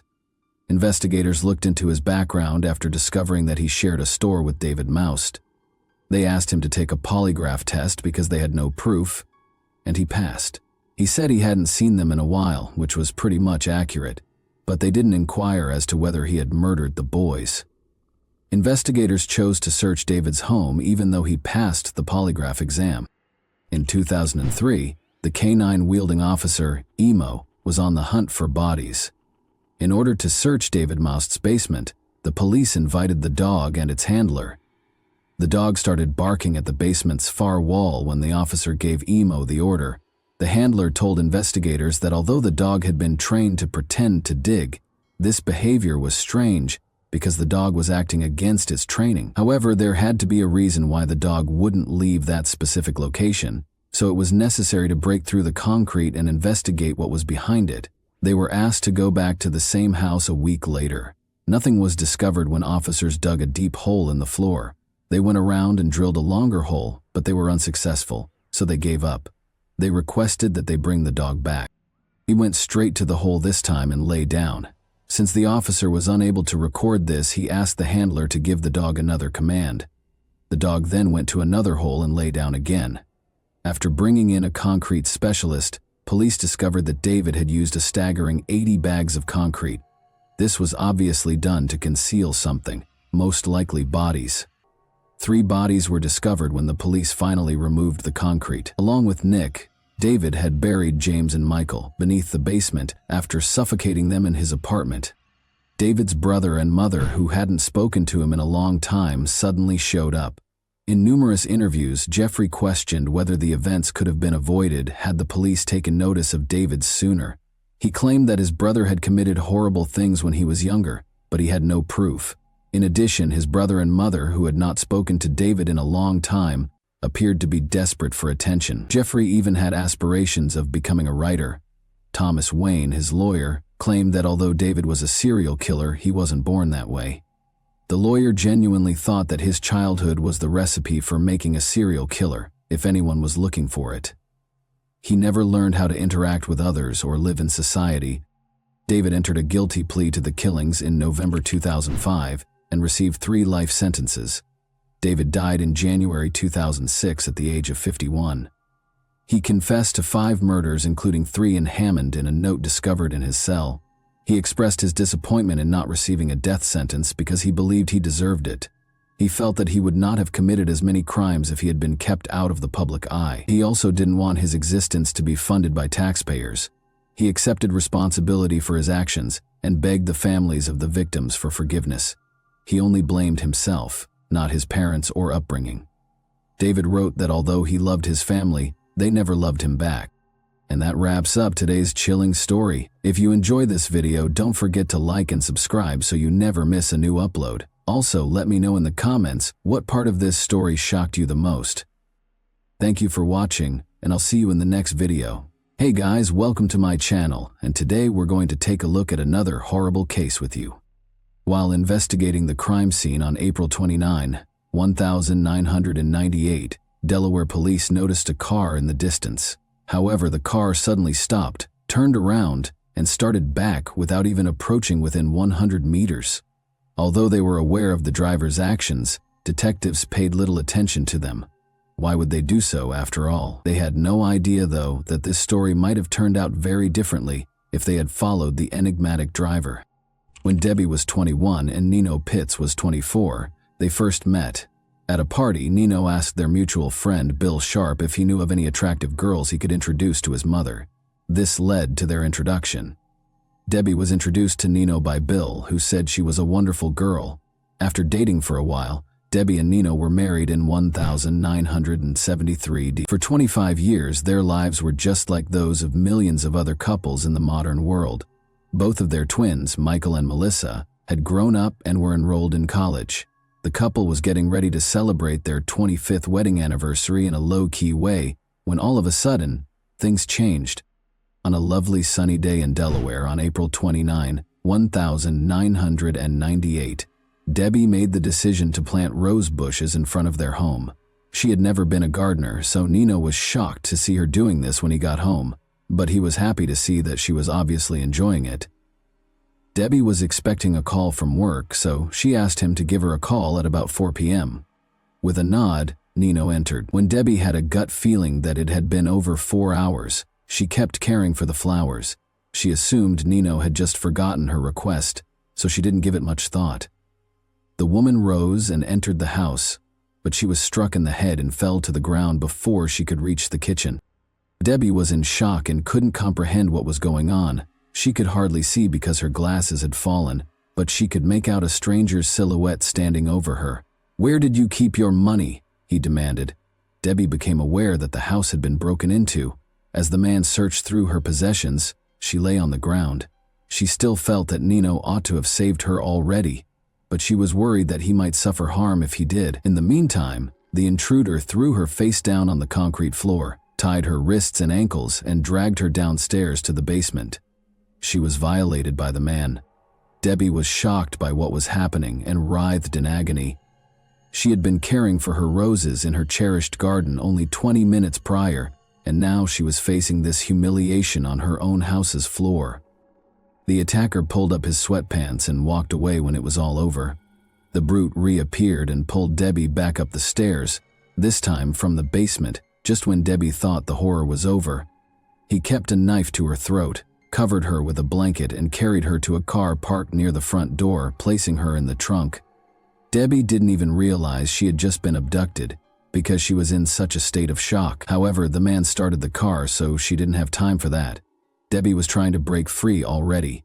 She wanted to break the bonds so she could begin kicking, biting, screaming, or doing anything else to get away or draw attention when the criminal opened the trunk again. But when he opened the trunk, her plan fell through. Debbie was horrified to see that no one was willing to assist her and that she was already in the garage. She was brought back inside the house by the kidnapper. It took him only one look to realize that Debbie had attempted to loosen the ropes after she was flung onto the room's bed. Furious, he violated her once more and punished her harshly. She sobbed and pleaded for forgiveness, but the more she pleaded, the more vicious he became. He chuckled and obviously enjoyed her suffering. Debbie saw that he probably had some illegal substances in his system. He bound her hands and feet to satiate his desire, then tied the ropes around her ankles and wrists to render her immobile. The attacker left her, closing her eyes and mouth. She thought she was saved when she heard 2 loud shots shortly after, assuming it was the police rescuing her. Debbie's absence was immediately noticed at work. As a hospice nurse, her dependability and timeliness were always undeniable. Therefore, a co-worker went to her home at 6:30 p.m. when she was unreachable. When Debbie's co-worker noticed the Pitts family's neighbor, she introduced herself and inquired as to whether he had seen her. She had been planting roses in the garden, he retorted, adding that the house's side door was always open if she wasn't answering. The woman came inside. There was silence. She summoned Debbie. Her glasses were on the floor, and her possessions, including her wedding ring, were on the kitchen table. The woman kept phoning Nino and Debbie. She discovered Nino in the bedroom, but Debbie was nowhere to be seen. He had been shot in the head, and it was clear that he was no longer able to be helped. Only the following day did Debbie see the kidnapper. He described how he saw the headlights pointed at his windows and assumed the police had found him. Concerned that the neighbors might have heard or seen something, he fired 2 shots from the window. Then he loudly turned up the TV or the radio. Debbie was horrified to learn that Anthony Pitts, Nino, had been shot in his own house when the news program began. The police suspected her of killing her husband and made her a fugitive. She hadn't even considered the possibility that Nino had suffered any harm until that point. She felt that everything had happened so fast. She had gone inside, she had been attacked by a stranger, and her husband had no idea where she was. Debbie found it hard to believe that Nino had been hurt by her kidnapper. The woman was shaken when the man abruptly apologized for having to kill her husband and just walked out of the room. She had just learned something that was really hard for her to understand. She understood that she would be her attacker's next victim because he was not only a thief and a violator but also a murderer. She also realized that she couldn't grieve for her husband because doing so would only make him angry. All Debbie could think about was her kids. They were adults, of course, but they had to cope with 2 horrific shocks: the death of their father and the disappearance of their mother, who was suspected of killing him. Detectives spoke with friends and family in the interim, but they were unable to determine Nino's killer. The 2 had a great relationship according to everyone's testimony.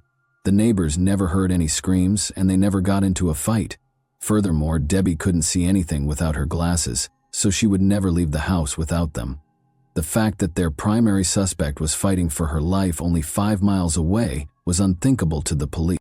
In a follow-up interview, the neighbor recalled seeing a car parked directly in front of the family's home, despite the fact that he had not heard any screams. A man had driven off after placing a blanket in the trunk.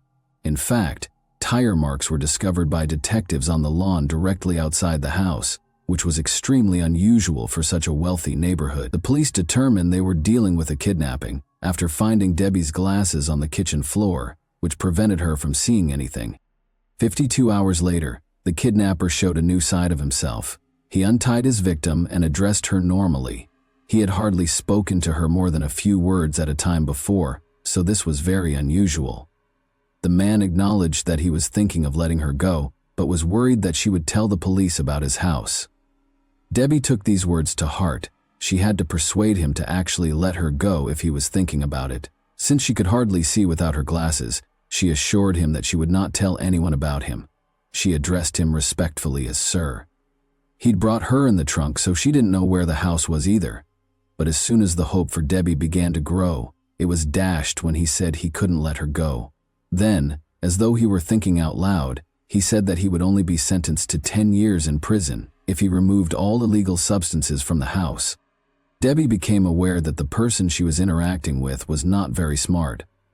Could he have been so gullible as to believe that assault, kidnapping, and murder only resulted in 10 years? She made the decision to use her cunning to help him see her as a person rather than a victim. She spoke to him calmly, and this strategy worked. He let her sleep in his bed that night after taking the shackles off her eyes and mouth.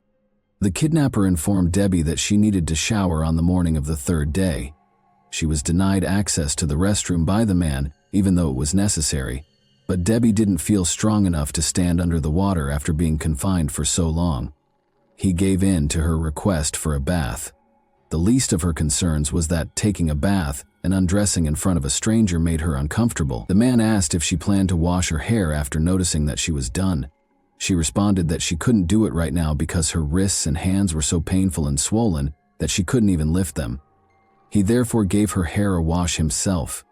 Debbie felt uncomfortable allowing her husband's killer to touch her hair because it felt like another act of violence.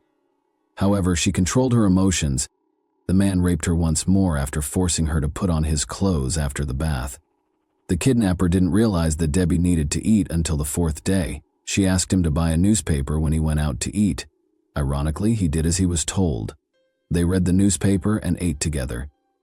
Although she didn't express it, it stated that the police had no suspects and that Debbie had previously been brought up by her family, which deeply distressed her. The kidnapper, however, seemed extremely happy and even proud of himself.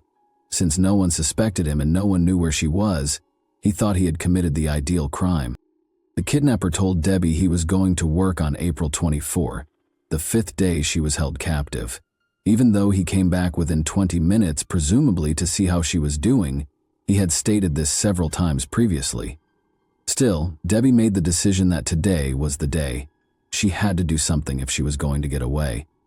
She complained of the terrible pain in her wrists and told him that he had to think of something else if he wanted to keep her alive. The man complained that Debbie was becoming too costly for him and consented to replace the ropes around her wrists and ankles with handcuffs. They cost $5 each, he said when asked what he meant. Stated differently, he only gave her one meal, spent $10 on handcuffs, and most likely wouldn't spend much more. She had to leave immediately.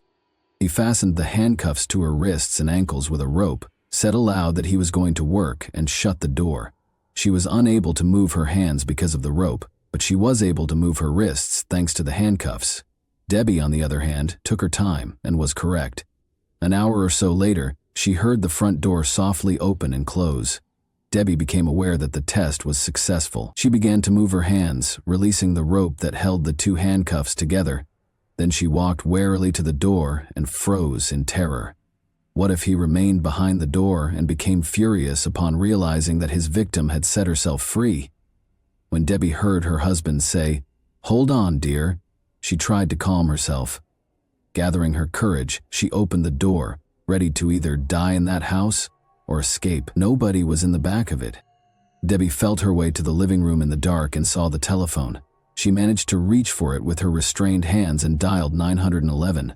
Sadly, the operator didn't recognize Debbie's name when she gave it to him. She went on to say that she had been abducted and that her husband had been killed. When the operator inquired about the perpetrator's current location, she said that he was at work, but could come back before the police showed up. Thankfully, the police arrived in less than 6 minutes after tracking down the call. She was reassured and told that the police were on their way by the operator, who stayed on the line the entire time. All of the feelings Debbie had been suppressing for nearly a week erupted when the police finally broke in. Her husband's death, the kidnapping, the violence, and the surprise rescue all blended into one. After being transported to the hospital, Debbie finally got to see her kids and other family members who had traveled from across the nation to show their support for Michael and Melissa. It was an odd mixture of emotions. Although Nino's murder consumed everyone's attention, they were also relieved to see Debbie still alive. The owner of the home where Debbie was being held was easily identified by the police. Donald Flagg was a factory worker who spent his free time robbing and attacking women. Donald gave in without protest and admitted to everything. Additionally, he provided clarification on a few points that the police were unaware of.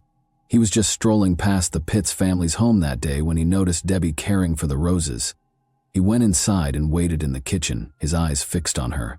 Because of the nearby construction and the lawnmowers in operation, Debbie was unable to hear the shot. He became acutely aware that he had not taken anything from the house after the attacker abducted Debbie. He went back to the victim's home, missing a great chance to make money. But the police officers at the crime scene had already surrounded it. Investigators had no reason to pursue the driver when they noticed a car stop suddenly and turn around. They didn't know it was their suspect until much later. The man's attorney persuaded him to enter an insanity plea in spite of his confession. Debbie was forced to testify in court as a result. Luckily, she was well prepared by her psychologist. In order to get used to the attacker's face and avoid displaying too many emotions, he asked Debbie to call him by name and look at his picture more frequently.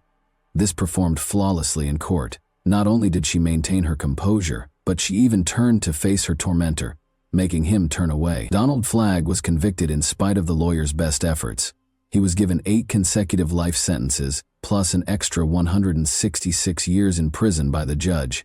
Additionally, he will spend 10 years in solitary confinement from April 20 to April 24, the same period that Debbie was held captive.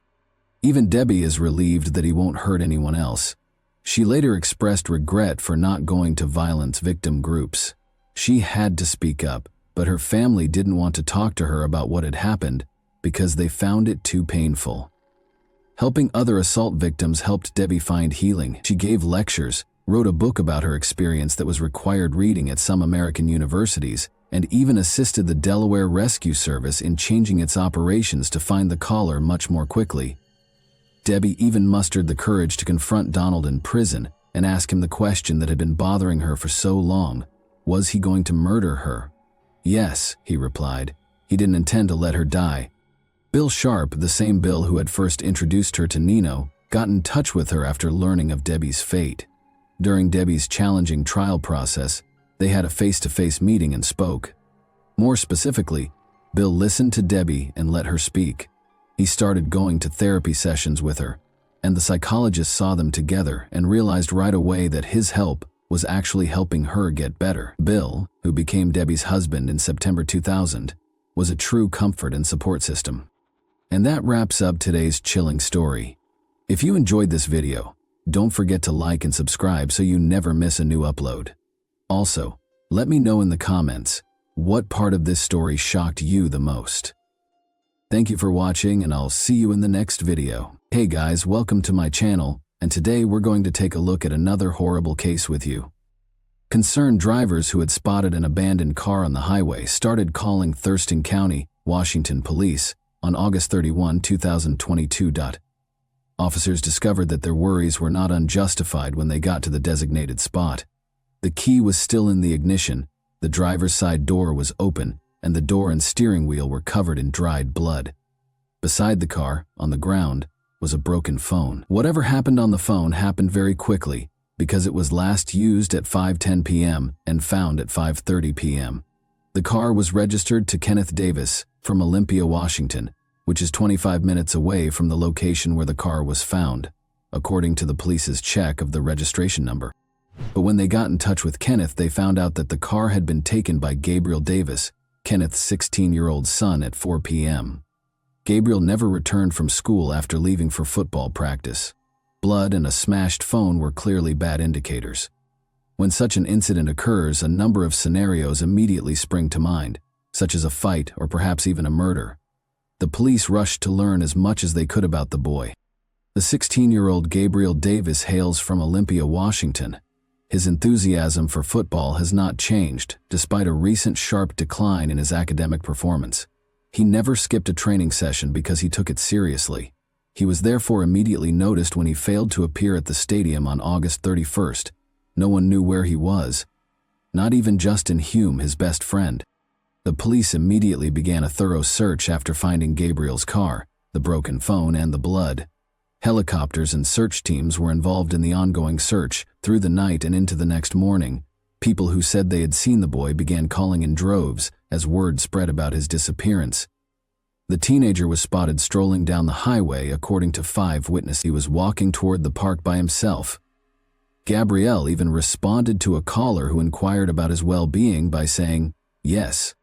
The young man's mysterious disappearance was not the first or even the second incident in the county, which was the most horrifying part. Within 5 miles of where Gabriel's car was discovered, 2 other young boys had disappeared during the previous 6 years. Locals wanted the police to act right away because they believed he was the 3rd victim of the same kidnapper. Logan Schindelman and Matthew Anfelt were the names of the missing boys. Matthew and Logan played a lot of sports in their senior year, just like Gabriel did. There were notable parallels between the cases, especially in Logan's case. He had no reason to be in the southern part of the county, and his car was also discovered abandoned on the side of the road. Additionally, witnesses claimed to have seen the boys prior to their disappearances in both cases. But Logan and Matthew were never located. The FBI became involved early on because of these parallels and the urgency of Gabriel's investigation. The manager of North Carolina Power Systems, a company that specializes in diesel engine repairs, called the police while the massive search for the missing teen under mysterious circumstances was in progress. She stated that Daniel McCaw, one of their staff members, had not been showing up for work for 4 days and was not returning calls. She asked the officers to come to his house and see how he was doing because this was unusual for him, and he had never been missing before. When the officers got to his home in Orting, Washington, which is 45 minutes east of Olympia, they knocked on the door but got no answer. Through the doggy door, Daniel's German Shepherd dog ran outside. At the same time, they smelled a rotten smell, so they looked around for a way to get inside the house. An unlocked door to the laundry room allowed the officers entry. Daniel was lying on the floor when they got inside. He had been shot in the head and was lying in a pool of blood. At first, they thought he had committed suicide because there were no indications of forced entry.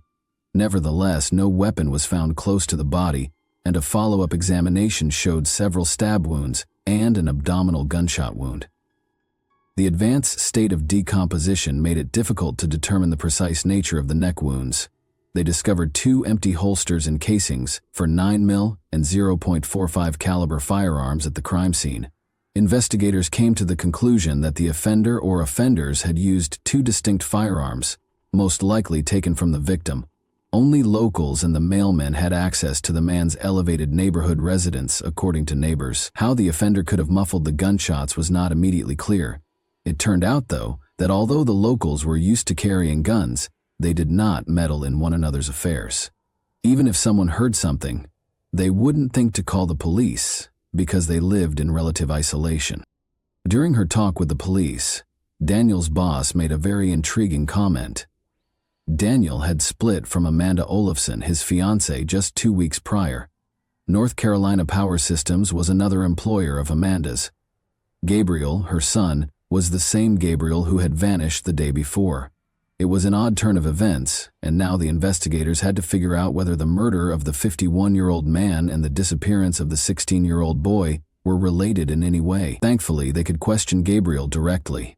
On the evening of September 2nd, they located him in Thurston County, only 3 miles from the location of his car. Gabriel was found wearing only shorts, without a shirt, shoes, or even socks, and by himself in the dark in the woods. Gabriel said he didn't remember anything and didn't know where he had been when the detective asked him what had happened to him. The police found his response odd. Gabriel had no scratches, but his feet should have had some abrasions if he had been lost in the woods for 36 hours. The blood in his car also didn't match this. Gabriel didn't seem to be able to recall what had happened over the last 36 hours, possibly due to drug use. But in the end, the teenager's account was altered. He admitted that he broke the phone out of fear that the police would discover something that could be used against him. He went on to say that he was afraid of getting hurt, so he couldn't tell what had happened to him. This was a very strange and alarming statement, but since they couldn't force the boy to give an explanation, they let Gabriel return home to his family while detectives worked to determine what had happened. Kenneth, Gabriel's father, called the police the following day. He claimed that although his son did play a role in Daniel's death, it was only because Daniel's biker friends forced him to do so in order to steal something from the victim's safe. According to Kenneth, the biker gang approached his son because Gabriel had lived there and was familiar with the house's layout. If the boy didn't comply with their demands, they threatened to hurt him. Gabriel then confided in his friend Justin Hume about his problems, and the two came up with a solution. The police's evidence, however, painted an entirely different picture. Although the victim and the Amigos Motorcycle Club, which is connected to the infamous Bandidos Motorcycle Club, were connected, The police did not discover any proof that the Amigos Club was involved in the murder.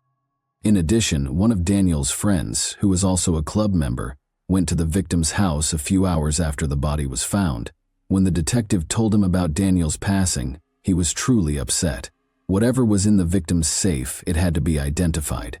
When Daniel's mother gave the police the safe combination, she said that the contents would surprise and shock them. Amanda had called and told her that nobody knew how to open it, she said. Approximately 212 different kinds of weapons and ammunition, along with a few coins kept in plastic packets, were discovered by the detectives when they opened the safe. There were several packets containing illegally obtained pills and an empty jewelry box. There were details about his biker club in the notepad.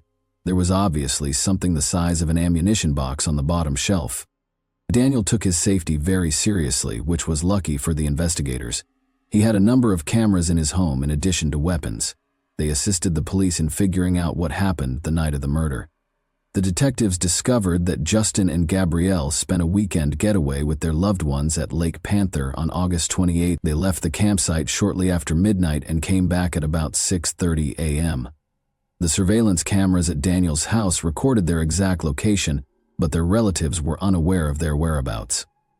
Two young, slender men came up to the victim's house from the backyard at 1:50 a.m. On his belt, one of them carried a canister of pepper spray or something. The men wore masks that partially obscured their faces. One of them had on a ski mask, the other a medical mask and a baseball cap. They had flashlights on hand. Through the dog door came the young men. After a while, nothing happened. But at 2:41 a.m., the homeowner left the garage, went inside, and vanished from the camera. 6 minutes later, his German Shepherd was seen on camera hastily leaving the house through the dog door. After leaving through the side door, the unidentified men wandered for a few minutes between the house and the garage while carrying what appeared to be a toolbox or a crate of military ammunition. At 2:52 a.m., they finally left the crime scene, bringing with them what appeared to be a toolbox or a military ammunition crate. Gabriel informed his father that Justin followed Daniel after he came inside from the garage, stabbed him, and then there was a gunshot. The safe was in the garage, so Gabriel went there. At that moment, he says he heard 2 gunshots. On August 29th, the guys went back to their regular lives after disposing of the weapons close to Daniel's house. Gabriel, though, vanished prior to the 31st. He claimed that after bikers found him, they dragged him from his vehicle and struck his head against the steering wheel, spilling blood inside. Then, after beating him for a while driving around with him in a Suburban, the kidnappers let him go. Additionally, they mysteriously took his shoes and shirt and looked through the car for the stolen item from the safe. They found nothing because he didn't steal anything. As a result, the teenager chose to portray himself as a victim, similar to Danielle. That being said, this version isn't cohesive. Why couldn't the teenager enter the house and flee right away if bikers were the ones forcing him to commit the crime? Why wasn't everything finished sooner if, as Kenneth claimed, they had planned it? It was illogical. Once more, why did they enter the house when the safe was in the garage if the goal was to steal something? In any case, Justin and Gabriel were searched and taken into custody by police on the evening of September 2. They discovered a black ski mask and a handheld flashlight in Justin's home, and a black mask in Gabriel's vehicle. Gabriel showed the investigators where he had thrown the weapons close to the former Olympia Brewery in Tumwater after the police arrested the teenagers on September the 2nd. Similar weapons to the one used to shoot the victim were found by the detectives, a .45 caliber Sig Sauer pistol and a 9mm Ruger handgun. More than a dozen knives were also discovered. The firearms were found inside an ammunition box, the same type that vanished from the victim's safe. Although Daniel had friends among the bikers, the police did not discover any indication that they planned to murder the man or even steal anything from his home. The real reason for the crime is not disclosed. However, Gabriel's past might conceal the crime's motivation. He has encountered numerous difficulties in spite of his youth. Gabriel and his older sister were at the center of a terrible custody battle that started when Gabriel's parents divorced when he was just 3 years old. A 2010 court ruling stated that the children lived with their father on weekends and with their mother during the week. After Amanda separated from an abusive husband and remarried twice, the decision was not reviewed. Kenneth, however, sued her after she moved in with Daniel in 2018, alleging that the kids' grades suffered and they frequently skipped class. Additionally, he claimed that Daniel was violent, threatened Gabriel with a weapon, and even threatened Gabriel's sister, who is now 20 years old, and her boyfriend. Daniel acknowledged yelling at the sister's boyfriend when he became embroiled in the custody dispute, but he denied threatening him. The argument started when the boyfriend broke into the house and took a phone charger, but he now feels bad about how he handled the matter. In any event, a judge in 2018 ordered that Gabriel, then 12 years old, and his sister, then 16 years old, live with their father during the week and with their mother on the weekends. The chaos didn't stop there. Because of her subpar grades, Gabriel's sister was expelled from school in January 2019. The girl reported to the school psychologist that her father had grabbed her wrist with force and that he acted aggressively, particularly when intoxicated. This only had a short-term impact. It is unclear if this was the case or if Amanda and Daniel pressured her to obtain full custody. The children were ultimately ordered to live with their father by the court. Amanda and Daniel's arguments served as the background for all of this. According to Daniel's boss, they may have broken up because of his devotion to the biker club. Amanda gave him a choice, either she or the club, refusing to make concessions to the club. His reaction is unknown, but neighbors noticed her removing items from his home on August 13, about 2 weeks prior to the murder. Gabriel made friends with Justin Hume during this period, who also had a history of getting into trouble at a young age. He was accused of making false bomb threats in high school and threatening a classmate with a knife in middle school. As a result, he had to transfer schools as soon as the academic year started. There are numerous pictures of the boy at the shooting range with Gabriel, demonstrating his intense interest in firearms. They caused mischief at school. Daniel's murder might have been retaliation for the way his relationship with Amanda ended, or maybe Amanda is lying. Anyhow, only a teenager could imagine a biker gang sending a kid to carry out their duties. The Raymond Hall Juvenile Detention Center is currently housing Gabriel and Justin. Among the many charges against them are first- and second-degree murder. Because of the high probability of them trying to flee, the bail amount for each teen is set at $1 million.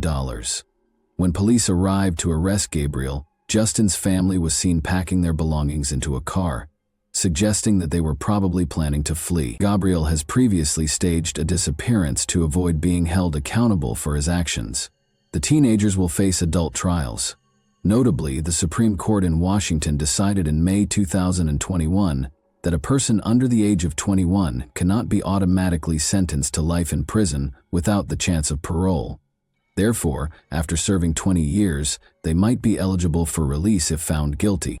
And that wraps up today's chilling story. If you enjoyed this video, don't forget to like and subscribe so you never miss a new upload. Also, let me know in the comments, what part of this story shocked you the most? Thank you for watching, and I'll see you in the next video.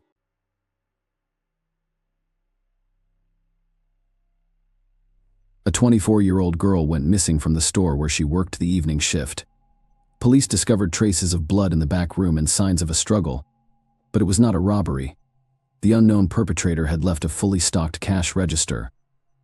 A few days later, the girl's body was discovered 5 kilometers from the store. The investigation into this terrible case lasted nearly 25 years. Lisa Sievert's fate was unknown for nearly a quarter of a century. Lisa Marie Seeger was born March 24, 1968, in Holyoke, Massachusetts. She was raised in a close-knit family with 3 other children. Aside from her, they lived in a town called Agawam. The girl has always been interested in music and has learned to play a variety of instruments. She was even a part of the school music group. Lisa attended Westfield State University after graduating from high school and earned a teaching degree in 1990. As an intern, she works multiple shifts as a counselor at a children's camp, while also teaching Sunday school at her church. After that, she works as a teacher's aide at Agawam High School, where she previously studied. At 24 years old, she spent the majority of her time working with a group of special needs children. She understood her students better than any other teacher, and she was also very professional, ensuring that each of her students received the best education possible. She also worked part-time at a local card and gift shop. On Wednesday, April 15, 1992, she finished her school shift around 5:30 and went to the store. where she worked until 9 p.m. At around 5 p.m., her sister Lynn briefly joined her at work.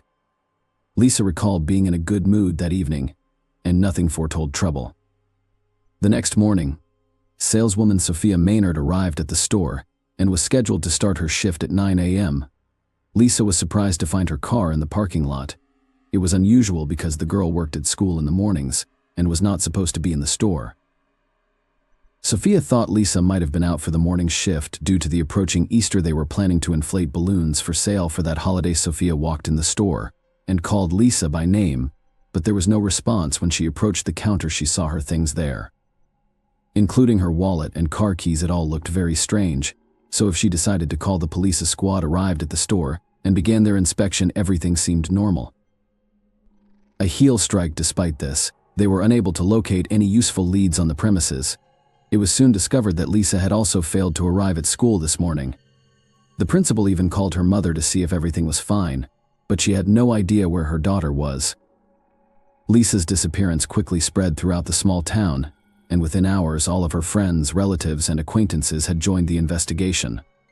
The police began by developing a robbery theory, which quickly fell apart. Nobody had touched the money in Lisa's cash register or wallet. All of the merchandise was also available. Detectives then began to reconstruct the chronology of events. That evening they learned that Lisa's sister had left the store at around 6 p.m. After talking to employees at neighboring stores, they obtained more information at about 7:20 p.m. Lisa spoke with the owner of the carpet store next door. They discussed a pressing problem with the local parking lot, which was being occupied by bowling alley customers. The owner told her that he himself would not risk voicing his displeasure with the drivers who parked in front of there. The door was open, but the clerk never emerged. The woman thought she heard noise in the back room, but she decided to leave. As a result, the police determined Lisa's disappearance occurred around 8:20 p.m. She served her final customer, and by 9 o'clock, something had happened to her. The detectives were to figure out what had happened during those 40 minutes. The local investigators were assisted by the FBI and state police, who coordinated a massive search. Foot squads searched the area surrounding the store from helicopters. The more distant terrain police dogs were also brought to the store in the hopes of tracking Lisa down. Unfortunately, none of this led to any results.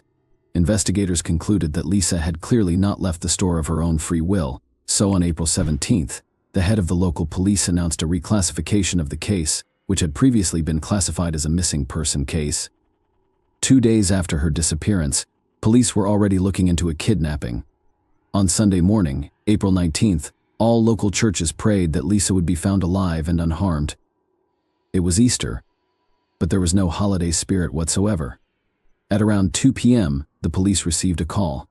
A man was walking his dog on the outskirts of town near Highway 75, walking along a wooden area when he noticed a woman's body and immediately contacted law enforcement. Officers arrived on the scene and identified Lisa Sievert. They found multiple wounds on her body from a sharp object. Later, medical experts determined that the girl had also been abused. Her body was about 5 kilometers from the store, which meant that the perpetrator most likely drove the girl here in a car. A farewell ceremony was held at the church where the girl taught on Sundays. It was attended by nearly 1,000 people. The residents of the small town, who were accustomed to a quiet and safe life, panicked. Many store owners eliminated single shifts, and employees walked each other to their cars. The self-defense sections became overcrowded in a matter of days. In addition, approximately 300 women applied for firearm ownership permits. The entire town feared that an unknown criminal would strike again. The police and FBI were working on the case almost all day and night. It soon became clear that they had obtained a DNA sample from the crime scene that could belong to the killer. They developed the theory that Lisa's boyfriend was involved, but he had an alibi and his DNA did not match the sample. They discovered that the girl's friends, coworkers, and relatives had all undergone DNA testing, but there were still no matches. The police also received numerous tips from local residents. Some reported seeing a suspicious car on the night of Lisa's murder, while others claimed to know the identity of the perpetrator. However, all of these leads led nowhere, and detectives sifted them from the tire tracks on the road near where the body was discovered. The police determined that they were abandoned by a van or large SUV.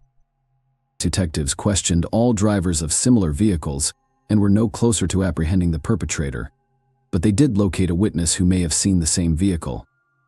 At around 9:15 p.m., an employee from a store near Lisa's workplace drove home.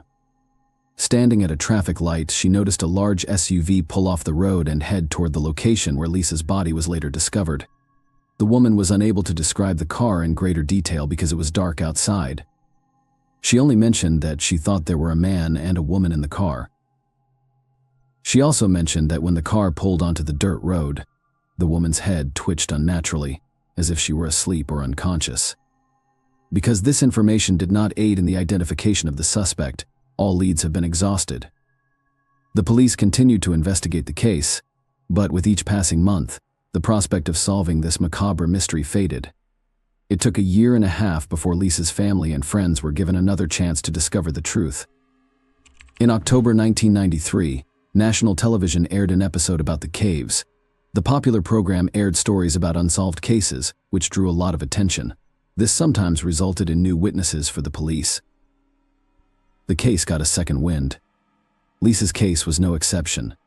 Within an hour of the broadcast, the police had received hundreds of calls from people with information. As is often the case, the majority of these leads led nowhere, but the police pursued each one thoroughly. The detectives stated that they had identified a few valuable leads, but did not specify which ones. Unfortunately, it did not go anywhere. The chances of solving the case decreased steadily over time.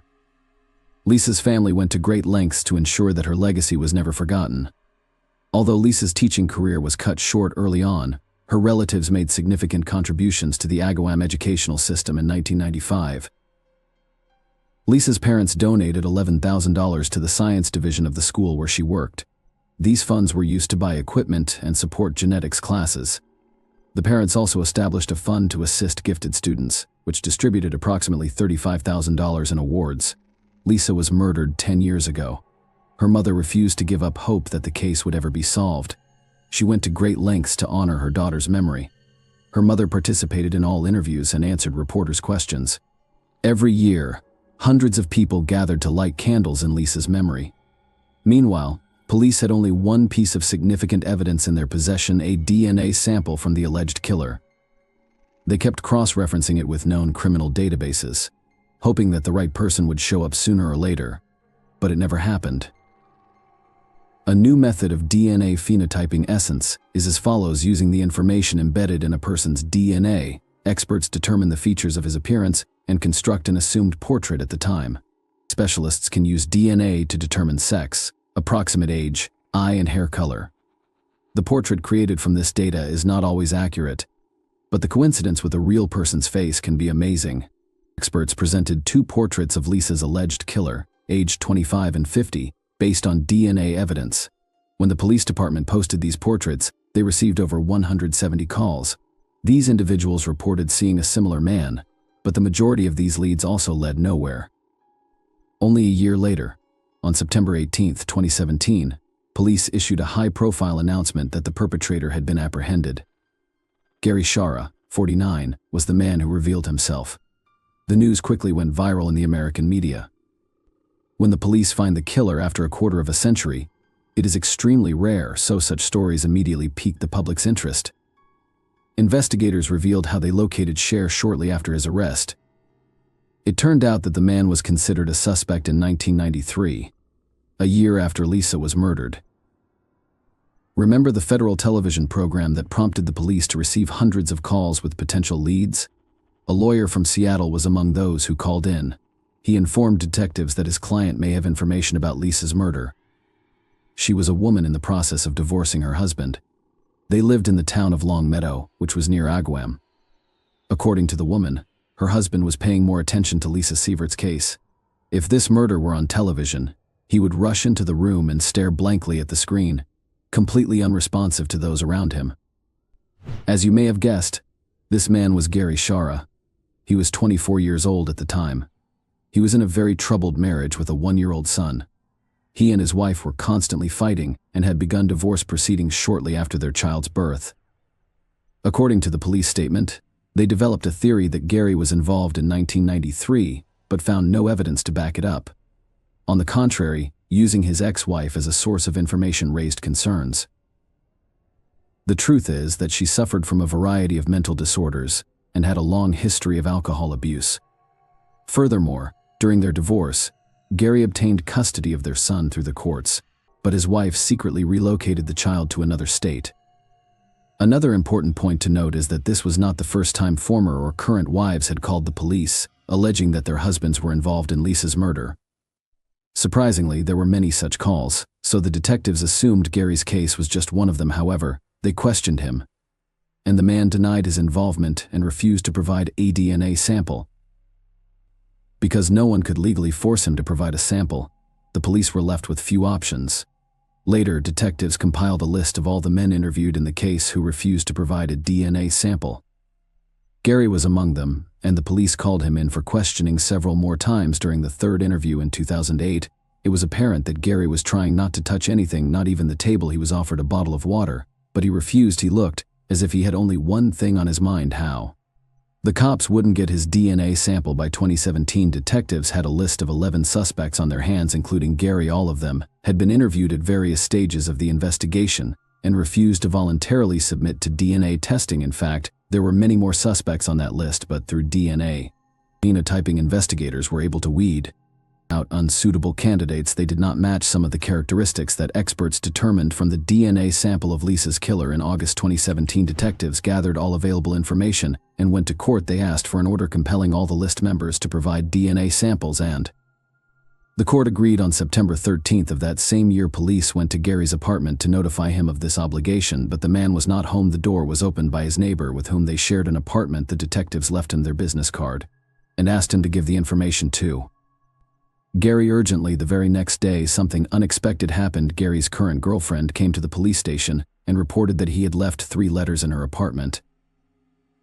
The researcher was surprised to find an apology to the secret family, as well as a detailed confession of Lisa's murder on 2 sheets.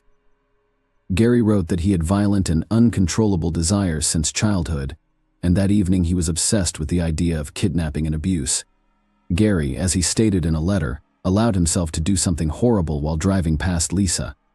The man stated that he did not intend to kill Lisa, but events allegedly spiraled out of his control. Gary stated that he wanted to surrender to the police hundreds of times but was unable to do so due to cowardice. He admitted to having suffered from self-loathing for many years. At the end of the letter, he stated his intention to commit suicide. Police immediately began looking for Gary, and his car was soon discovered in. Another suicide note was found on the windshield of a car in Stafford Springs Hospital parking lot. The man had ingested some powerful drugs, but he immediately got into his car and drove to the nearest hospital, where he was pumped out. When the doctors finished helping Gary, the police arrested him and took him to the station. At the same time, a judge issued a search warrant for both his and his girlfriend's apartments. The police discovered several objects containing his DNA. No one was surprised by the results of the analysis. It matched the killer's sample exactly, as well as several other potentially significant leads. Gary's wife, who had reported suspicions about him back in 1993, died in 2014. However, investigators discovered documents drafted by her lawyer in which the woman revealed numerous gruesome details. One day, Gary told her in plain language that he could not engage in intimacy with her unless he had a knife in his hand. The day after Lisa's murder, the woman called her sister and told her that Gary had come home late at night, was extremely disturbed, and his body was covered with scratches. He also gave his wife a music box and said that he had bought it at the very store where Lisa worked, except according to Gary himself, it was an older woman with gray hair who sold it to him. The problem is that no such employee has ever been there. It is not clear why all these details were not reported to the police in 1993, and it is impossible to find out now. While in custody, Gary suddenly proclaimed his innocence and refused to confess to what he had done. In all likelihood, he was driven by simple fear, but with that kind of evidence, there was no chance of getting away with it.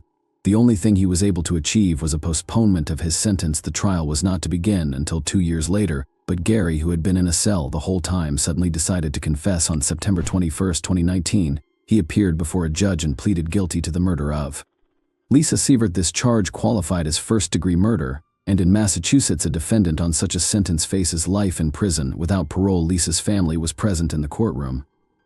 Her mother, who had waited 25 years to learn the truth, spoke. She thanked everyone involved in the investigation, as well as the ordinary concerned people who had been there for her family throughout. As a result, the killer went on to live the rest of his life Despite taking a quarter of a century, one of the state's longest-running criminal cases was finally closed behind bars. The harsh reality in such a situation is anything but endless ignorance. Take care and thank you for watching. Hey guys, welcome to my channel, and today we're going to take a look at another horrible case with you. One gloomy autumn evening, Ayaz Kara vanished, leaving only a trail of unresolved questions and unsettling suspicions. His wife, Sevda, looked extremely shaken and his family was in shock. However, neighbors soon noticed something strange. A certain Dr. Levant was regularly seen at Sevda's house, and his interest in the Kara family appeared to be much more profound than one might anticipate from a typical doctor. It was the beginning of a somber tale that would soon come to light and was full of treachery, deceit, and ulterior motives. Ayaz Kara and Sevda, a married couple, appeared to be leading a stable life in 2015 in a small town in southwest Turkey. At the age of 37, Ayaz Kara operated a construction company that generated a consistent income.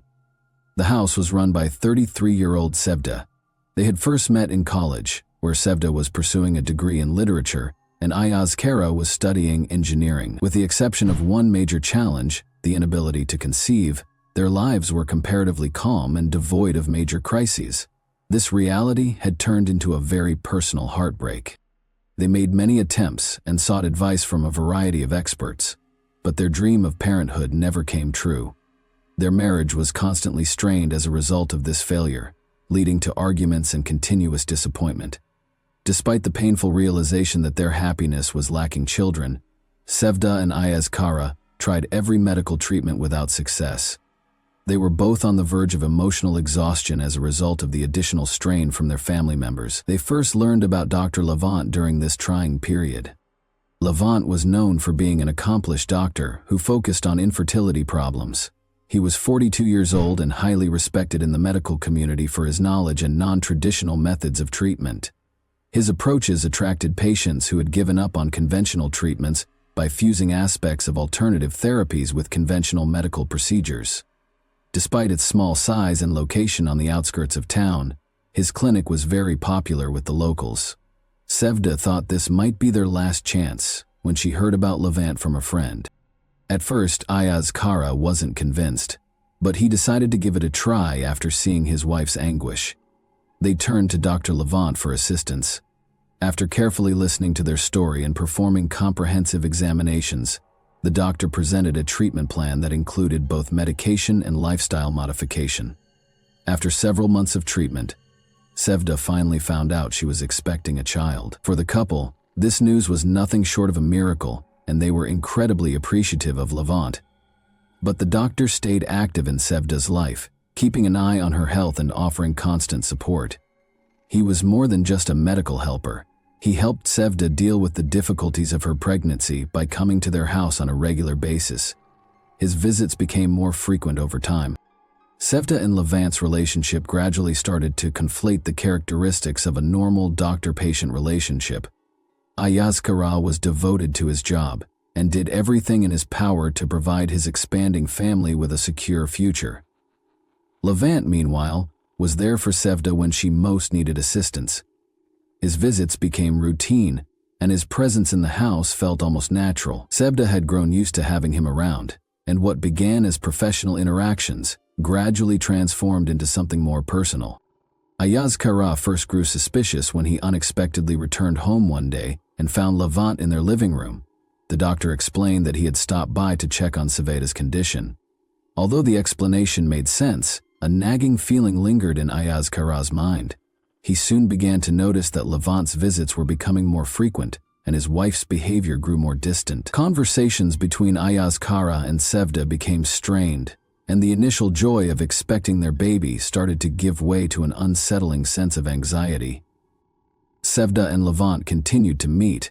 Their interactions became increasingly secretive, and their encounters often happened when Ayaz Kara was away at work. Levant visited under various pretexts, checking Sevda's health, bringing medications, or providing follow-up advice. Even during her pregnancy, Sevda and Levant managed to find moments of seclusion. The visits grew longer and more frequent, and Sevda made no effort to stop them, as their connection only deepened. Meanwhile, Ayaz Kara could not shake the feeling that something was amiss. He observed that his wife was hiding things from him, but he struggled to figure out how to address his suspicions. One afternoon, Ayaz Kara came home earlier than usual and once again found Levant there. The scene seemed ordinary enough, but the tension in the air was unmistakable. Levant offered another plausible explanation for his visit, and Ayaz Kara had no choice but to accept it. Yet, the unease he felt was growing. He began paying closer attention to small details. How Sevda lingered in the kitchen when Levant was around. How she avoided answering his questions directly. The relationship between Ayaz Kara and Sevda grew colder, and Ayaz Kara felt trapped by unanswered questions and growing doubts. Levant, for his part, was well aware that the situation was becoming more precarious. He could see that Ayaz Kara was getting increasingly suspicious, yet Levant had no intention of backing down. Maybe he had reasons for remaining involved, and he knew more than Ayaz Kara could have imagined. He kept pushing boundaries, testing how far he could go before everything spiraled out of control. Ayaz Kara, on the other hand, became more consumed by his suspicions. He started watching his wife's every move, desperate to uncover the truth of what was unfolding in his own home. The tension within the family had reached a breaking point. Sevda and Levant continued to meet in secret, despite the escalating risks. Ayaz Kara could feel his family slipping through his fingers, but was at a complete loss as to how to stop it. Meanwhile, Levant showed no signs of backing down, even as Ayaz Kara's suspicions grew. He seemed determined to play out his dangerous game, not knowing where it might lead. As time passed, the atmosphere in the house grew increasingly tense. When Sevda's pregnancy became more noticeable, she and Levant finally stopped their clandestine encounters. The risk had become too great, and with Sevda's pregnancy now obvious, Levant ceased his visits under any pretext, and their connection abruptly came to a halt as if it had never happened. Yet this did not bring peace to Ayaz Kara and Sevda's home. The relationship between the couple became even more strained, consumed by suspicion and inner turmoil. Ayaz Kara tried to stay home as much as possible, searching for ways to reconnect with his wife. Despite his efforts, he couldn't shake the feeling that something between them had been irrevocably broken. Sevda, on the other hand, couldn't understand why Ayaz Kara had grown so distant and cold. She struggled to make sense of his change in behavior, as the tension between them only deepened. After another quiet dinner one evening, Ayaz Kara abruptly vanished. Since he always informed her if he would be late to work or had errands to run, Sevda realized he was gone from the house, which was very unusual. There was no note, no phone call this time. Sevda tried to control her anxiety, but worry started to bite her. After several days passed with no sign of Ayaz Kara, Sevda was forced to notify the authorities that he had vanished. Sevda was taken in for interrogation after the police began their investigation. The investigators were immediately alarmed by her actions. She frequently sidestepped direct questions about the status of her marriage and gave off the impression of being extremely nervous. She found it difficult to respond clearly when asked what could have caused her husband to disappear.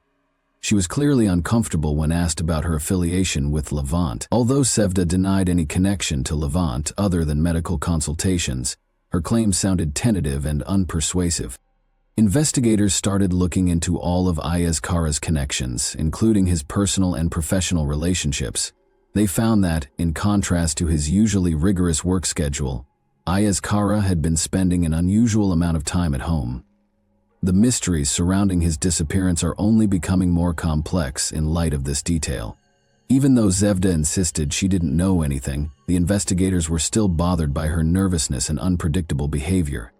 While closely examining the surveillance footage from the cameras placed throughout the house, one of the investigators noticed a number of instances that didn't match Sevda's claims. He observed that Levant visited often, and that their interactions seemed far too familiar for a straightforward doctor-patient relationship. This finding encouraged further research into the nature of the relationship between Sevda and the Levant. Investigators soon suspected Sevda of being involved in her husband's disappearance, making her a prime suspect. She was still being called in by the police to be questioned about her interactions and activities in the days before Ayaz Kara vanished.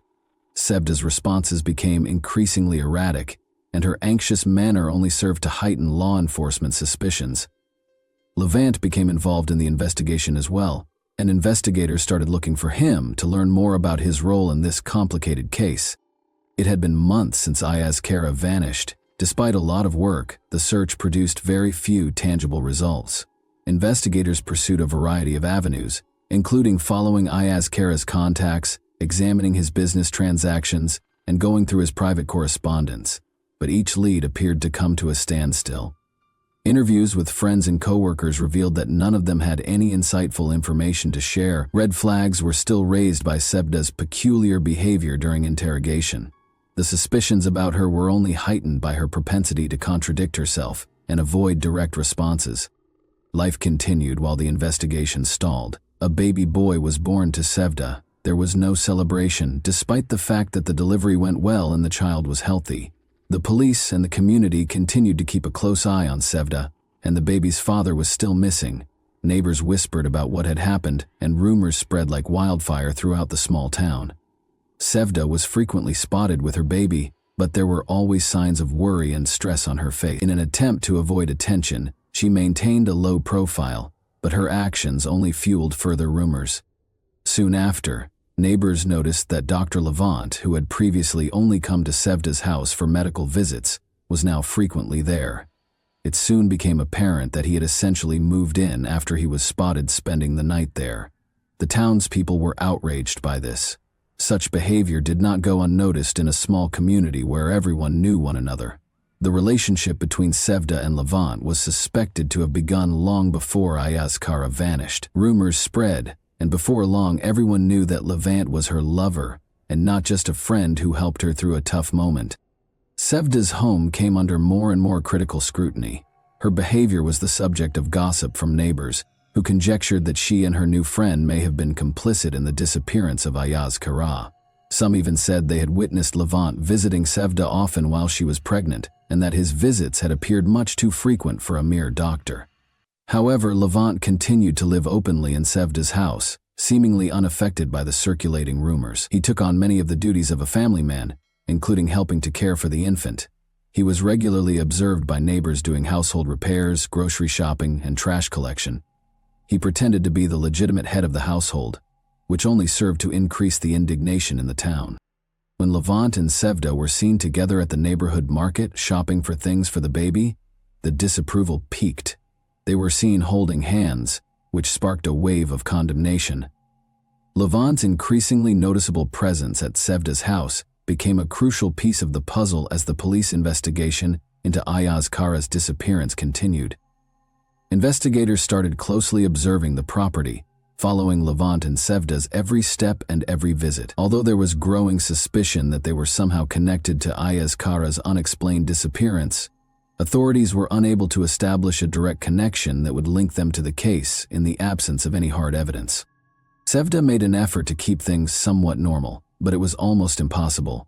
Her residence was continuously monitored by both the police and nosy neighbors. Every action she took was closely watched, and rumors about her were constantly spreading. She could not avoid the judgment.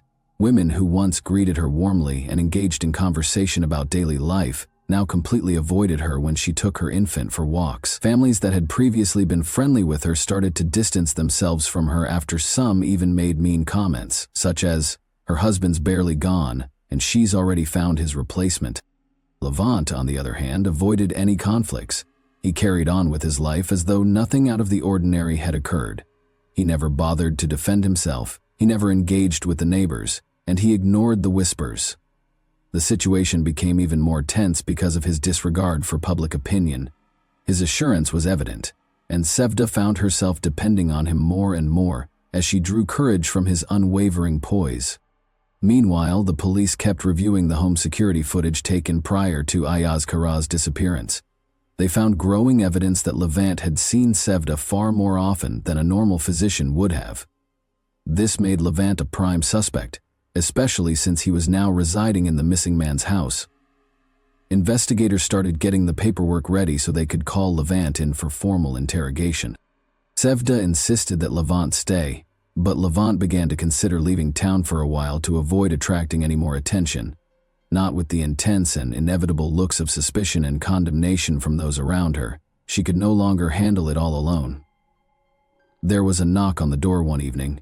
The police were involved. To answer some questions, they invited Levant to come down to the station. He had been aware that this day would eventually arrive. He composed himself and assured Sevda that he would return shortly before stepping out to meet the officers. With 1,000 concerns racing through her head, she watched as the police car drove off. She was aware that life would never be the same and that they would be constantly monitored. Levant tried to remain calm at the police station. The detectives questioned him about his frequent visits to Sevda, his relationship with Ayaz Kara, and why he was now residing in her home. According to Levant, he was merely a medical professional who had been supporting Sevda during a challenging pregnancy in the months that followed. Although he denied any involvement in the disappearance of Ayaz Kara, his answers did not satisfy the investigators. They persisted, looking for contradictions in his account. Meanwhile, fresh rumors started to spread around town. There were rumors that Levant might even be arrested and that the police were finally taking the case seriously. Some neighbors said that Sevda's actions had long struck them as strange, and that they had always suspected something was wrong. The community's judgment became more obvious. People shunned Sevda, and those who had previously supported her now abandoned her. After being questioned for several hours, Levant went home. He attempted to hide the fact that he was tired. At the door, Sevda greeted him with a strained and pale face. Even though she didn't ask any questions, it was clear that she was afraid. Levant realized that the situation was more serious than they had anticipated, and that they were now in actual danger. Every action they took would be closely watched by the police, who obviously weren't going to let them off the hook. The tension only increased in the weeks that followed. Levant made an effort to continue as though nothing had changed, but the community's and the authorities' pressure was getting to be too much. Sevda avoided interacting with neighbors and rarely left the house. She was aware that their lives had devolved into a never-ending anticipation of catastrophe. They no longer felt safe, and their fear only grew with each new encounter with the police. Levant and Sevda came to the conclusion that there was no use in continuing to deny their relationship after weeks of incessant interrogation. Their lives had become intolerable due to the police pressure, the critical looks from their neighbors, and the never-ending barrage of suspicions. They made the decision to come clean. They maintained that they had nothing to do with Ayaz Kara's disappearance, despite the fact that they were living together and had become romantically involved. They freely admitted during a follow-up interrogation that they were now a couple, and that Levant had moved in with Sevda to assist with babysitting. They denied any involvement in Ayaz Kara's disappearance and stated that their feelings for one another had become too intense to ignore. They also asserted that their relationship had only started after Ayaz Kara disappeared. Their admission was met with suspicion by the police. Though there was no basis for criminal charges connecting the two to Ayaz Kara's disappearance, investigators were still certain that they were concealing something. However, the case became even more tense after Sevda and Levant came clean about their romantic relationship. Every action they took was now closely monitored as the investigation grew more intense. Sevda and Levant were all too aware that their life together had devolved into a never-ending nightmare, with new questions and suspicions emerging every day. Ayaz Kara's family, meanwhile, refused to wait around. Mehmet, his younger brother, and his parents decided to take matters into their own hands and started their own investigation. They were convinced that Ayaz Kara couldn't have vanished without foul play, and that Sevda and Levant knew more than they were confessing. Especially Mehmet was unrelenting. He spent hours interviewing neighbors, compiling data and examining it to find any possible leads. He clung to the hope that Sevda and Levant were somehow involved in his brother's disappearance and was determined to find out the truth. One day, Mehmet got a tip from a neighbor who said that a suspicious van had been seen close to the house the night Ayaz Kara vanished. No one had given it much attention at first, but now that detail seemed important. Mehmet started to inquire, and a number of neighbors attested to seeing the van. There were people inside the house where it had been parked. The timing coincided with the abrupt disappearance of Ayaz Kara, but no one knew who they were. Mehmet followed up on every lead pertaining to the van and eventually located a source who could provide a more thorough account. It was a white van that was old and unmarked. The witness also reported seeing individuals that evening loading heavy-looking objects or big bags into the van. For Mehmet, this realization felt like a breakthrough. After compiling everything he had learned, he gave it to the police. The tip was taken seriously by the authorities, who started investigating. The investigation took a crucial turn when they learned that a van that fit that description had previously been reported for suspicious activity in the neighborhood. The investigation was starting to put the pieces of the information they had collected together. The police began looking through town-wide security cameras that might have recorded the van's movement. They soon discovered video from one of the cameras, which showed a white van traveling late at night along a road close to the residences of Ayaz Kara and Sevda. This video turned into an important piece of evidence that might help explain Ayaz Kara's disappearance. The authorities' efforts to find the owner of the van were soon successful. They found that a man named Emre, who had previously been a driver for Levant's clinic, was the van's registered owner and had a connection to Levant. This discovery changed the course of the inquiry. They quickly brought Emre in for interrogation. He initially vehemently denied any wrongdoing, but when pressure mounted, his story started to fall apart. Detectives narrowed their line of inquiry by pressing him further after noticing discrepancies in his account. After a while, Emre broke down and acknowledged that he had helped Levant that evening. He said he had only been instructed to assist with moving some things and had not been fully informed of the situation. He claimed that because he assumed he was helping his boss with a personal issue, he didn't ask questions. Emre denied any direct involvement in the disappearance of Ayaz Kara and maintained that he had no idea what was in the bags he had assisted in transporting, but his admission only made Levant and Sevda seem more suspicious. The police were aware that they needed to move quickly. They obtained arrest warrants for Sevda and Levant so they could be questioned further, as well as a search warrant for their residence. Law enforcement showed up at Sevda and Levant's house late at night when it was quiet.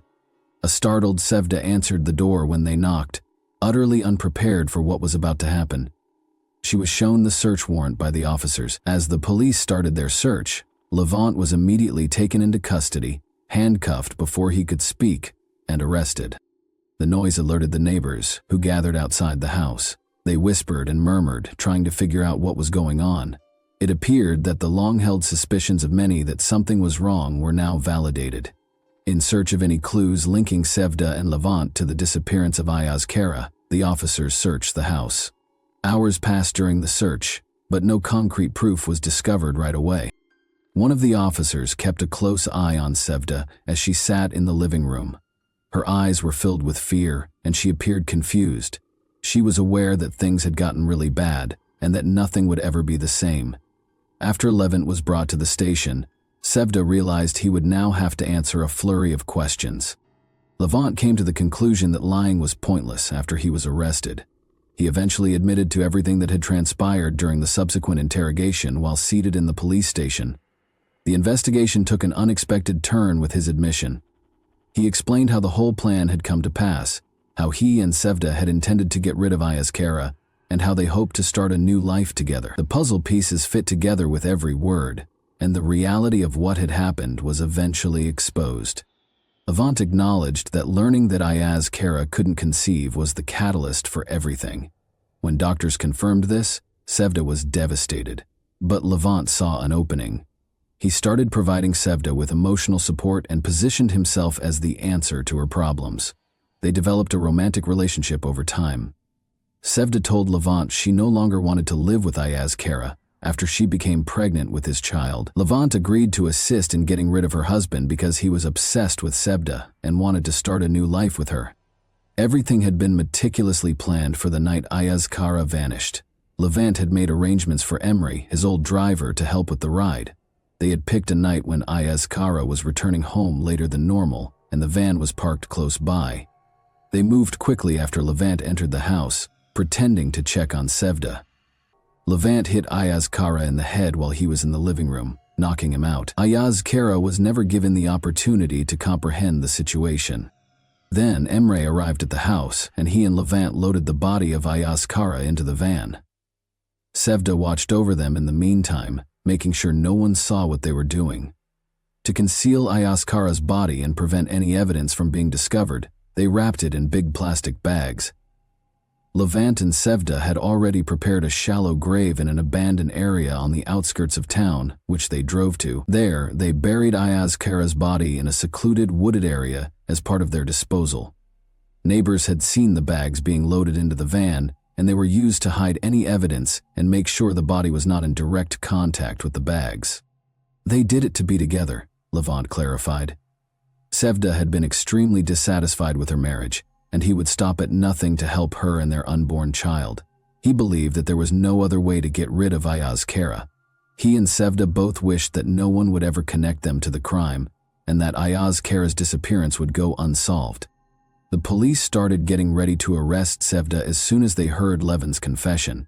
Levin appeared resigned, realizing that the instant they made the decision to commit the crime, their lives were over. Knowing that there was no defense for what they had done, he made no effort to defend himself. After he confessed, Sevda was arrested after the police searched her house once more.